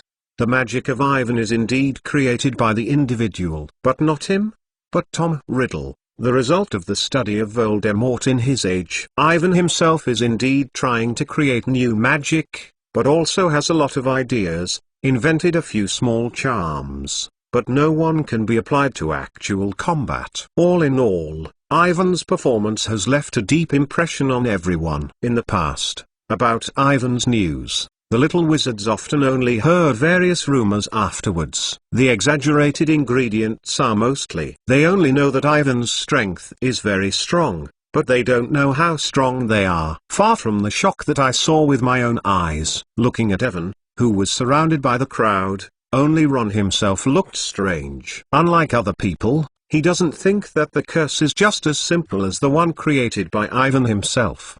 He can't tell why. He thinks that Ivan is studying black magic, and that he sees it on his notebook. Horror, cruel pattern. A powerful spell that is not recorded in a common magic book, which itself can explain many problems. To be continued. V2 Chapter 284 Imposing a spell and plan to Hermione. Harry's wonderful performance gave everyone confidence, and the powerful curse cast by Ivan shocked everyone. The little wizards now have the courage to multiply. No longer feel the fear of the eight-eyed spider like the beginning, but the meaning is still unfinished, and I can't wait for a few more such battles. Everyone is emotionally motivated and wants to be as powerful as Ivan and Harry. Next, Sirius will divide the little wizards into groups according to plan. Let them go to the nearby woods to fight alone and fight the eight-eyed spider. He repeatedly warned everyone not to go deep into the depths of the Forbidden Forest. Under the care of Sirius and his companions,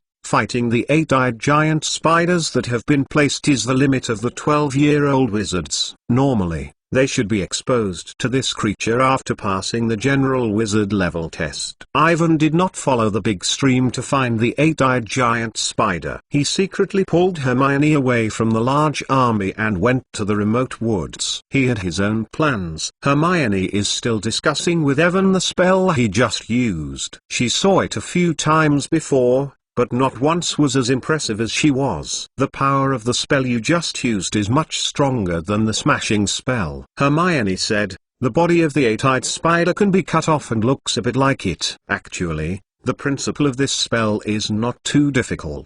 Ivan thought for a moment, turned to look at Hermione. If you want to learn, I can teach you. Really? Hermione said with surprise, and immediately became hesitant. But isn't this a spell you created yourself? I mean, you should keep this spell secret and leave it as a trick, instead of just passing it on to others. This is not a trick. There is no need for confidentiality. Ivan replied earnestly, and for me, you are not someone else. Listening to the meaning of Evan, Hermione's little face brush became red, like a red apple, looking very cute. People can't help but take a bite. For the wizard, a curse that is only mastered by oneself is very important. If it is not close to a certain degree, it will not be taught outside. Ivan is willing to pass this spell to Hermione, and its meaning is self-evident. While being shy, Hermione was very happy, but she still planned to persuade Ivan to keep the spell secret. She still wants to say something, but Ivan did not give her a chance. He directly explained to Hermione the principles, spells, skills and so on. In the eyes of other little wizards, the power of this spell is extremely powerful. But for the current Ivan is really nothing. His current killer is the few black magic learned from the secret of the dark arts. But these spells are very evil, and every time you cast them, you have to pay the price. Ivan was not confused by the powerful power he depicted. He knew that these black magic could only be used as a lifeline for the last moment. He is trying to use this as a basis to learn to master the relevant aspects of white magic. Ivan's recent research has made great progress, especially inspired by Dumbledore. The breakthrough progress in combat deformation is limited by his own magic, and many powerful spells cannot be used smoothly. As long as you get the item from the Ma tribe, all the problems will be solved. In this case, some of the curses he had known from Tom Riddle's diary were not as important as they used to be, and they are gradually not suitable for the current Evan. Instead of being thrown aside and idle, it is better to pass on to Hermione to help her improve her strength. The spells of the Warlocks, obstacle curses, and petrochemical curses recorded in standard spells are very practical, but their lethality is generally low. Hermione needs a few powerful spells to protect her body, so that Ivan can be assured. In the stillness of the woods, Ivan and Hermione sit under an old, huge banyan tree, and the sun is shining through the shade between the leaves, shining like stars in the air, some glare, but very crystal clear,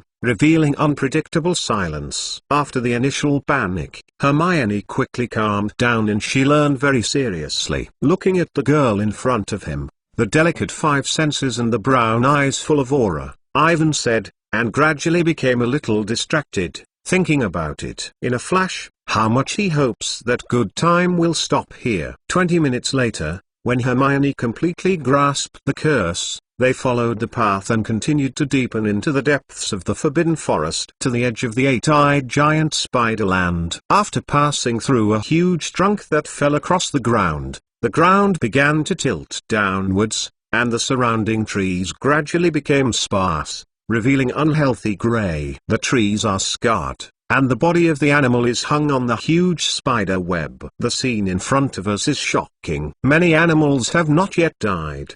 Because of the toxicity of the eight-eyed spider, they lose their mobility and are desperately shaking on the spider web. The surrounding scenery is much more crazy than what Ivan saw a few months ago. It seems that after he burned the nest of Aragog, the eight-eyed giant spiders must have madly retaliated against other animals in the Forbidden Forest. They are venting and provoking like other creatures. It is no wonder that even the proud Mar people can't help but need human help. Seeing the sights of the surrounding monks, Ivan suddenly understood why the elders of the horse had asked for the settlement of the eight-eyed spider. What they need is not the spider's eyes, but the hope that as the root cause of this, Ivan solves the problem. For the dark creatures of the eight-eyed giant spider, communication does not play any role. Moreover, Ivan is not Hagrid.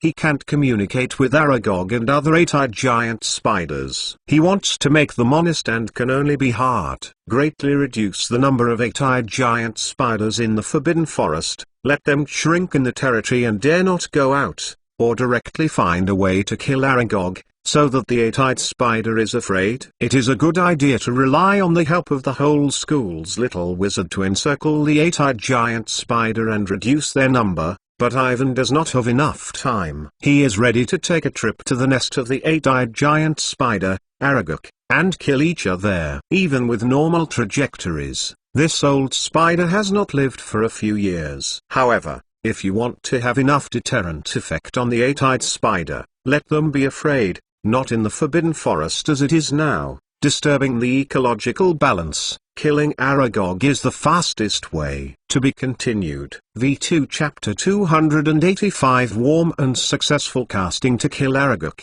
Ivan's current strength is enough. The only problem now is that there are so many eight-eye spiders. He can't face so many eight-eye spiders at the same time, and he can't even get close to Aragog's lair. Evans thought, maybe he could borrow Harry's invisibility cloak. However, the eight-eye spiders are very sensitive and very easy to be discovered. After killing Aragog and all the eight-eyed spiders, how to get out is also a problem. Must find a way to cross the other eight-eyed spiders, or let them not touch themselves. Ivan looked up at the sky and maybe it was a good choice to fly in. You can fly in with a broomstick. Aragog's lair is a large depression that slopes down. There are no trees nearby, very empty. There, you can even sit on a broom and attack the eight-eyed spider below from midair. With them attacking distance, they simply can't touch themselves. The idea, the more I think, the more feasible it is. The corresponding picture appears in my mind. However, he shook his head as soon as he thought of his bad flying skills. In order to do this, he must upgrade his flying skills, at least as good as Harry's, and the flying broom is limited, not too flexible. Aragog couldn't be honestly waiting for Ivan to attack it on the ground. To kill this old spider, he had to go deep into its nest. Evan couldn't imagine holding a flying broom and fighting the eight-eyed giant spider in a pothole. It seems that there is still a need to find another way. Fortunately, there is still time from the end of the semester. He decided to put this thing aside for the time being, find other feasible methods or find a flying broom and practice his flying skills. After Hermione mastered the spells and casting techniques, They did not go further. Ivan knew that he had to be careful not to let Aragog know that he had re-entered the forest. He accompanied Hermione on the edge of the eight-eyed spider to find a spider to go hunting. They encountered a single-eyed giant-eyed spider. Like Sirius, Evan used magic to keep it within a certain range, slowing it down. He let Hermione fight it alone and practice the spell he just learned. Hermione waved her wand and sang a spell against the eight-eyed giant spider in front of her body. Although she had mastered all the casting techniques, her wand did not react. "This spell is too difficult, I can't use it," she gasped. "There are no problems with the spell and the magic reaction." Ivan waved his wand and added a petrified curse to the eight-eyed spider. "You should speed your wand faster. Pay attention to the frequency of the wand dancing to match the spell's mind speed." According to Ivan's instructions, Hermione tried it again, but still did not respond. "No, no, I am real." "Come on, Hermione, you are sure?" Ivan encouraged. "Don't be too nervous, remember to move your wand faster." Hermione tried it a few more times, but at best only let her wand shine white. In Ivan's view, Hermione's main problem now is not that she does not have the strength to use this spell, but that she is too nervous, and she has already determined that she can't do it in her heart. Looking at Hermione, who is still working hard, Ivan didn't think much. The next second, he walked straight to hold Hermione's little hand. "Your wand follows my hand, don't force, remember this feeling." "I didn't think that Ivan would do this." Hermione's body jerked. Her face suddenly became red and her body became hotter. She nestled in the arms of Ivan like a kitten, listening to him talking in his own ear. A blank inside his head, only nodded subconsciously. She doesn't know what to do. What do she want to remember? She only knows that she is very close to Ivan and can even feel the breath of him. Her little hand moved under the traction of Ivan, and the one waved the eight-eyed spider pointing in front of her, but she still didn't respond because she forgot to read the spell. Hermione hurriedly apologized, forcing herself to concentrate and not thinking about the mess. But this is not easy. It is much more stressful than practicing alone. In fact, Ivan did not have much better than Hermione. He didn't want to think about it and took Hermione's little hand to help her cast a spell. This is just a subconscious movement. For Ivan, it is as common as eating and drinking. When he reacted, he realized what he was doing. He actually came over and placed behind Hermione, holding her little hand! The two people's bodies are close, and the strange feeling suddenly rises from the bottom of my heart. Although this is not the first time to hold Hermione, Evan has never been as nervous as it is now. What he is most afraid of now is Hermione's resistance, or will be himself pushing it aside. It was too embarrassing. Fortunately, Hermione did not do this. She did not even struggle too much, just trembled gently, let Evan hold himself. In the dark, silent, empty woods, there are only two people, Evan and Hermione. They kept a strange posture, and Ivan smelled the sweet scent of the girl in front of her, holding Hermione's little hand from behind, trying to help her cast a spell. But in fact, they didn't take this matter to heart, and the thoughts drifted farther and farther. Both are like this, and the atmosphere inside it is getting more and more weird. In front of them, the eight-eyed giant spider lying on the ground looked strangely at the two humans in front of them, not knowing what they were doing. It wants to escape, but the whole body is stopped by the petrochemicals and cannot move. However, the effect of this spell is weakening. The eight-eyed spider feels that he can regain control of his body and looks at the two people who are not moving in front of him. It quietly moves backwards, undiscovered. The big scorpion of the eight-eyed giant spider gently spread. It changed its mind and was not prepared to escape, but to attack the two humans in front of them. The eight-eyed giant spider slowly moved forward, and the distance from Ivan and Hermione was getting closer and closer, and when it was ready to jump over, Hermione's wand heard a slight crack. The next second, a silvery white light hits Hermione's curse with a sly blast, like a lightning through the body of the eight-eyed spider, cut it in half. Its body fell to the ground. Eight Eyes were not willing to look at the front. "I have succeeded," said Hermione in surprise. She raised her hands and cheered, then realized that Ivan still held herself. The two men were hurriedly separated and looked very embarrassed. Fortunately, there are no other people around, or if you look at the faces of both of them, you must be very eager to find a hole in the hole. To be continued. V2 Chapter 286 Hermione's time. After the first successful cast, Hermione performed well. They also looked for a few eight-eyed giant spiders to let Hermione practice. Although she can successfully cast spells now, she is still not very skilled and her movements are relatively unfamiliar. Her spells are much less powerful than the spells used by Avon. I practiced for so long, I still can't master this spell. You are already great, Hermione. Ivan encouraged her. When I first came into contact with this spell, I didn't know how fast you understood it. What you need now is more practice, until you fully master this magic curse. So far, more practice means more time is needed. Hermione's current class schedule has overdrafted her all her time and energy. In addition to being fixed in the Forbidden Forest every Friday and fighting with the eight-eyed spider, in order to meet the upcoming final exam, each professor's after-school assignment, there are more and more homework. Ever since time entered February, Hermione began to use the time converter frequently to shuttle back and forth between different time periods, and many times I forgot to eat. As the coursework increases, there is unlimited pressure, and this thing, she can only talk to Ivan. Ivan chose to remain silent and listen quietly, so that she has a place to vent. It is useless to suggest that Hermione gave up a few classes and so on. It is completely in vain. He often just separated from Hermione, and in a twinkling of an eye, she saw her appear in front of herself. To this end, Avon had to prepare a Hermione course schedule to remind her what she should do at a certain time. One day before the Easter holiday, Avon and Colin ended the morning magic history class.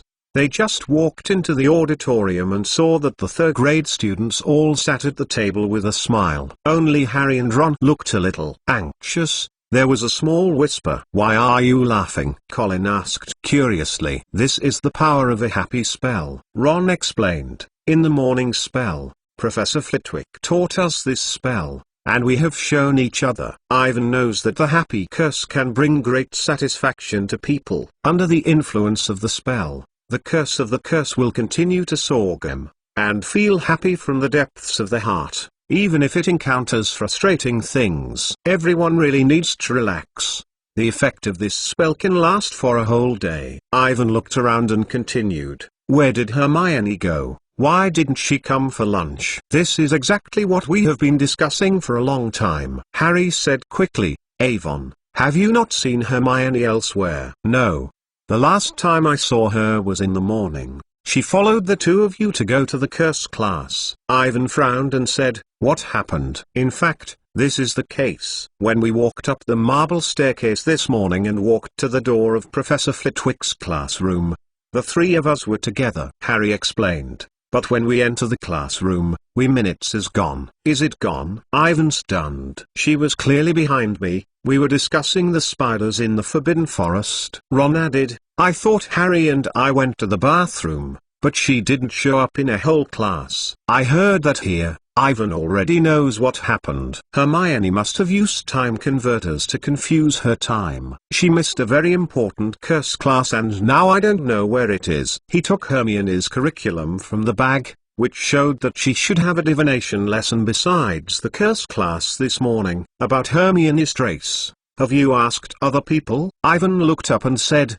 "For example, she is counting the classmates in the divination class. We have all inquired about it, but no one has seen Hermione." Ron looked at the curriculum in Ivan's hand and whispered, "I have never understood how Hermione did it at the same time. So many classes in the middle." "Avon, you said that Hermione would use that thing," Harry said, and he thought about the time converter. Ivan nodded and Ron looked at him and Harry suspiciously. Hermione must have been mixing time. "She is not in the library or in the common room," Avon said. "Let go of his tableware. Let's find her." After more than 20 minutes, they found Hermione in the common room. She sat at the table, slept well, and her head rested on an open arithmetic divination textbook. They walked over and sat next to her, and Evan woke her up. What, Avon? Hermione said confusedly. She woke up and panicked and looked around, then saw Harry and Ron. Would you like to go by time? What class should we take now? It's a divination class, Hermione, but there are still 20 minutes, said Harry. Why didn't you go to the curse class? Ron asked strangely. Avon said that you have mixed up the time, but we don't understand. What? Oh, no, Hermione screamed. I forgot to curse. But how can you forget it? Ron asked. Before we walked outside the classroom, you were with us, and Harry could prove it. Hermione did not pay attention to him. She lamented, I can't believe it. Professor Flitwick is angry. I remember you told me about the eight-eyed spider. I was thinking about the curse that Avon taught me. I forgot something else when I thought about it. There are too many courses you have chosen. Harry's eyes looked down at the big book Hermione used to be a pillow. I think you are going to collapse. You want to do so many things at the same time. No, I don't. Hermione opened her hair in front of her eyes, squinting and looking around for her school bag. I just made a mistake, isn't it? I better go to Professor Flitwick. Apologize. She grabbed her bag and rushed out of the common room, and Evan hurriedly followed. I can't believe it. I actually missed the curse class, Hermione said irritably, and she quickly walked to Professor Flitwick's office. It is still the same sentence. You have given yourself too much pressure. Ivan said. I didn't. I just. Hermione saw that Avon was looking at herself seriously. She hesitated. You know, I just want to be better. You are good enough. In my mind, you will always be the best. Ivan took out a few pieces of cakes specially reserved for Hermione from the bag and handed them over. Thank you, Avon. Hermione looked very moved, and she hugged Ivan. Then she hurried to the office of Professor Flitwick. After about 10 minutes, she came out from the inside and looked extremely annoyed. To be continued. V2 Chapter 287 Hermione's Divination. I can't believe it. I missed the lesson of Happy Spell, said Hermione angrily. I bet there will be in the exam. Professor Flitwick has just hinted that it is possible. If you need,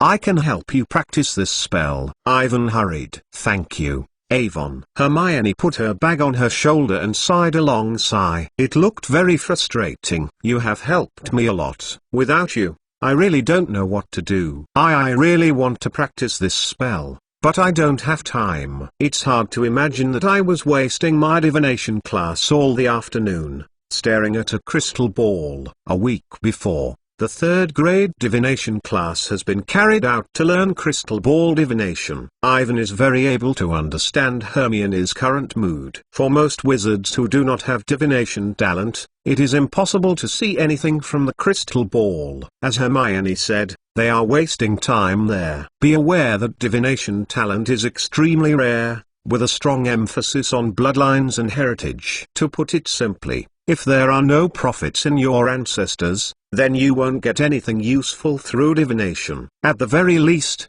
no one in Ivan's little wizard has this talent. Taking into account Hermione's current curriculum pressure, if she chooses to give up the divination class, Ivan absolutely agrees with both hands. He comforted the other side again. After a few minutes, Hermione went to divination, and she seemed to be sticking to the limit. In her current consciousness, Professor Trelawney is a liar. And in the case of time constraints, she had to listen to Professor Trelawney's nonsense for a whole afternoon, which was totally unbearable. So, when I was having dinner, I heard that other third-grade Gryffindor students had left the divination classroom in the middle of Hermione. I was not surprised. As usual, Professor Trelawney is predicting that Harry will be unknown. Ron gave himself a big spoonful of mashed potatoes, and by the way explained the whole incident to others, he said with exaggerated expression. Hermione suddenly interrupted her. Professor Trelawney said that Hermione did not possess the qualities required by the noble art of divination. She said that she never encountered a student whose mind is such a secular.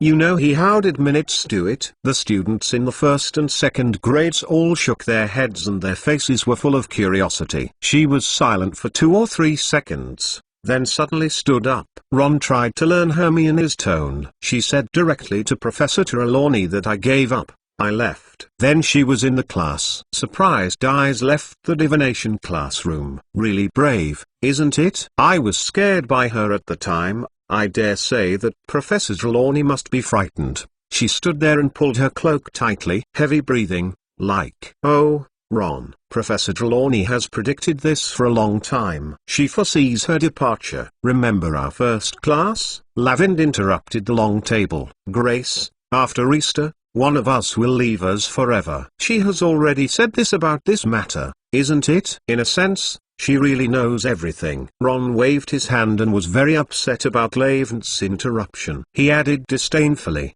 "As long as it is about unfortunate things." This is the charm of divination, predicting the dangers of the future, and then avoiding it, isn't it? Lavender whispered, trying to convince Ron. The two of them discussed this topic, and Ivan asked Hermione's whereabouts to Harry. "I don't know. She may go back to the public restroom first." Leaving directly from the classroom, this matter must be a big blow to Hermione. Harry said uncomfortably, "We better go find Hermione. I dare said that she must be very sad now." Harry's words were not finished and they stopped. Hermione was walking into the auditorium from the outside. She looked like she was not sad at all. She was very happy. Her face was filled with a smile and she smiled and sat down at the position where Raven and Harry had given her. Because of what happened in the divination class, almost half of the students in the table turned to look at her, hoping to know the progress of the incident. "You have nothing, Hermione?" Ivan asked tentatively. "I am fine, Evan." Hermione looked very happy. "Since the beginning of this semester, I have never been as good as I am now. Think about it, I can finally get rid of Professor Trelawney and the meaningless divination. Use precious time to do other things." "But you left directly from the class." "There has never been such a thing before." Ron's attention shifted from Lavender to Hermione. He curiously asked, "I mean, you gave up divination class? Professor McGonagall will say." "Thank you for your concern. I just came back from Professor McGonagall." Hermione took out her curriculum and used the wand to get rid of the divination class and replied easily, "She is very supportive of my decision. Starting today, I don't have to waste time on the divination class. If you want to give up, you can say it at any time. Don't worry about what Professor McGonagall will say." "That's because of you," Ron whispered. "If I gave up the divination class like you, Professor McGonagall would criticize me for a moment, let me go and Professor Trelawney apologize, then write to tell my mom about it." Abandoning the divination class, Hermione can be a little easier. Although she didn't take the divination class, she had more classes than anyone else, but her mental state was very good, compared with before. She is smiling all day, full of motivation, and does not see the pressure that her education brings to her. For Hermione, learning is a happy thing. However, other people are not so optimistic. This Easter holiday is not really relaxing, because the school year examination time is approaching. The second grade homework is more and more. In Colin's words, he has never seen so many homework. In fact, not only in the second grade. The entire school's little wizards now spend almost all their time studying, and they spend more and more time in the common room and library. Fragile like Neville, almost to be tortured to the nerves by endless homework, and he is not the only one. At noon on the last day of the Easter holiday, Avon just walked into the Gryffindor common room and heard that Simofingen yelled in the corner. This is also called a holiday. He threw a few magic books on the ground. The exam is still far away. What kind of play are they doing? To be continued. V2 Chapter 288 Futile Flight Practice. On the eve of the exam, the atmosphere of nervousness in the castle filled the atmosphere. Just as everyone forced everyone to shift their energy from the 8-eye spider to the school, Harry and the other Gryffindor team members had to squeeze time to do their homework after Quidditch training. Not to mention, they are still discussing the tactics with Wood endlessly. This year's Quidditch final, Gryffindor's match against Slytherin, will be played on the first Saturday after Easter. The Slytherin team did not have a lot of lead in the tour, which means that they have to win the trophy and score more than this number. The burden of scoring is mainly on Harry, because you can get 150 every day at the table. Avon can hear Wood telling Harry constantly, "So, you must only catch it when we are more than 50 years old." only when we are more than 50 points ahead, Harry, or else we won the game, but we won't get the trophy. You must do this, right? If we have more than 50 points, you must. I know, Oliver, Harry cried. This is what you told me about this 23rd time. We have to be careful. Slytherin already knows that you have a fire arrow, and they must have thought of coping tactics. Would move the topic to the tactical arrangement. Our game is based on scoring and comprehensive suppression. Letlin, you are the key to this game,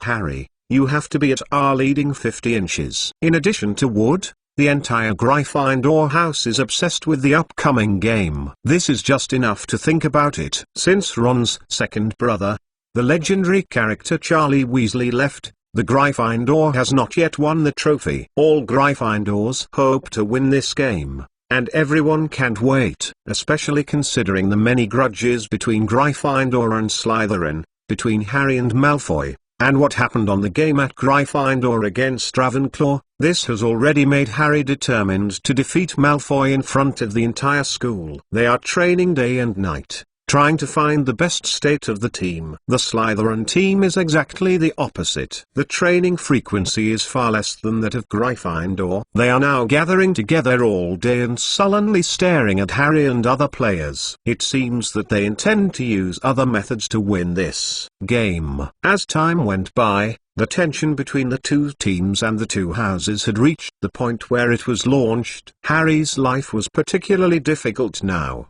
and Wood had already given instructions that Harry had to be there with him wherever he went, in case Slytherin's people couldn't play Harry. Harry's concern for the safety of the fire arrow is more than his concern for himself. When he doesn't need the fire arrow, he locks it firmly in the box and often rushes back to the Gryffindor building during the break. Go check to see if it is still there. Like Harry, Hermione, who is too busy, Avon doesn't have much time. In addition to the pressure of the college curriculum, in order to continue his magic research in the library, he also tried to find a way to sneak into the Elagaclaire. In this regard, Ivan has not made much progress. It is impossible for him to break in directly. In the magic known to Ivan, is there anyone that can sneak into the nest of Aragog under the eyes of hundreds of eight-eyed giant spiders, silently killing? Diet. If you want to come and think about it, it is more feasible to fly directly into it. Ivan had to find his own light wheel 2000 from under the bed. When he didn't have classes every afternoon, he went to the venue to practice flying. Now, the little wizards are often able to see Gryffindor's Quidditch team practicing in the air, while Avon is riding a flying broom and flying slowly under them. Everyone pointed at his behavior and was very curious about what Avon was doing. You know, he has always been the focus of the little wizards, especially in the current Quidditch finals will start this sensitive moment. This action is too suspicious. There are rumors that Avon is the secret weapon prepared by the Gryffindor team. The Slytherins are suspicious, but they dare not harass Avon like Harry and other players. Like Snape, they now ignore all of Ivan's actions. With a lot of practice, Ivan's fear of heights has been somewhat relieved. Even if he can't be as good as Harry's, he doesn't even be able to fly into the air above the flying broom. After mastering certain flying skills, Awin became more and more suspicious of the possibility of using the flying broom to sneak into the Elagaclaire. Carrying a broom with a giant-eyed spider, this picture is just a little funny when you think about it. He didn't go there to do the cleaning. It was impossible to fly in without such a head, and then he couldn't care about anything. He was flying back with the same broomstick. The possibility of success of this method is too low. As time passed, Avon still did not make much progress. On the eve of the game, he had to stop flying practice and completely gave up this method of some Arabian Nights. In fact, all the daily activities in the Gryffindor common room were stopped, and even Hermione put down the books. "I can't study, I can't concentrate," she said nervously. There was a lot of noise around, and Fred and George Weasley said that the sound of life is louder and more exaggerated than usual, to relieve stress. In a corner, Oliver Wood squats in front of the model at Quidditch Stadium with a wand to command the little man on the field to advance and retreat, and mutter something in his mouth. Angelina, Alicia and Katie because of Fred and George. Laughing at the joke, Harry and Ron sat together, and the two of them even avoided Hermione and Avon, always whispering something, and it seemed to be discussing the next day's game. No one cares about the upcoming exam. No one cares about the eight-eyed spider and the horseman in the Forbidden Forest. Only Ivan still thinks about this thing from time to time, thinking that he himself sneaked into the dangerous gloomy eight-eyed spider's lair. Every time Evan thinks this, there is a terrible feeling that there is something big that is struggling to get out of the stomach. Let's relax, Evan, don't think about the horses and the eight-eyed spider. Hermione closed the book at hand, and she seemed to see what Evan was thinking. You told me before, don't give you too much pressure, and you are the same. Regarding the requirements of the Ma people, we can think of ways together. This is not your own business. I know, I am just Ivan argued. Come on. Harry looks more nervous than you. We should have comforted him in the past. Hermione took Ivan and walked over. This time it is really not suitable for studying. There is no way to concentrate. To be continued. V2 Chapter 289 Buckbeak and New Plans. Evan and Hermione went to the fire and heard that Ron was trying to comfort Harry. You will perform well, said Ron. You have a fire arrow, yeah? Harry nodded as if his stomach was groaning. I have a fire arrow,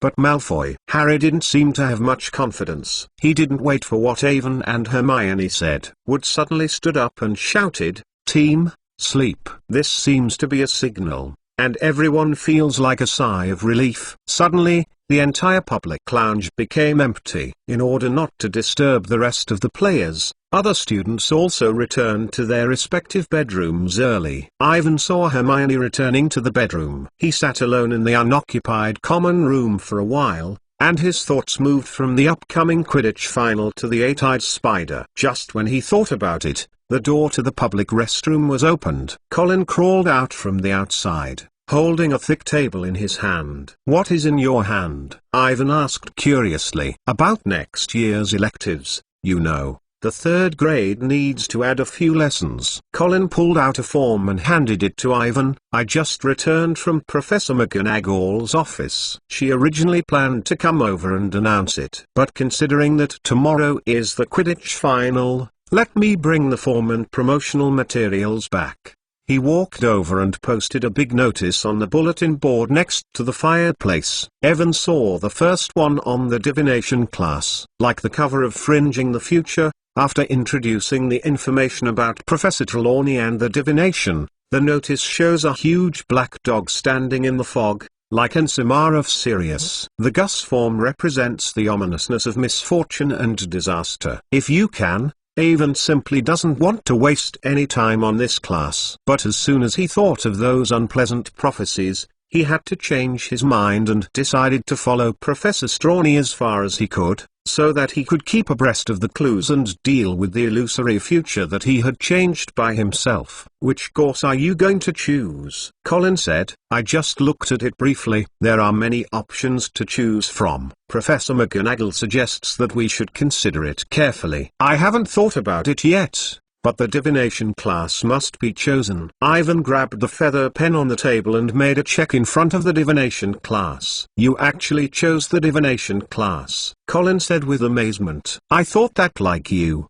Hermione, I always thought that Professor Trelawney was a liar most of the time, but there is no denying that in rare cases, she can really make real predictions, and it is extremely important. This is the reason why I chose this course, Ivan explained. And have to admit that this class is very easy to get high scores. Whether you really see what the future is, as long as you constantly predict that you will encounter misfortune, Professor Trelawney likes to see this. I don't have any idea, but I know that Harry also chose the divination class. Since both of you have chosen, it should not be wrong. Colin also made a paragraph on his own form and asked indefinitely, Tau, right, what class did Harry choose? Looking at him, he seems to be planning to choose the same course as Harry. Although they are very familiar with each other, Colin is still the supporter of Harry's most admired among all the little wizards of Hogwarts, and he is even more fanatical and persistent in some respects than Ginny. Protect magical biology. Hagrid is a professor of this course, and he is always loyal to bringing some bizarre magical creatures to the classroom. Yes, I remembered it. Colin slightly raised his voice and suddenly realized that Hag and his monster friend, the eaglehead called Buckbeak, has winged beasts. I have seen you and Hermione. The articles written, which taught Malfoy Emile at the beginning of the semester, did what I always wanted to do. The eaglehead has a winged beast. Ivan's mind suddenly flashed. Buckbeak is good, but I hope that Hagrid still doesn't bring it to the classroom. It looks terrible. Colin continued, I saw it in the book. The ancient wizards usually used this flying monster travels, and in the Middle Ages Europe, such legends are often circulated, and some people ride on one. Colin began to tell Ivan a legend that he had heard of when he was a child, about the monsters in the eagle-headed horses and the beasts in the Mole world. Ivan can be sure that Colin is absolutely confusing the eagle-headed horse with the magical creatures of the winged beast and the griffin, because the protagonists in these legends are all griffins, a kind of lion like the body and claws. The head and wings of the eagle have the feathers of feathers and coats of the sun. The magic world generally believes that the griffin is the result of the ancient warlocks in a dangerous magic test, which is far more dangerous than the eagle-headed horse. In recent years, through the research of magical biologists, another new saying has emerged, that is, the eagle-headed horse and beast is a descendant of the griffin and the horse, and the male lion and the mare mate to produce the eagle. The head horse has a winged beast. However, the credibility of this statement is very low. It can be seen from the historical documents handed down that the griffin has always despised the horses, so their combination is unusual. There is even a proverb in the medieval magic world, don't try to match the griffin and the horse, meaning nothing. Therefore, as a descendant of the combination of the two, the presence of the winged beast in the eagle-headed horse itself is also a symbol of miracles or love. These are purely academic conjectures. The current magical world has almost never found a living griffin to verify this. This magical creature, which is very famous in history, has long since disappeared and is only circulated in the magnificent myths and legends. There is no need for Evan to talk to Colin. They are not conducting academic research. However, Colin mentioned that the eagle-headed horse has a winged beast and Buckbeak, but he gave him a wake-up. He can fly to Buckbeak. Among the nests of Aragog, there are many shortcomings in the broomstick, such as the inability to carry around, the unstable performance caused by driving, the inability to safely exit after killing Aragog, and so on. There is no such problem in riding Buckbeak. The eagle-headed horse has a high degree of wisdom. It can understand the language and expression of the wizard. It can bring Ivan to the territory of the eight-eyed spider. After everything is done, he will be taken away. Moreover, Buckbeak has a certain attack power. It can help Ivan, instead of Ivan, when he fights with the eight-eyed spider. He will worry about it. Using the eagle-headed horse and beast, Buckbeak, instead of the flying broom, Awen thinks that the idea is more feasible. If it is not too late, he wants to try it now. To be continued. V2 Chapter 290 Dreams and Illusions That Night.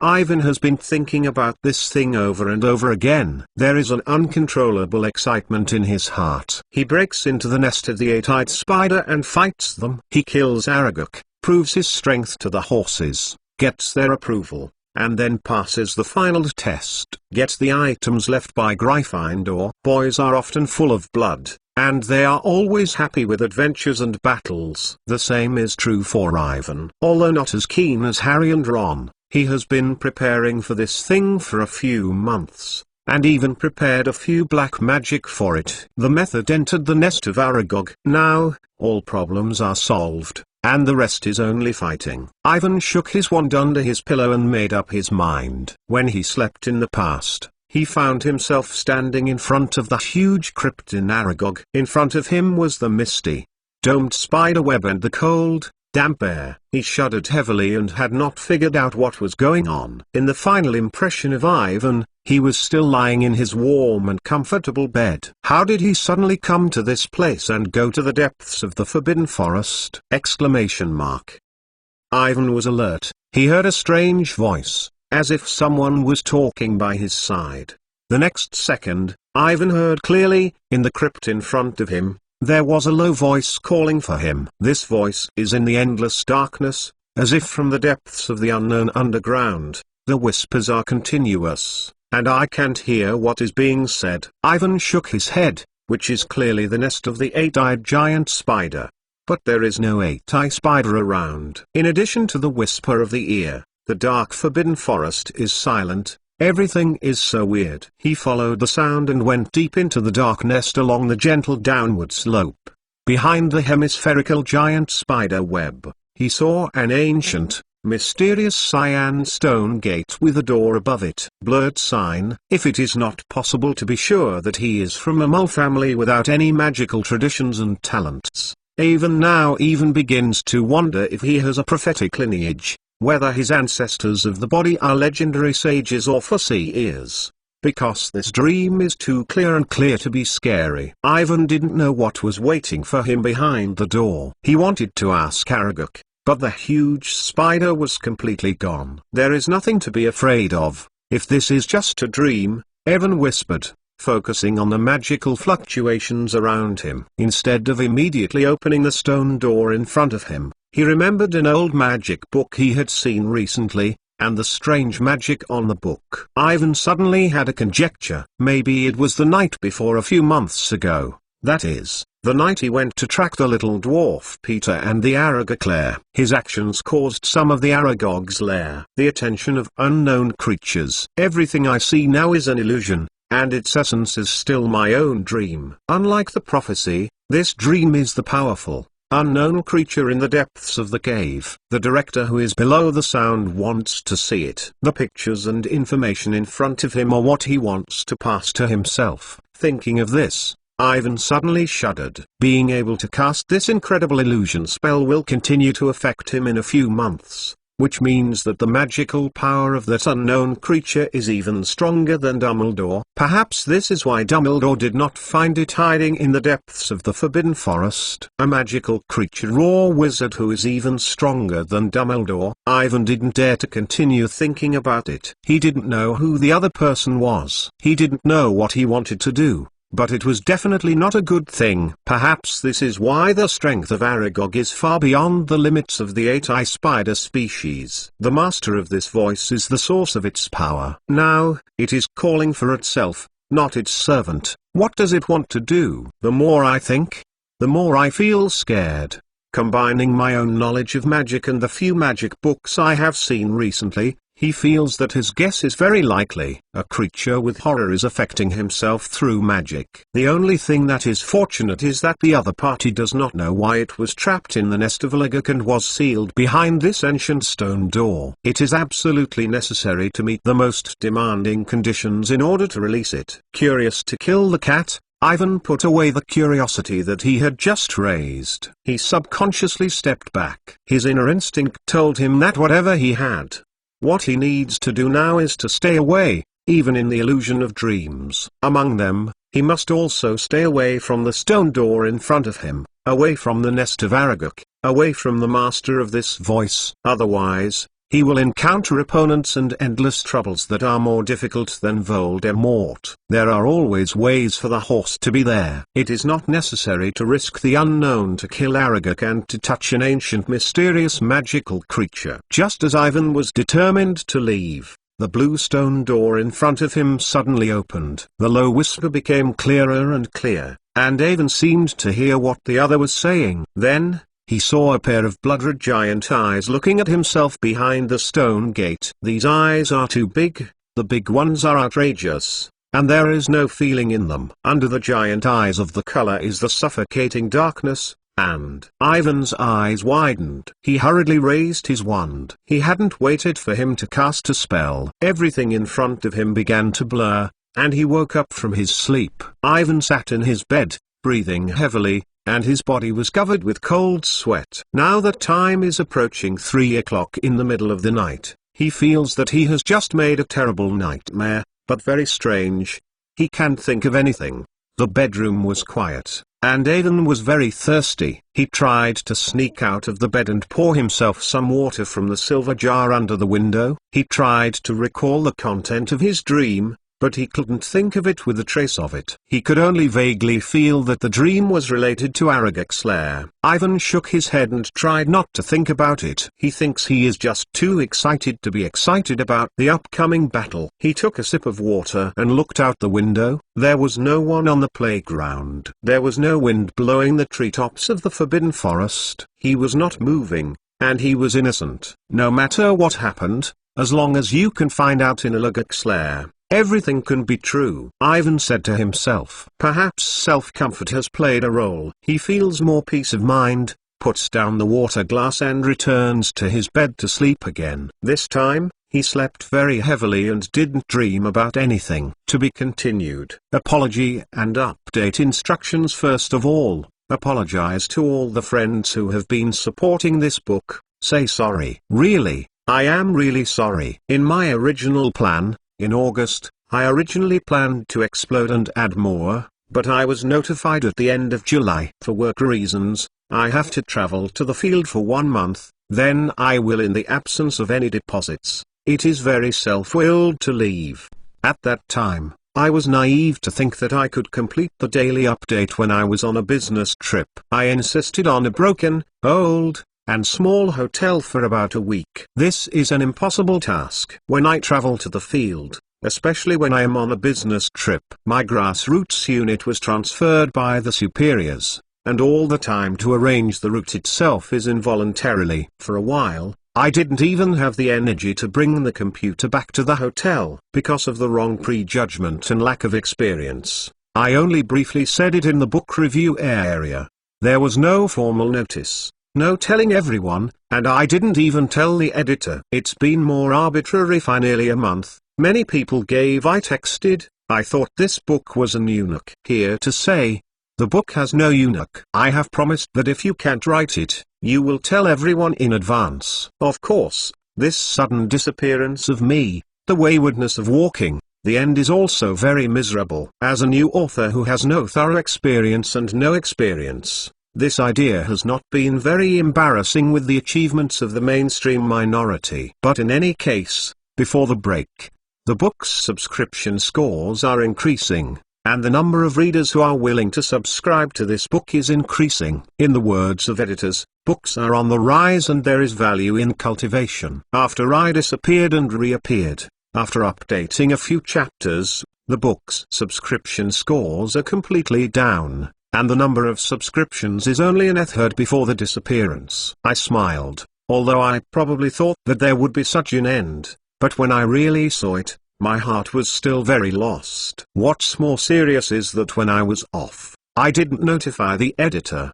During my break, the book was followed by several very important recommendations. In the case of a break, these originally important recommendations are completely wasted. This is even more sad than dropping the subscription. Considering the number of web pages now, the tension of important referrals is obvious to all. In this way, I was wasted. And another bitter fruit is that there is no such thing as the full attendance award and the diligent renewal award that can be expected. What is even more terrifying is that these serious consequences have not been thought of before, and I have always felt good about myself. I probably knew this after the editor contacted me in the middle of the month. To put it simply, a book that has always been good and has cultivated value, because of my arbitrariness, has become a bleak future, and it is difficult to get much improvement in the future. The difficulty has increased linearly. I tried to fight hard after I came back,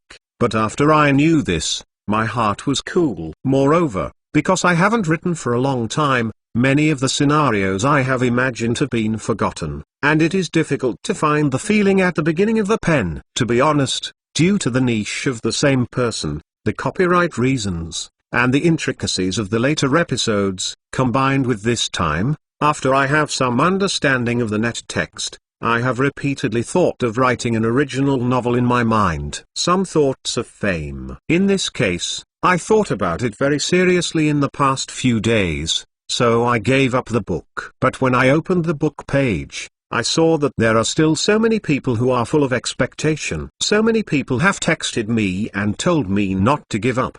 There are so many people who choose to believe. I believe that I will continue to update after I return from business trip. There is no way to make up your mind. Just in the Tangled, start re-ups and start uploading new chapters. Of course, as mentioned earlier, the number of new chapter subscriptions is as expected, and the difference is fine. However, since I started to write, I will settle down and insist on updating. I don't think about other things. I hope that everyone can support them as before. I hope that those friends who leave will see this book still insisting on it and will come back. Suddenly, I said so much in the testimony. I don't know if anyone will watch it. It seems that readers outside the starting point can't see it. Finally, once again, thanks to the friends who have been insisting on not giving up, insisting on subscribing. Thank you, thank you. No matter how you look, you are better than me. I apologize to everyone and review it. I will apologize to the editor for a while. As a newcomer who knows nothing, it is very, very grateful to have such support from the beginning to the end. Yes, the key update problem. In other words, since there is no full-time work, then there is no need to stick to 2 chapters every day. Haha, make a joke. The most recent update, at least in September, is guaranteed to be the same as before the break, and then see the subscription situation is unstable and more. That's it. Also, regarding the readers who have been responding to the problem, because there is very little time for online management, it is necessary to build one after the delay. It is necessary to build one at this time. Everyone, if anyone manages voluntarily, you can comment and contact me, and then announce the group number separately. But seriously, I have always been on WeChat, but I have been studying for a long time, and I haven't understood how WeChat builds and adds people. There is still time limit for the QR code. If someone studies it, I can tell. It is better to have a WeChat group, and communication can be more important. Finally, thank you again! Wait, I just thought that everyone should not vote for the monthly ticket. From a practical point of view, it is completely wasteful to squeeze into the top few people. It is still a waste of money. In addition to the most basic subscriptions, this book has no other requirements, and that's it. To be continued. V2 Chapter 291. On the eve of the final Lycaven, Harry slept very badly that night. Tomorrow's Quidditch final gave him too much pressure, especially he was the key to winning the Gryffindor team. And Harry turned over and made a lot of dreams. At first he dreamed that he had slept for a while, and Wood was yelling, "Where were you? When the game started, you didn't come, we had to use Neville to replace it." Then he dreamed that the rest of the players in Malfoy and Slytherin would ride the dragon to participate in the competition. He ran away without a life, trying to avoid the flames ejected from Malfoy's mount. When he thought he had forgotten the fire arrow, he found that his fire arrow was being held in the hands of Malfoy, and the other party was laughing. Harry was shocked, fell from the air, and suddenly woke up. After a few seconds, Harry remembered that the game had not yet been held, and he was lying firmly on the bed. Moreover, people will certainly not let the Slytherin team ride the dragon to participate in the competition. He rolled over and continued to sleep, and Ron's loud snoring came from time to time, and Harry curled up in the bed, his thoughts gradually blurred. The next day, Ivan had a bad sleep, and he was finally woken up by Colin. "We have to hurry. Harry and the other players have already gone to the auditorium for breakfast." Colin handed Alvin's robes to him. "I asked the wiki to help us occupy 2 positions beside Harry. I want to say good luck to Harry before the game begins." After Ivan responded for a while, he realized what Colin was saying. He slammed his clothes on his body and rushed to the auditorium with Colin. It was very lively, full of noise and applause. People gathered around the rest of the Harry and Gryffindor team, where Professor McGonagall and Sirius were there, and there were even a lot of people from Ravenclaw and Hufflepuff College. They were all against the players. "Send a blessing." Colin hurriedly pulled Ivan into the crowd. Ivan saw him beside Harry. Kujang was whispering something to him. Harry obviously blushed, just nodded. "Good morning, Avon." Autumn quickly noticed that Evan, who was just approaching, had a gentle smile on her face and looked very comfortable. Before she even talked to Ivan, Luna, who was carrying a weird, brisk tune, walked straight. Seeing the crazy girl Luna, everyone subconsciously stepped back. As always, no one is willing to approach her. However, Luna did not seem to notice the anomaly. She sent her blessings to Harry like everyone else, then turned around and discussed the harassment she had encountered this morning. "This kind of creature likes stealth, but if you are willing to help, I think we can catch them." "My father has a very useful little spell," Luna said, with a look in his eyes. "We can write the process of finding and arresting harassment as an article and posting it on the latest issue of the newspaper." "This is a good idea, Luna," Evang said apologetically. "But I have other arrangements today, and I can't accompany you to catch those harassment." According to the plan of last night, Ivan is preparing to use the eagle-headed winged beast, Buckbeak, to fly into the nest of Aragog after the Quidditch final. "I hope that Harry can win the game and no one will notice what he is doing." Evan stepped forward and patted Harry's shoulder, and Harry barely smiled. Ivan turned and saw Hermione waving at herself in the corner. He hurriedly walked over. "Except for Snape and Slytherin, almost everyone is supporting Gryffindor." Hermione stared at Harry and the crowds who continued to greet him, dissatisfied. "I can understand them. The mood, but they are doing this, is putting pressure on Harry. You know, in today's game, he must keep abreast of the movement of the golden snitch, and when Gryffindor leads by more than 50 points, he can catch it." "Calm a little, Hermione, you look like wood now." Avon filled his plate with the fastest speed. "Is it?" Hermione said in amazement. As soon as Avon was ready to say something,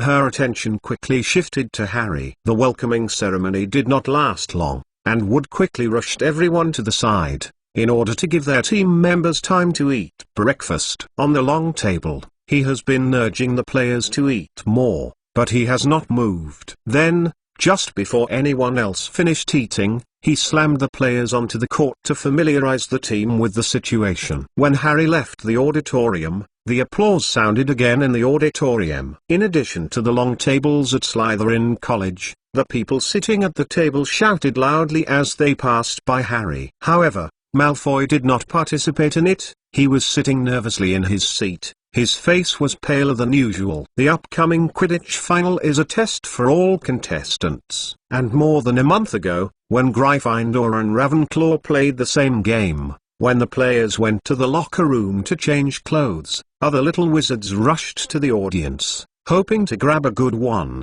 position. This final is destined to be different from all previous Quidditch matches. Except for Slytherin's students, everyone else has a clear support for Gryffindor. At the suggestion of Irvine, Sirius prepared a lot of scarlet roses and a scarlet flag printed with Gryffindor lions. The other wizards also prepared a lot of small flags or large wooden boards, cloth with slogans, such as Gryffindor Success and Lion Wins Cup. Now, as long as you look down from the air, you can see a scarlet ocean. 3/4 of the crowd wear scarlet roses and shouted for Gryffindor. The most striking thing is a huge publicity board behind the Gryffindor Auditorium, with a repeating, lifelike, ever-changing color animated pattern. A Gryffindor lion is running on a green meadow. The player they, ghost flying and swimming rotate around and around the body. A silver snake suddenly appears to want to stop it, but the lion jumps up with an unstoppable momentum and bites in the air. The golden snitch,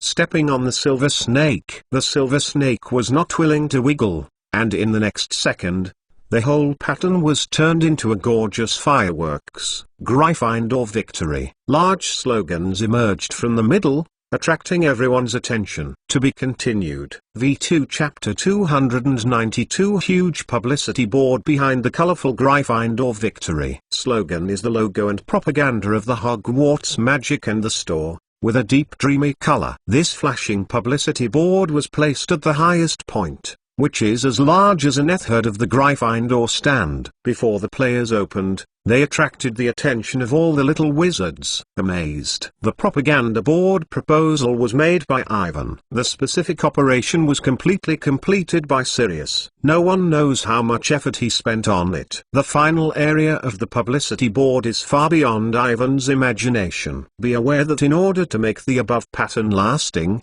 in addition to the need for a large amount of stable magic support, special materials are needed to make the publicity board. These magic sources and the price of the publicity board materials are extremely expensive, so Jin Jialong, who spends a lot of publicity boards, is definitely a big number. Although the investment is not cheap, the effect achieved is obvious to all. The students of the entire Slytherin students all looked pale and resentfully looked across the Gryffindor stand.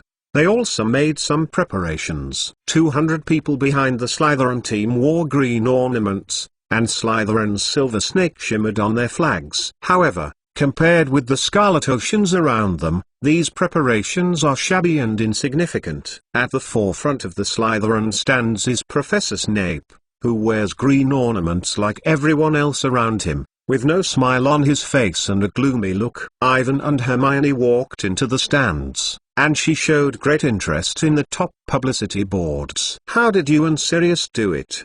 she asked curiously. "Before today, I didn't find you preparing for it. The specific work is all done by Sirius. I am only responsible for the idea," Ivan explained. "I got some inspiration from the professional game of the Mole team. I feel that I can introduce some things properly, always with several merchants of the Hogwarts Magic are also willing to sponsor. We originally planned to use one-time investment to surround the entire edge of the stands with a publicity board, but Professor McGonagall disagreed with this. She thought it was too commercialized. So only one piece of publicity board was produced this time. This is beyond my imagination. How much magic do you put on it?" Hermione said with interest. "But Professor McGonagall is right. It is really not suitable for introducing these things to the school's Quidditch match. Let these patterns move." In the past 2 months, Sirius used more than 300 magical spells. In order to support Harry, he is very willing to do these things. Ivan took out the rose that was just distributed from the door, handed to Hermione. "All Gryffindor supporters must wear this. Everyone thinks that roses can bring good luck." "Rose can bring good luck?" Hermione snorted and smiled. "I heard it for the first time. I always thought that everyone was just sending it on Valentine's Day." Maybe Ivan was too close. Hermione suddenly realized what, and suddenly stopped. "This rose, can I help you wear it?" Ivan asked with courage. "Of course," Hermione replied with a red face. With Hermione's consent, Ivan clumsily helped her put on the rose. Looking at Ivan's look, Hermione's face with a happy smile, under the scarlet rose, looks very amazing, exciting. Ivan felt that she was blushing and her heart was jumping. He heard a burst of laughter behind him,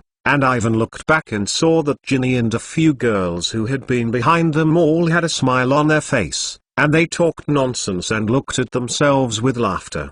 By the time Ivan and Hermione spent a lot of time squeezing through the crowds and getting to the position Ron and Colin helped them, the team had already entered. They just sat in the seat and heard commentator Lee Jordan yelled, "Gryffindor is here." Look at their lineup. Potter, Bell, Johnson, Snape and Weasley brother and Wood. It is recognized that this is the best Quidditch team in Hogwarts for several years. Lee's comments quickly drowned in the snoring of Slytherin's side. Slytherin entered the game and was led by Captain Flint. "Look at it, he has made some changes in the formation. It seems to be winning by size rather than technology." Hearing his comments, Slytherin's voice was louder. However, Ivan thinks that Lee makes a lot of sense. He squinted to see the Slytherin players in the field. Malfoy was the smallest in it, and the rest were tall, and the blocks were similar to Gore and Crabbe. After the captains of the two sides shook hands,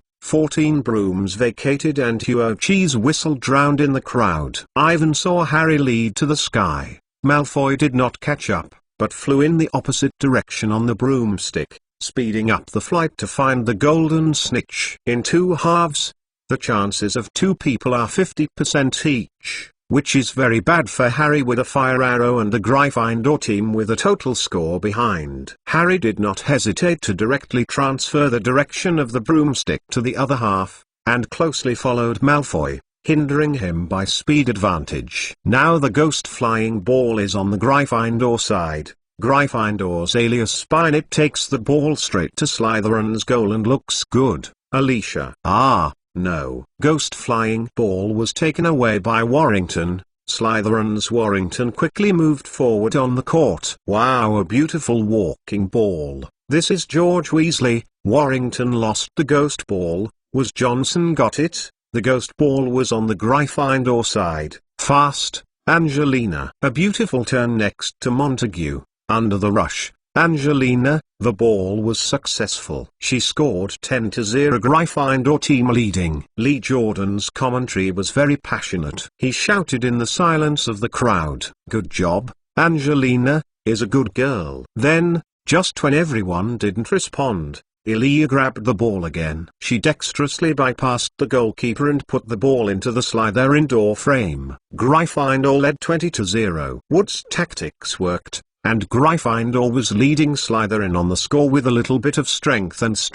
Everyone's performance was so unbelievable that the ghost flying ball had been on the Gryffindor side, and Wood almost saved all the balls. The pace of the game is very fast. In less than 10 minutes, Gryffindor is ahead of the 50th. Now look at Harry's performance. If he can catch the golden snitch before Malfoy, then this year's Quidditch Cup will belong to Gryffindor. To be continued. V2 Chapter 293 Quidditch Final. If Gryffindor wins the game, it will be a new legend. For Harry and the rest of the team, winning the Quidditch Cup will also be a glory, meaning that they will be remembered and their signatures will be permanently stored in the prize showroom. This is almost the highest honor that the little wizards at school can get. You know, not every little wizard can win a special contribution award like Voldemort. Of course, Avon is an exception. Not only did he receive a special contribution award in the first year of school, he broke the record and made himself the fastest wizard to enter the prize showroom in history. Not long ago, he also donated the first-class Sir Merlin Medal to Hogwarts. Anyway, his family did not know what the first-class Merlin Medal represented, and the Awin people did not value this honor at all. Because of this medal, for a long time, Filch's attitude towards Ivan was surprisingly respectful. Ivan is just an exception. Not everyone has the opportunity and strength to fight against Voldemort, Basilisk, Dementors and evil black wizards in the student era. For ordinary students, the Quidditch Cup is their name to enter the prize.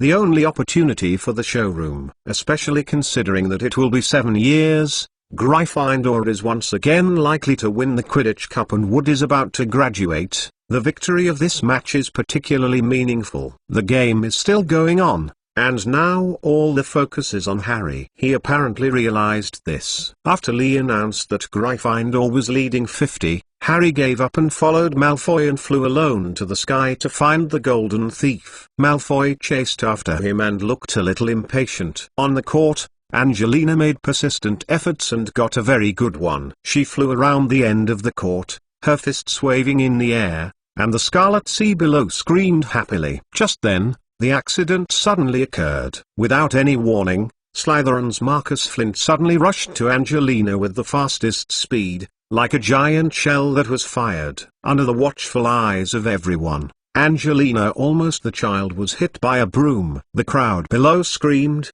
and Flint shrugged his shoulders and explained in an understatement, "Sorry, I didn't see her." It seemed to be a signal that Fred was very dissatisfied with Angelina's attack. After a while, he slammed Flint's back with a bat. Flint's nose hit the flying broom and began to bleed. "Okay." Mrs. Hooch screamed and climbed up to them. The Gryffindor team has no reason to attack the chaser penalty. The Slytherin team intentionally hurts the chasers. Mrs. Hooch's punishment did not stop the anger of both sides. Instead, it made the situation worse, or more accurately, It was originally Slytherin's combat plan. They began to attack the Gryffindor team frequently with various excuses. Everyone is very angry about what Slytherin is doing. Ron was screaming at Flint, and Hermione frowned and wanted to stop him. He heard Lee Jordan yelling, "Damn, you are dirty, deceiving." "Jordan, if you can't just comment."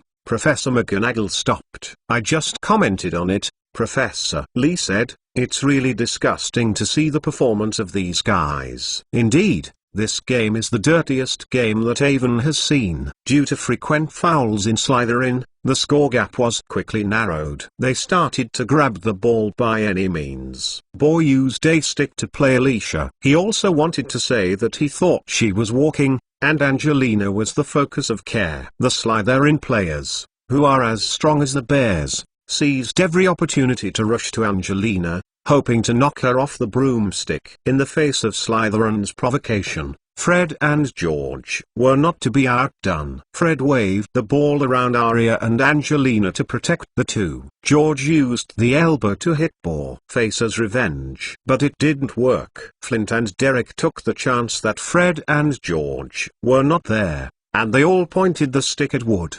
They used the bat to hit Wood's stomach in the absence of the ghost flying ball.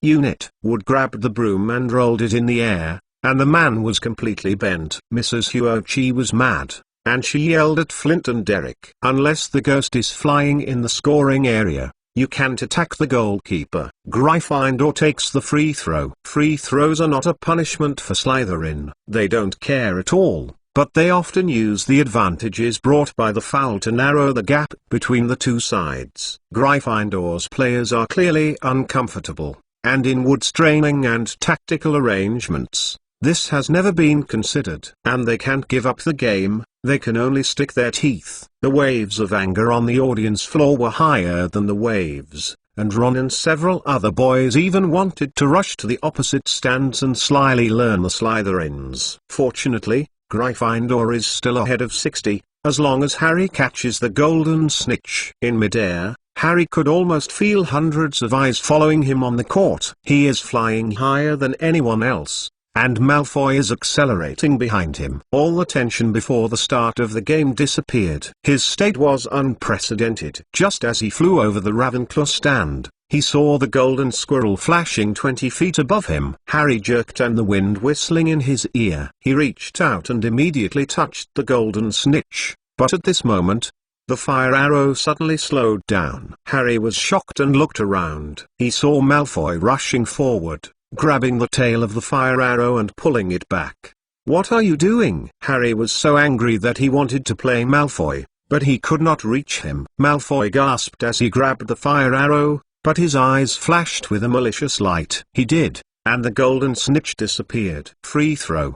Gryffindor's main free throw. "I have never seen this tactic." Mrs. Hooch screamed and flew straight to Malfoy, and Malfoy was sliding back to his light wheel 2001. "You are a deceitful squat." Lee Jordan yelled at the microphone and jumped to where Professor McGonagall could not reach him. "You are a dirty, deceptive miscellaneous." Lee Jordan didn't have to dodge, and Professor McGonagall didn't even bother to stop him. She waved her fist in the direction of Malfoy. Her hat fell, and she yelled in anger. Beside her, Sirius was even more mad. He didn't say anything. He pulled out his wand directly. A red light went from bottom to top and flew straight to Malfoy. No one knew what it was. Curse. This behavior is obviously irrational, but it does match the style of Sirius. All the audience screamed and the voice was dumb. They saw that Sirius' curse was stopped by a silvery light in midair, and the two sides collided with a dazzling light. It was Snape's magic,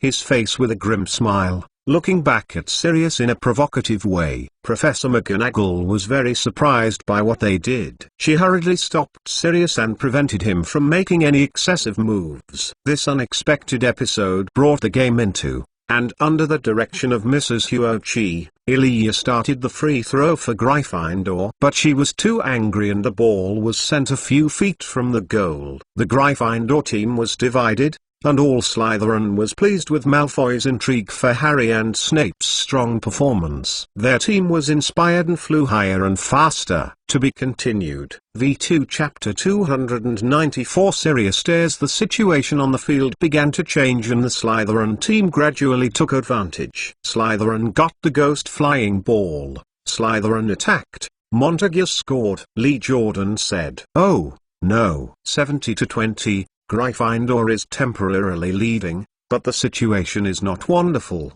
If you can't take a countermeasure, I'm afraid. Awful Slytherin. Despicable Malfoy. Ron waved his arm and shouted in resentment. If Gryffindor oozes the game, I will not let Malfoy go. I swear I won't. It's hard to get. Hermione didn't stop Ron's curse on Malfoy. At this point, she was staring nervously at the height, holding her hand in Evan's arm. Evan didn't remind her that he knew that Hermione must be very nervous, because he was equally nervous, focusing all his attention on Harry's figure in the sky. Just above the crowd, Harry and Malfoy are intertwined. Two people are not willing to give in. Flying brooms and knees often touch each other. Harry seemed to be paying attention, and whatever Malfoy did, he would stop him. "Let's get off, Potter," Malfoy yelled helplessly, because he wanted to turn, only to find that Harry blocked his way. Harry didn't talk, and Malfoy's move to the end of the fire arrow made him very angry. He is now determined to go to Malfoy to win the game and directly confront the body. This move was greatly out of Malfoy's expectations,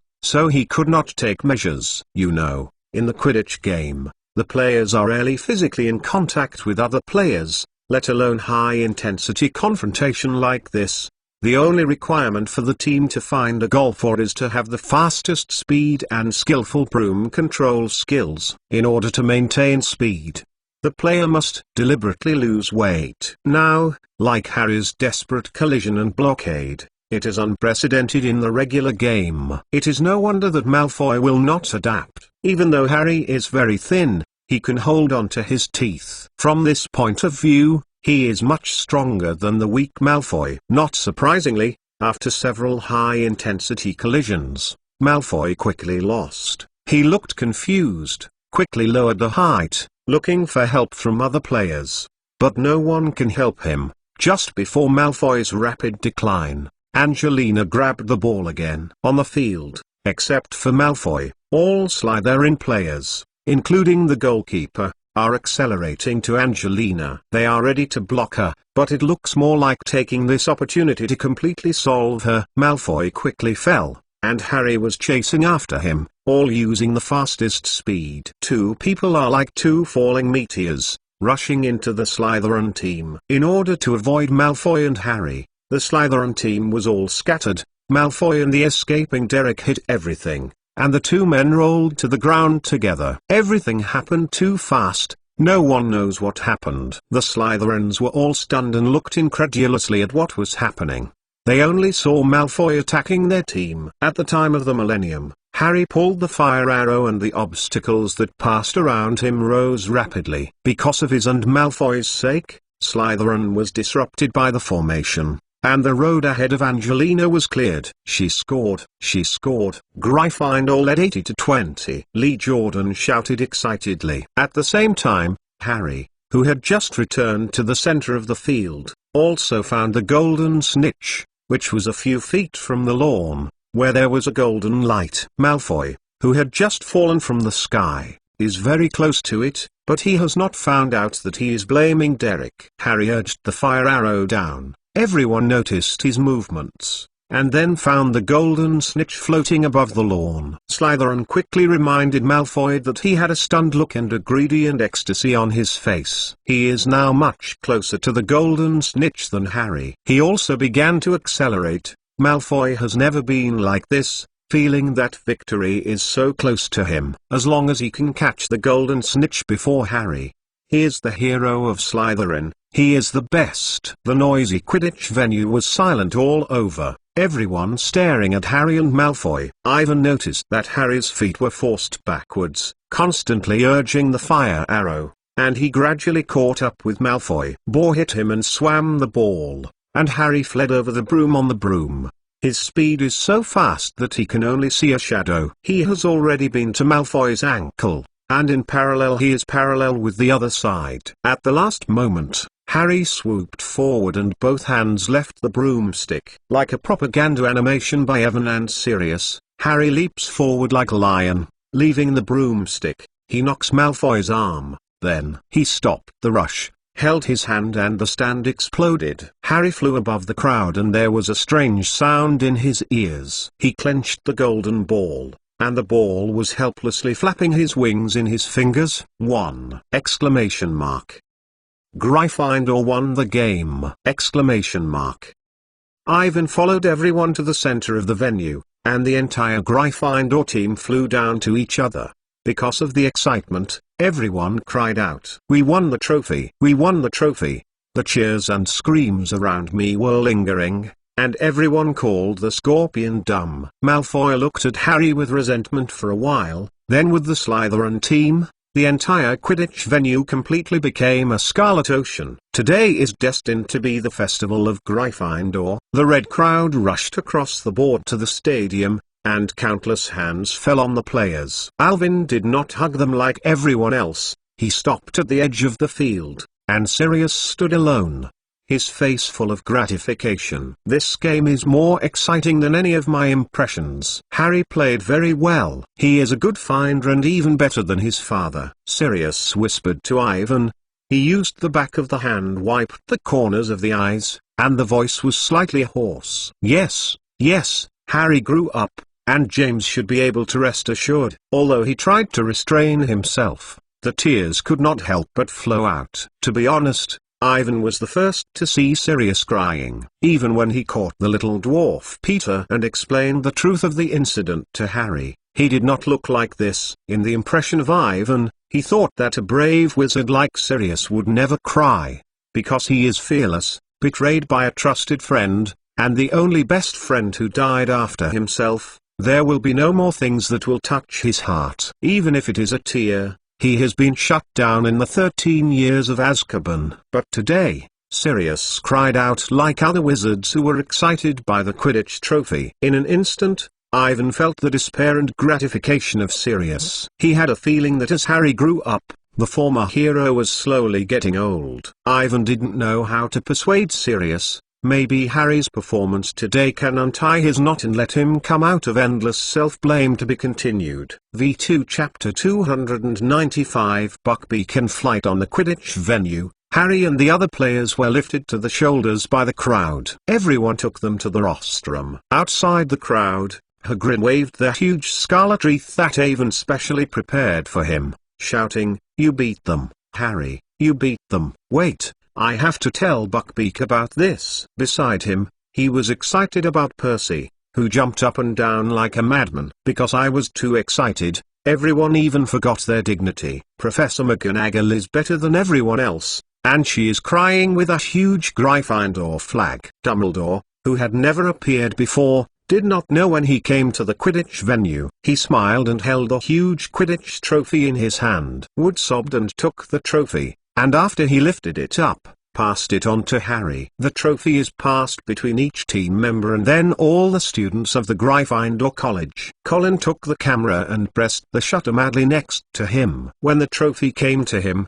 he was so excited that he almost fainted. He asked other people to help him take a picture, but not alone, but asked Ivan to stand with him. According to Colin's words, after listening to the stories he told, Ivan has become a new idol of his brother. This photo will be sent directly to the other party as a gift. After that, Ivan also asked Colin to help him and Harry, Ron, and Hermione take a few photos. Although he didn't care too much about these things, Colin just reminded him that these photos can be used as gifts. Since Ivan alone caught the little dwarf Peter and the experience of saving Sirius was published in the Daily Prophet, he was inexplicably more admired, most of whom were younger than Colin's younger brothers. Little Wizard. Many people began to write letters to him on a regular basis and mailed him a greeting card on Christmas Day. However, most of them are fresh at the moment, and the children are the most forgetful. After a few months, Ivan did not have any reply. and they gradually stopped sending letters to him. The only exception is a 10-year-old girl from France named Gabrielle Dracule. She writes 2 letters a week, regardless of whether Evan has replied. In addition to the very full 3-letter papers written in it, it also comes with pictures, photos and some small gifts for Ivan. This perseverance makes Ivan very shameful. So when Colin said that he would give the photo to his brother to make a gift, Ivan thought of Gabri. Although today's game has nothing to do with him, he promised that the other side would introduce her friends to her. The grand celebration of Gryffindor's victory in the Quidditch trophy has been going on for a long time. In addition to Professor McGonagall, Sirius, Hagrid, there are many students from Ravenclaw and Hufflepuff to Glan Fendo's communal lounges added to it. Ivan saw Cedric and saw the Autumn, but did not see Luna. According to other people, she did not even go to watch the game, but a person looking for harassment in the castle. Ivan remembered that this morning, Luna also invited herself to accompany her to find harassment, although he is not interested in it. But it is a good excuse. He did not delay in the party for too long, and went to the common room by looking for Luna. Ivan went straight to the venue outside the castle. He had just inquired about Hagrid, and Buckbeak was shackled outside the cabin. Ivan is not going to go too far. He is just going to try it out today. It is feasible to take a ride on Buckbeak to sneak into the 8-eye spider. If possible, he needs to develop a detailed plan. At the very least, tell this to Sirius and ask for his help. It is not too long before the end of the semester, and time is already very urgent. According to the normal trajectory, Voldemort will regain his strength at this time next year and return to it. Although the story has been changed by Ivan, no one can say what will happen. Even without the help of the little dwarf Peter, Voldemort can't always stay in the shadow of the Albanian forest. And the new prophecy of Professor Trelawney is very worrying. With this in mind, Ivan had to speed up. As he thought, he walked quickly to Hagrid's cabin. Buckbeak was shackled behind a fruit tree in the pumpkin field, and the huge wings were folded tightly around the body. As Ivan approached, it was enjoying a dead snow in front of it, which is its favorite food. When he heard the footsteps, Buckbeak looked up and fierce orange eyes glared at Evan. After discovering the person he was familiar with, he refocused his attention on the food in front of him, licking, and spitting a few snowy bones on the ground. Ivan walked into Buckbeak and untied the rope for it. Although before that, he never rode a eagle-headed horse with a winged beast, but knows the specific method of operation. He has listened to Hagrid, Harry, Hermione, and they have said countless times. First of all, you have to stare at the eyes of the monster to gain its trust. The trick is not to blink frequently or close your eyes. Otherwise, the eagle-headed beast will have doubts and think that you are not credible. After getting the most basic trust, it is to pay tribute to each other. The easiest way is to say that, in Haag, this is polite. If the eaglehead has a winged beast and returns to you, then you can touch and ride it. It doesn't look too difficult, especially Ivan and Buckbeak are already very familiar, making the whole process easier. Ivan is close to Buckbeak and looks at it with its scary orange eyes. It stood up, gently shaking the furry, big, pointed head and staring at Evan curiously, not sure what he was going to do. Ivan slightly bowed, and Buckbeak looked at it. After a few seconds of stalemate, he suddenly bent down his scaly front knee, sinking and salivating him. Ivan's heart was loose, and he walked over and placed one foot on Buckbeak's wings, climbed to its back, and sat behind its wings.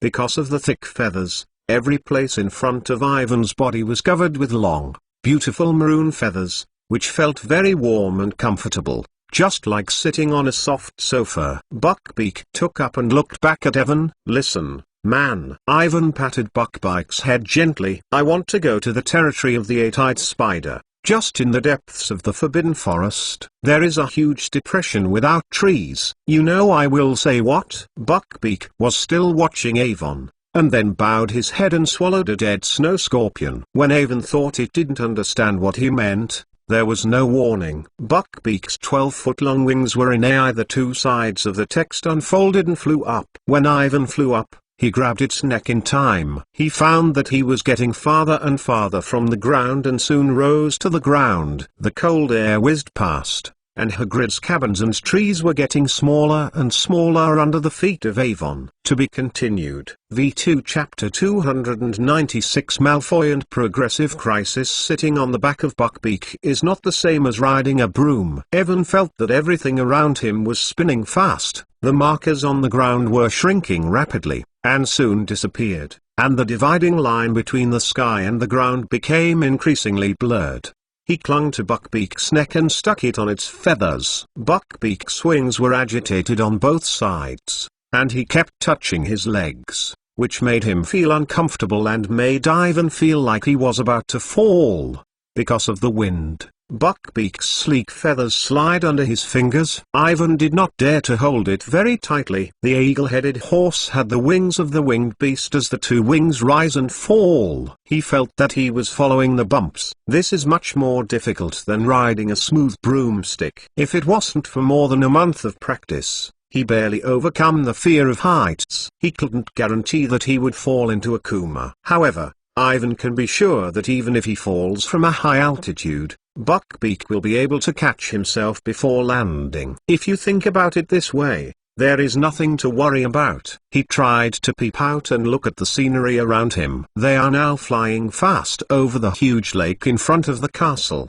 which is as fast as it is, faster than the fire arrow. As Buckbeak spread his wings and white clouds fluttered by his side, Ivan felt that he was dancing with the wind, which was a wonderful experience. Soon, he discovered the advantages of riding an eagle-headed horse with a winged beast. In addition to being extremely fast and flexible enough, it is also easy to hide the figure. Looking up from below, I can only see an eagle-headed horse with a winged beast flying through the air. I can't see Evan, which is underneath its thick feathers. Moreover, these thick feathers can help Ivan to withstand the cold winds of the sky and keep the temperature so that he does not freeze his body because of flying. Needless to say, Buckbeak itself has a certain attack power. Fighting for a while, it can help Evan deal with the eight-eyed spider and the potential dangers. If the comfort level can be improved, it is perfect. Pack flies in the direction of the Forbidden Forest to the territory of the eight-eyed giant spider. Ivan shouted, "Our destination is the depression, the nest of Aragog." Just as Avon and Buckbeak approached the nest of Aragog, the edge of the territory of the eight-eyed giant spider, the Malfoy, Gore and Crab, also appeared there. They passed under a huge fallen tree trunk covered with green vines. The ground was full of gravel and unknown plants. The thick moss was very uncomfortable to step on. Almost let Gore slip. He hurriedly helped Crab stabilize his body. The two people's breathing was quick and heavy, and they looked at the scenes that were getting a bit strange, and their faces were full of fear and worry. Even if they are stupid, they know that the swelled muscles can't cope with the eight-eyed spider. "Draco, we..." Gore's voice trembled, his small, dull eyes swimming back and forth in the nearby bushes, for fear of what was being drilled from inside. "What?" Malfoy replied dully, "Not even back. I think, we can't go any further." Crab pushed Gore and pushed him. The two exchanged their eyes. He said in a near-pleasant tone, "There are all dangerous eight in the vicinity." "Spider," Professor Black said. "Shut up, Gregory. Don't pretend to be black." "Black, like the Weasleys, is a scum of a pure-blooded wizard," Malfoy snapped. "Oh, I can see it, the abominable Black, the hateful Potter, and the more odious Mud Mason, all things are behind them." "Draco, the eight-eyed spider is very dangerous. We are approaching their territory." Clark swallowed and hurriedly persuaded him, "Gregory is right, let's go back, they are always there." "May come out." "You shut up, Vincent," Malfoy said disgustedly. "I know what I am doing." "We just come out and look for stupid spiders. Do you think I will be defeated by them?" "Well, you two just follow me at the end." Malfoy held the wand in his hand and broke the branches on the ground with resentment. "But this is the edge of the Forbidden Forest. The eight-eyed spiders that can appear are very weak. They are just bigger spiders. The three of us can cope with it," Malfoy explained impatiently. "In the past few in the month, you also killed a lot." Seeing Malfoy's appearance, Gore and Crabbe did not dare to refute. They all know that at this time they still provoke Malfoy less. In fact, after losing to Gryffindor, all Slytherin students questioned and dissatisfied with Malfoy's performance on the court. They didn't understand why Malfoy was going to interfere with Harry's other team members against Angelina. Stop. Although Malfoy has explained it many times, he is avoiding Harry's physical collision, but this explanation cannot be understood and sympathized in Slytherin. For most people, it was because of Malfoy's stupidity and cowardice that they lost the crucial final. Although it is because of the momentum of the Malfoy family, no one dares to openly blame and question him. It is that kind of eyes that look very unpleasant. Just as the Gryffindor carnival, the atmosphere in the Slytherin common room was dull and tense, and weird emotions spread in it. When Flint and the other players were preparing to review them in turn, Malfoy let Gore and Crabbe out of it. He is mad, and if possible, he would rather have a duel with Harry. In fact, he can't even find Harry's figure now. Malfoy wandered around the castle aimlessly, thinking of a series of recent unsatisfactory things. The Quidditch final that just lost, hurting himself, Buckbeak escaped the punishment he deserved, and died against Harry and his godfather, Sirius Black. Reunion, and the advice of his father and Professor Snape to himself, etc. The more he wants to come, the more he feels that his recent luck is so bad that everything starts to reverse after Christmas and the situation is getting worse. After hearing a few Hufflepuffs in the library and talking about the Quidditch competition and the grand carnival held in the Gryffindor common room, Malfoy's face was left and he decided to go to the Forbidden Forest. Eight-eyed giant spider vented. Through a few months of fighting, the combat strength of the little wizards has increased dramatically. With the help of others, Malfoy also killed more than 38 eye spiders in a row. This number of kills is also one of the best among all the little wizards in Hogwarts, even more than most seniors. It is enough to make him proud. Although there is no professor to accompany him today, Malfoy does not think that he will encounter any danger. Although he is angry, he still has reason, knowing that as long as he does not go deep into the territory of the eight-eyed spider, he will not encounter any danger. What he needs now is to vent his anger by killing life. But what is strange is that today I don't know what is going on. Malfoy and Gore and Crabbe have been looking for a long time outside the Forbidden Forest, and they don't have to see the shadow of an eight-eyed giant spider. These guys, which are extremely common in the past, seem to have disappeared. To be continued. V2 Chapter 297 Malfoy, who is about to become food. The Forbidden Forest is quiet. There is no trace of sound. Under the cover of dense foliage, the dim, light green sunlight looks hard to make people happy, and there seems to be a crisis hidden in the shadow of the trees. Malfoy, Gore and Crabbe did not speak, and only the sound of their sparse leaves on the leaves. The tension and anxiety were getting stronger and stronger. The original anger gradually disappeared, and his heart was retreating. Recklessness without purpose is not the style of the Malfoy family. If it was not the dissuasion of Gore and Crabbe,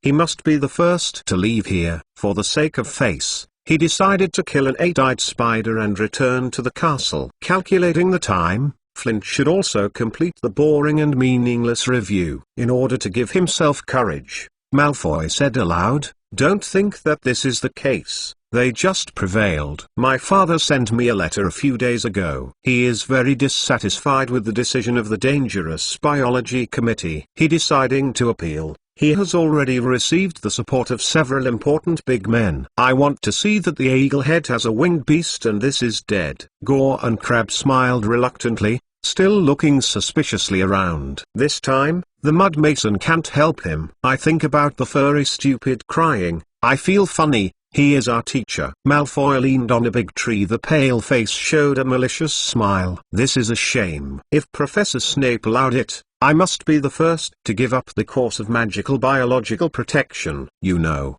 my father always thought that Dumbledore management method. There is a problem. After killing the Eaglehead and the winged beast, it is followed by—" When he didn't finish his words, he saw that Gore and Crabbe suddenly looked back at himself. They seemed to have something and they looked terrified and their eyes were all the biggest. "What, the other two of you?" Malfoy said suspiciously. "You don't think that the noble Malfoy family will be beaten by a few poor worms and mud like other idiots in the school? I tell you, this is absolutely impossible to be borne up above, Draco." Crabbe's voice was somewhat distorted. Beside him, Gore trembled and pointed at Malfoy's head. There seemed to be something in the scorpion. He couldn't speak for a long time. Seeing the appearance of two followers, the ominous premonition rose in the heart of Malfoy. He swallowed his throat, clenched his wand in his hand, slowly raised his head and looked up at the top of his head along the eyes of Gore and Crabbe.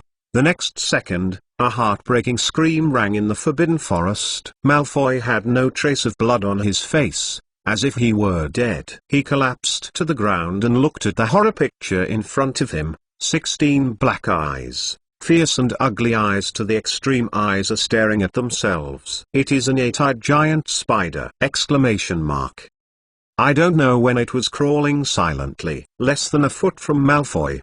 He can even see the fluff on his body. Even more terrifying is the size of this 8-eyed giant spider. It is bigger than any of Malfoy's past, and the sharp spurs are chilling, and 8 hot spider legs dance around. Nausea, panic, despair. Malfoy had no idea what to say to describe his current feelings. He subconsciously raised his wand in his hand and flew out with a faint green glow. This is the magic that Snape taught him alone. It is very useful to deal with the 8-eyed spider. This is why he dared to break into the forest without being accompanied by a professor. However, because it was too flustered, the spell flew past the body of the 8-eyed spider, which was close at hand, and did not play any role. A scalp-sounding sound. The 8-eyed giant spider rushed toward Malfoy along the trunk. In a panic, Malfoy is another curse, trying to block it from approaching himself. Just as the 8-eyed giant spider rushed down to him, more than a dozen 8-eyed giant spiders were drilled out of the surrounding trees. Crabbe and Goyle stupidly turned around in the same place, frantically looking around. "Damn, this is a conspiracy. We are surrounded by the 8-eyed giant spider." Malfoy pointed his wand in his hand and screamed, "You two stupids, don't stupidly stand there. Hurry to find ways to." When he heard Malfoy's order, Gore was completely overwhelmed. Crabbe did not use his own wand. Instead, he picked up a branch from the ground and confronted the 8-eyed spider that was approaching. He stretched his arm like a fool. Same. Malfoy had no time to take care of the two idiots beside him. He wanted to run away, but the 8-eyed spider in front of him was tightly entangled in him. Although its size is huge, it is very mobile. Malfoy's magic all fell aside and didn't make any difference. Despair gradually occupies the heart. Now everyone is in the castle. No one knows that they are in the Forbidden Forest, and no one will come here to save them. Malfoy was distracted, and the right arm of the wand suddenly burst into pain. He was bitten by the 8-eyed spider, and his position was attacked by Buckbeak. But this time, it is no longer a deep and long mouth, but a narrow and short open wound. In fact, even the blood inside the wound did not flow much, but it was even more deadly. The big scorpion of the 8-eyed giant spider is poisonous, and the blood at the Malfoy wound quickly becomes a strange green. "Help! I am going to die!" he screamed and threw away his wand. But no one can save him. Gore and Crabbe are all caught by the 8-eyed spider. They are both heads down and struggling. They are tightly held by two 8-eyed spiders with the first two furry long legs. Clamp the ground and drag it to the center of the forest. No accident. They will become food. Since the small wizards of Hogwarts and the 8-eyed giant spiders have fought all over the world, the 8-eyed giant spider has suffered heavy losses. Together with the last fire of Ivan, human beings have become their deadly enemies. Hagrid also said this to Ivan in a few days, and Aragog has not met him now, and the descendants of the 8-eyed spider have even begun to attack him. This situation has never been borne before. Aragog has completely fallen and become an enemy of the wizard and Hogwarts. In this almost all-out battle, they naturally will not refuse the raw meat delivered to the door.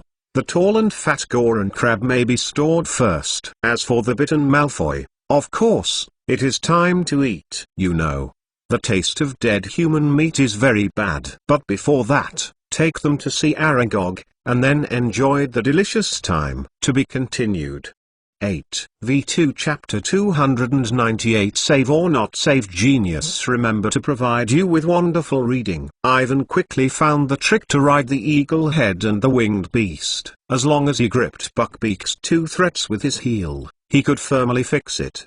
The huge wings flew beside him, and he tried to loosen his hands around Buckbeak's neck. There is no other discomfort except for the slight coma that rises from time to time. Instead, he feels he is getting more and more adapted. Compared with the broom that is difficult to master, he is more suitable to use the eagle-headed horse and beast for high-altitude flight. They followed the airstream and entered the forbidden forest from the air. Through the clouds under his feet, Ivan saw large trees. The scenery in front of him, he has seen countless times at the top of the castle. But because of the difference in angle, the feeling is completely different. Watching the forbidden forest from the top down, the continuous, invisible trees, and the towering ancient trees are more shocking and immersed in the greatness of nature. However, before I waited for Ivan to appreciate it, the trees in front of me began to become sparse, as if they had been dug up by people. The color of the trunk gradually appears unhealthy gray. Here is the territory of the eight-eyed giant spider. In the corner, a few eight-eyed giant spiders slowly climbed out from the hidden shadows. They watched the visitors who were not coming over the territory with vigilance. Evan hurried down and squatted on Buckbeak, After discovering that the intruder was only an eagle-headed horse with a winged beast, the eight-eyed giant spiders who were in charge of the alert slowly retreated back and re-hidden in the darkness. As a relatively common species in the Forbidden Forest, although there are few eagle-headed horses with winged beasts breaking into the territory of the eight-eyed giant spider, it is not absolute. They did not find Avon, who was sitting on the back of Buckbeak, and did not inform Aragog and the other eight-eyed spiders to defend. Relying on Buckbeak, Ivan was not found to have successfully sneaked in, and his plan was successful. They flew past the center of the eight-eyed giant spider, and Ivan explored his head and took advantage of the gap between Buckbeak's wings and carefully observed the nest of Aragog. He has never been here since a fire a few months ago. With the deepening, the scenery in front of us is more and more shocking. It was completely different from the time when he came last time. In the core area of the eight-eyed giant spider land, it is difficult to see the trees on the ground, as if it was swept by a tornado, and it was corroded by something. Even the soil all turned into dark gray, intermittently revealing a few reds. The white spider web, the animal's cheekbones, and the traces of the destruction can be seen everywhere. Looking down from the sky, the alcove's lair is recessed deep into the depths of the earth. Irregular folds and gullies are filled. Among them, it looks very strange. There are no thick leaves on the ground, and the black, dull sand seems to have a film on the surface. Even in the high altitude of a few hundred feet, the air, the smell of leaves, dirt and raw meat, and the smell. The most striking thing is the entrance to the nest, the huge hemispherical spider web. It seems to be huge at all times, and it is densely packed with dead bodies of various animals. Among them, Ivan even saw the body of a horseman. He was placed in the most eye-catching position and seemed to be demonstrating to the intruder. In the nest, the faint, milky white mist emerges from the inside, as if it were a crater. If it looms, it will blow the smell to the entire concave land. The scene in front of me was too horrible, and the fire that Avon had seen a few months ago seemed to open a door to hell. Now that Aragog has fallen, it is not constraining its own children and grandchildren, but succumbing to instinct and becoming a dark creature that knows only murder. Even worse, its murderousness has destroyed the balance that Hogwarts and the Forbidden Forest should have. The revenge of the eight-eyed giant spider almost made it a human purgatory. The actual situation is even worse than the news obtained by the Malaysian investigation. It is necessary to stop the eight-eyed giant spider from continuing to wreak as soon as possible, and Aragog must also be eliminated. In addition to the corpses that can be seen everywhere, What makes Avon worry is that he feels a hint of dark magic from the fog floating in the nest of Aragog. Black magic, will it be Voldemort? Ivan shook his head and learned from himself about Voldemort. The other party can't use the evil black magic to control, influence, and transform the eight-eyed spider. But when there is time to cast these magic, he may be more inclined to use the curse. Solve the enemy directly. In the words of Dumbledore, Voldemort despised life and feared death. This is his greatest weakness. To his own, he believes that death is the greatest fear for all. Killing the curse is Voldemort's favorite spell, not other complicated, evil black magic. It will not be Voldemort to leave this black magical atmosphere. What's more, he is now impossible to get close to Hogwarts. If it wasn't Voldemort, who would it be? Ivan thought that there might be an unknown existence in the nest of Aragog. This is only his guess. I don't know why. He feels that he should know more and more important information, but he can't remember it. Just as those bodies are covered by the misty mist in front of them, the dreams that have been forgotten by themselves seem to be related to this. Ivan couldn't remember the dreams, but in any case, the sights in front of him were enough to tell Dumbledore to let him come forward to deal with these eight-eyed spiders. Buckbeak took Ivan and flew around Aragog's lair a few laps. After Ivan remembered most of the hidden spots of the eight-eyed spider, they began to return to the castle. Just then, Ivan saw an eight-eyed giant spider team approaching the center. Because there is no occlusion of trees, he sees it very clearly. This squad consists of 12 or 3 eight-eyed spiders, and the leading spider is significantly larger than its companions. Behind it, several spiders dragged 3 little wizards wearing Hogwarts uniforms and robes: Malfoy, Gore and Crabbe. Damn, what are these 3 guys doing? Ivan was shocked and slipped on Buckbeak's back. Malfoy, 3 of them are not good at the castle. How can they be caught by the eight-eyed spider? Now how to do? Going to save Malfoy? This is simply a joke. Just in addition to not seeing Aragog, Ivan found that the number of eight-eyed spiders hidden nearby is definitely not less than 100. Once they fight and alarm them, the consequences are absolutely unimaginable. What's more, no matter what angle, Ivan has no reason to risk Malfoy. Think about it. If it is his life's danger, Malfoy will not be found in the conscience, and it is even more impossible to save him. If you leave it alone, or leave it to notify other people, then from the current observation, in a few minutes, Malfoy 3 of them will become a new collection of the huge spider online. Ivan can be sure that if he hears that Malfoy is dead, he will certainly not feel sad. But witnessing Malfoy's death in front of him is completely different. To be continued. Mobile users, please browse to read, a better reading experience. V2 Chapter 299. Dive to Buckbeak. Below, Gore and Crabbe cry out loud. They are still struggling desperately, but they can't shake the furry, slender spider legs of the eight-eyed spider. Beside the 2 people, Malfoy was pale and unconscious. None of the 3 of them saw the eagle head in the sky, the winged beast, not to mention the Evan sitting on the back of Buckbeak. If you leave like this, no one will know that he has been here. Ivan hesitated. No doubt, he did not like Malfoy. But let him see death, watching Malfoy go to death. But he can't do it anyway. Just like 20 years ago, Harry's father, James, saved Snape from the wolf population. In the original plot, Harry saved Malfoy and Gore from the fire. This has completely exceeded the personal likes and dislikes, and is related to one's nature and conscience. Saving or not saving, it seems difficult to decide. But for Harry, for Avon, for true Gryffindor, there is always one answer. Let's go down, Buckbeak, Avon shouted, pulling out his wand. Being risky to save Malfoy. I am absolutely crazy. On the ground, Malfoy, Gore and Crabbe have fallen into despair. Not surprisingly, they are about to become the food of the eight-eyed spider. When the school rescue arrives, only the forest bones can be found, or the remaining half of the body is eaten. Thinking of such a picture, Malfoy was not willing to lift his hand and quickly fell down. He feels that vitality is rushing, and he is likely to die at any time. Just today, he finally paid the price for what he did. Just as he had given up, an eagle-headed horse with a winged beast leaned into the group of 8-eyed giant spiders, and the brown steel claw caught a giant spider and shredded it directly. The green liquid splashed on Malfoy's face and made him wake up a bit.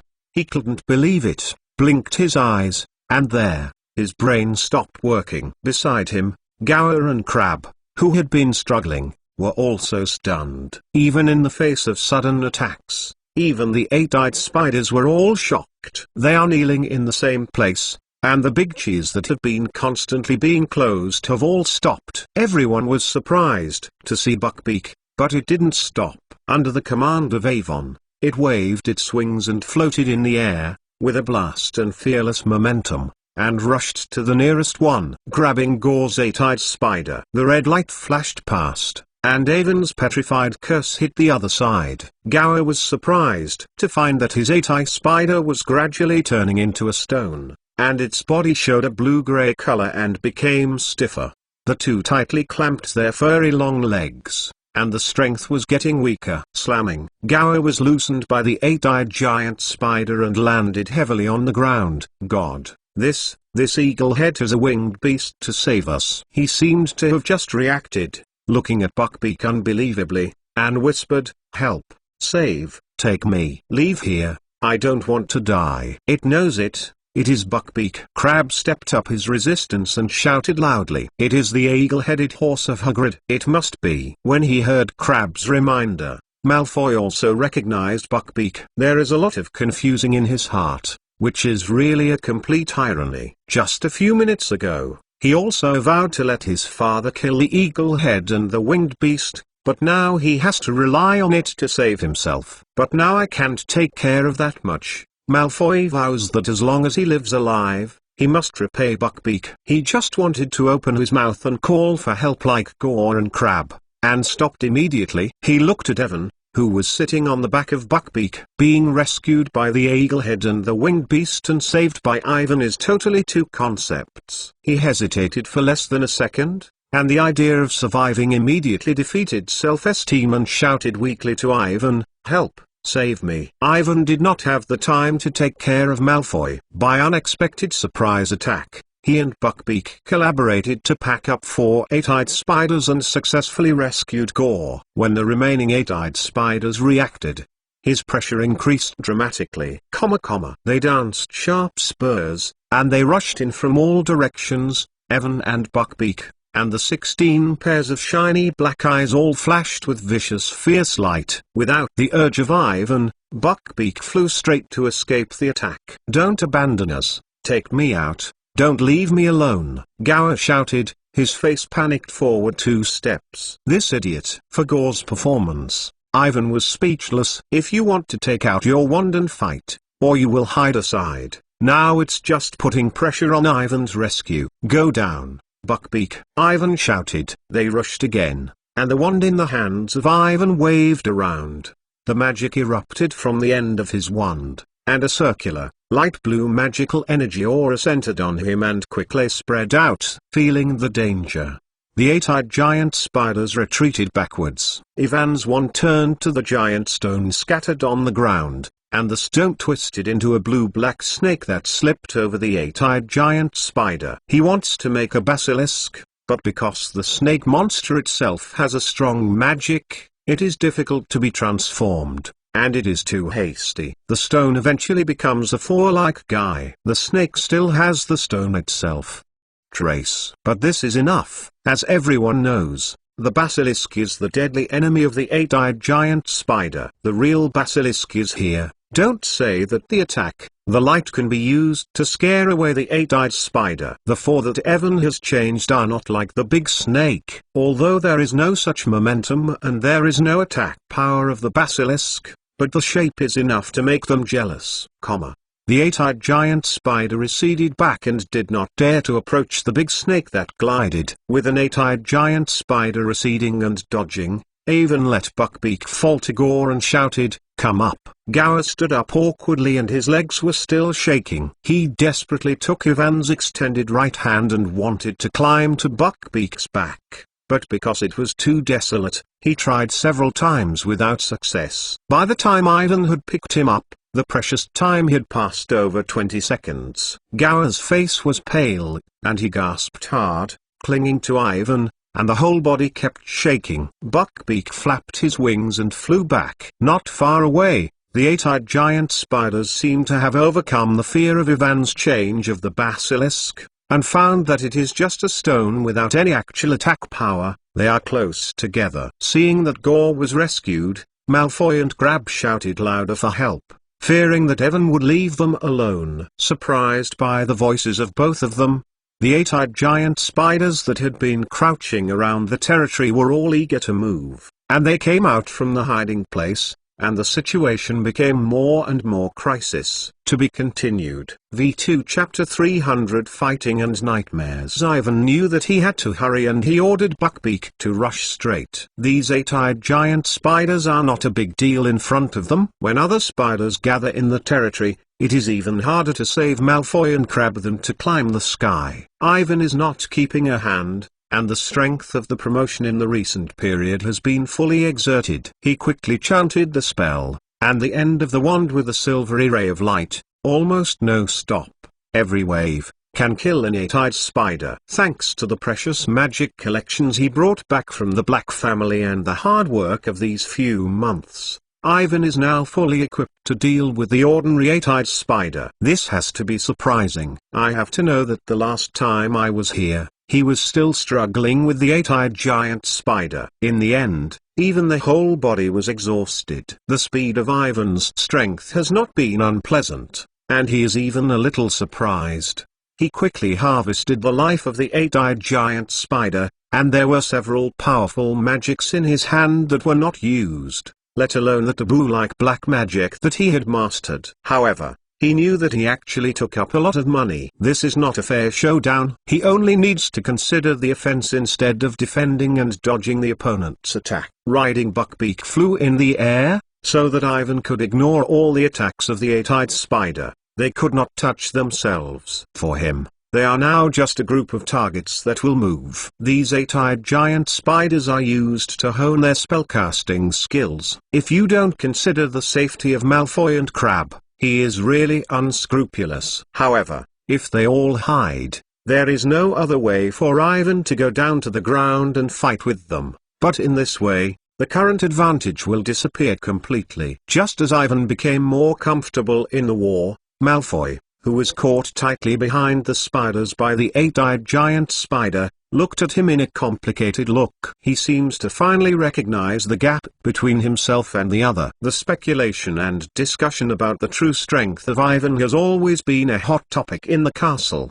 He is just a second-year student. He is a Mulborn person. He didn't touch the magic before he came to Hogwarts. He shouldn't be strong. However, when I think of Ivan's past achievements, especially against the snakes, and the small dwarf Peter alone, let everyone not dare to ignore him. For talented wizards, strength is not absolutely tied to age. There are not many opportunities for Alvin to openly use magic and show strength in the school, but every time he is extremely impressed. After several discussions, whether you are willing or not, everyone has recognized that Erwin is the best genius of Hogwarts in recent years. Slytherin generally believes that his strength should be very close to the senior wizards who passed the ordinary wizard-leveled test. Although there are rumors that Ivan's strength has grown so fast because he is studying black magic, this may be a taboo and a bad news for other little wizards. But for the students of Slytherin College, this is not a big deal. Many Slytherins are secretly studying black magic. It is precisely because of this that they are more expecting Ivan. If not considering the origin of Ivan's mole, I am afraid someone has begun to prepare to rely on him. In many ancient traditions of pure-blood wizards, magic is power. Power and strength often complement each other. Slytherin's internal opinion on Ivan has always been very contradictory, and the sounds of wooing, suppressing and supporting have been there. No one wants to offend a rising future star, especially for the savvy Slytherin. Malfoy originally strongly supported the suppression of Avon, and he advocated treating Avon as if he were the savior Harry. But since the ambush that night, he changed his mind. Ivan's magic that went straight to the depths of his soul was too great for him. Since then, he has been afraid of Avon. Although he has already overestimated the magical power of Avon, from the current situation,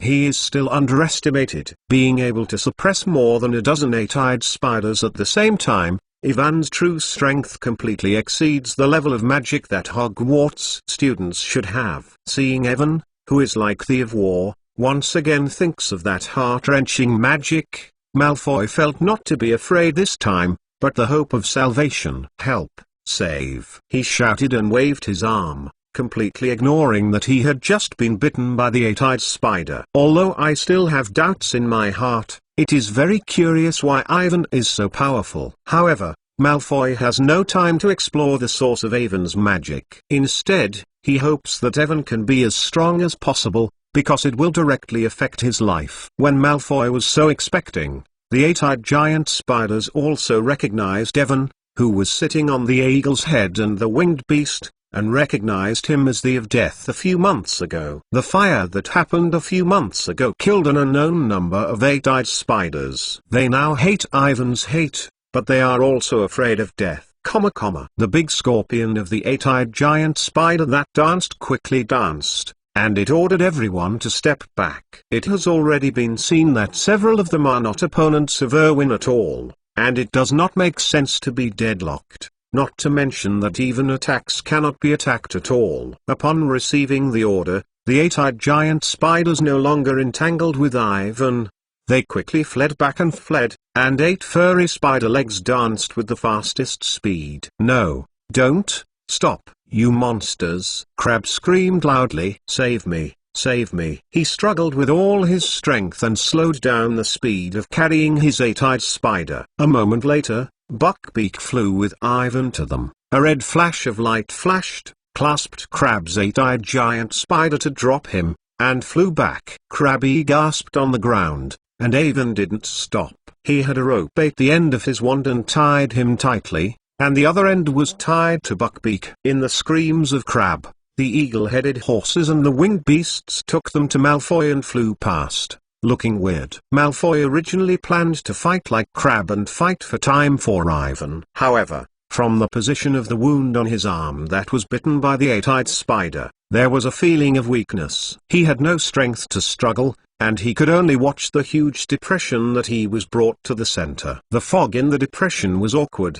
and Malfoy only felt that he was being brought down quickly, rubbing against the sand on the ground, and his body was bruised. After a few seconds, the warm, milky white mist dissipated in front of his eyes. His eyes slammed wide, and he was horrified to see a huge spider web covered with bodies. The body of the above-mentioned horseman is the most eye-catching. His stomach is torn apart by the eight-eyed spider. The meat inside has been hollowed out, leaving only a skin and skeleton, which is covered with disgusting mites. The empty eyes of the horse were facing Malfoy, and several little spiders hurried out from inside. Unexpectedly, when he saw such a shocking picture, he was scared and cried directly. For any one person, this is a nightmare. To be continued.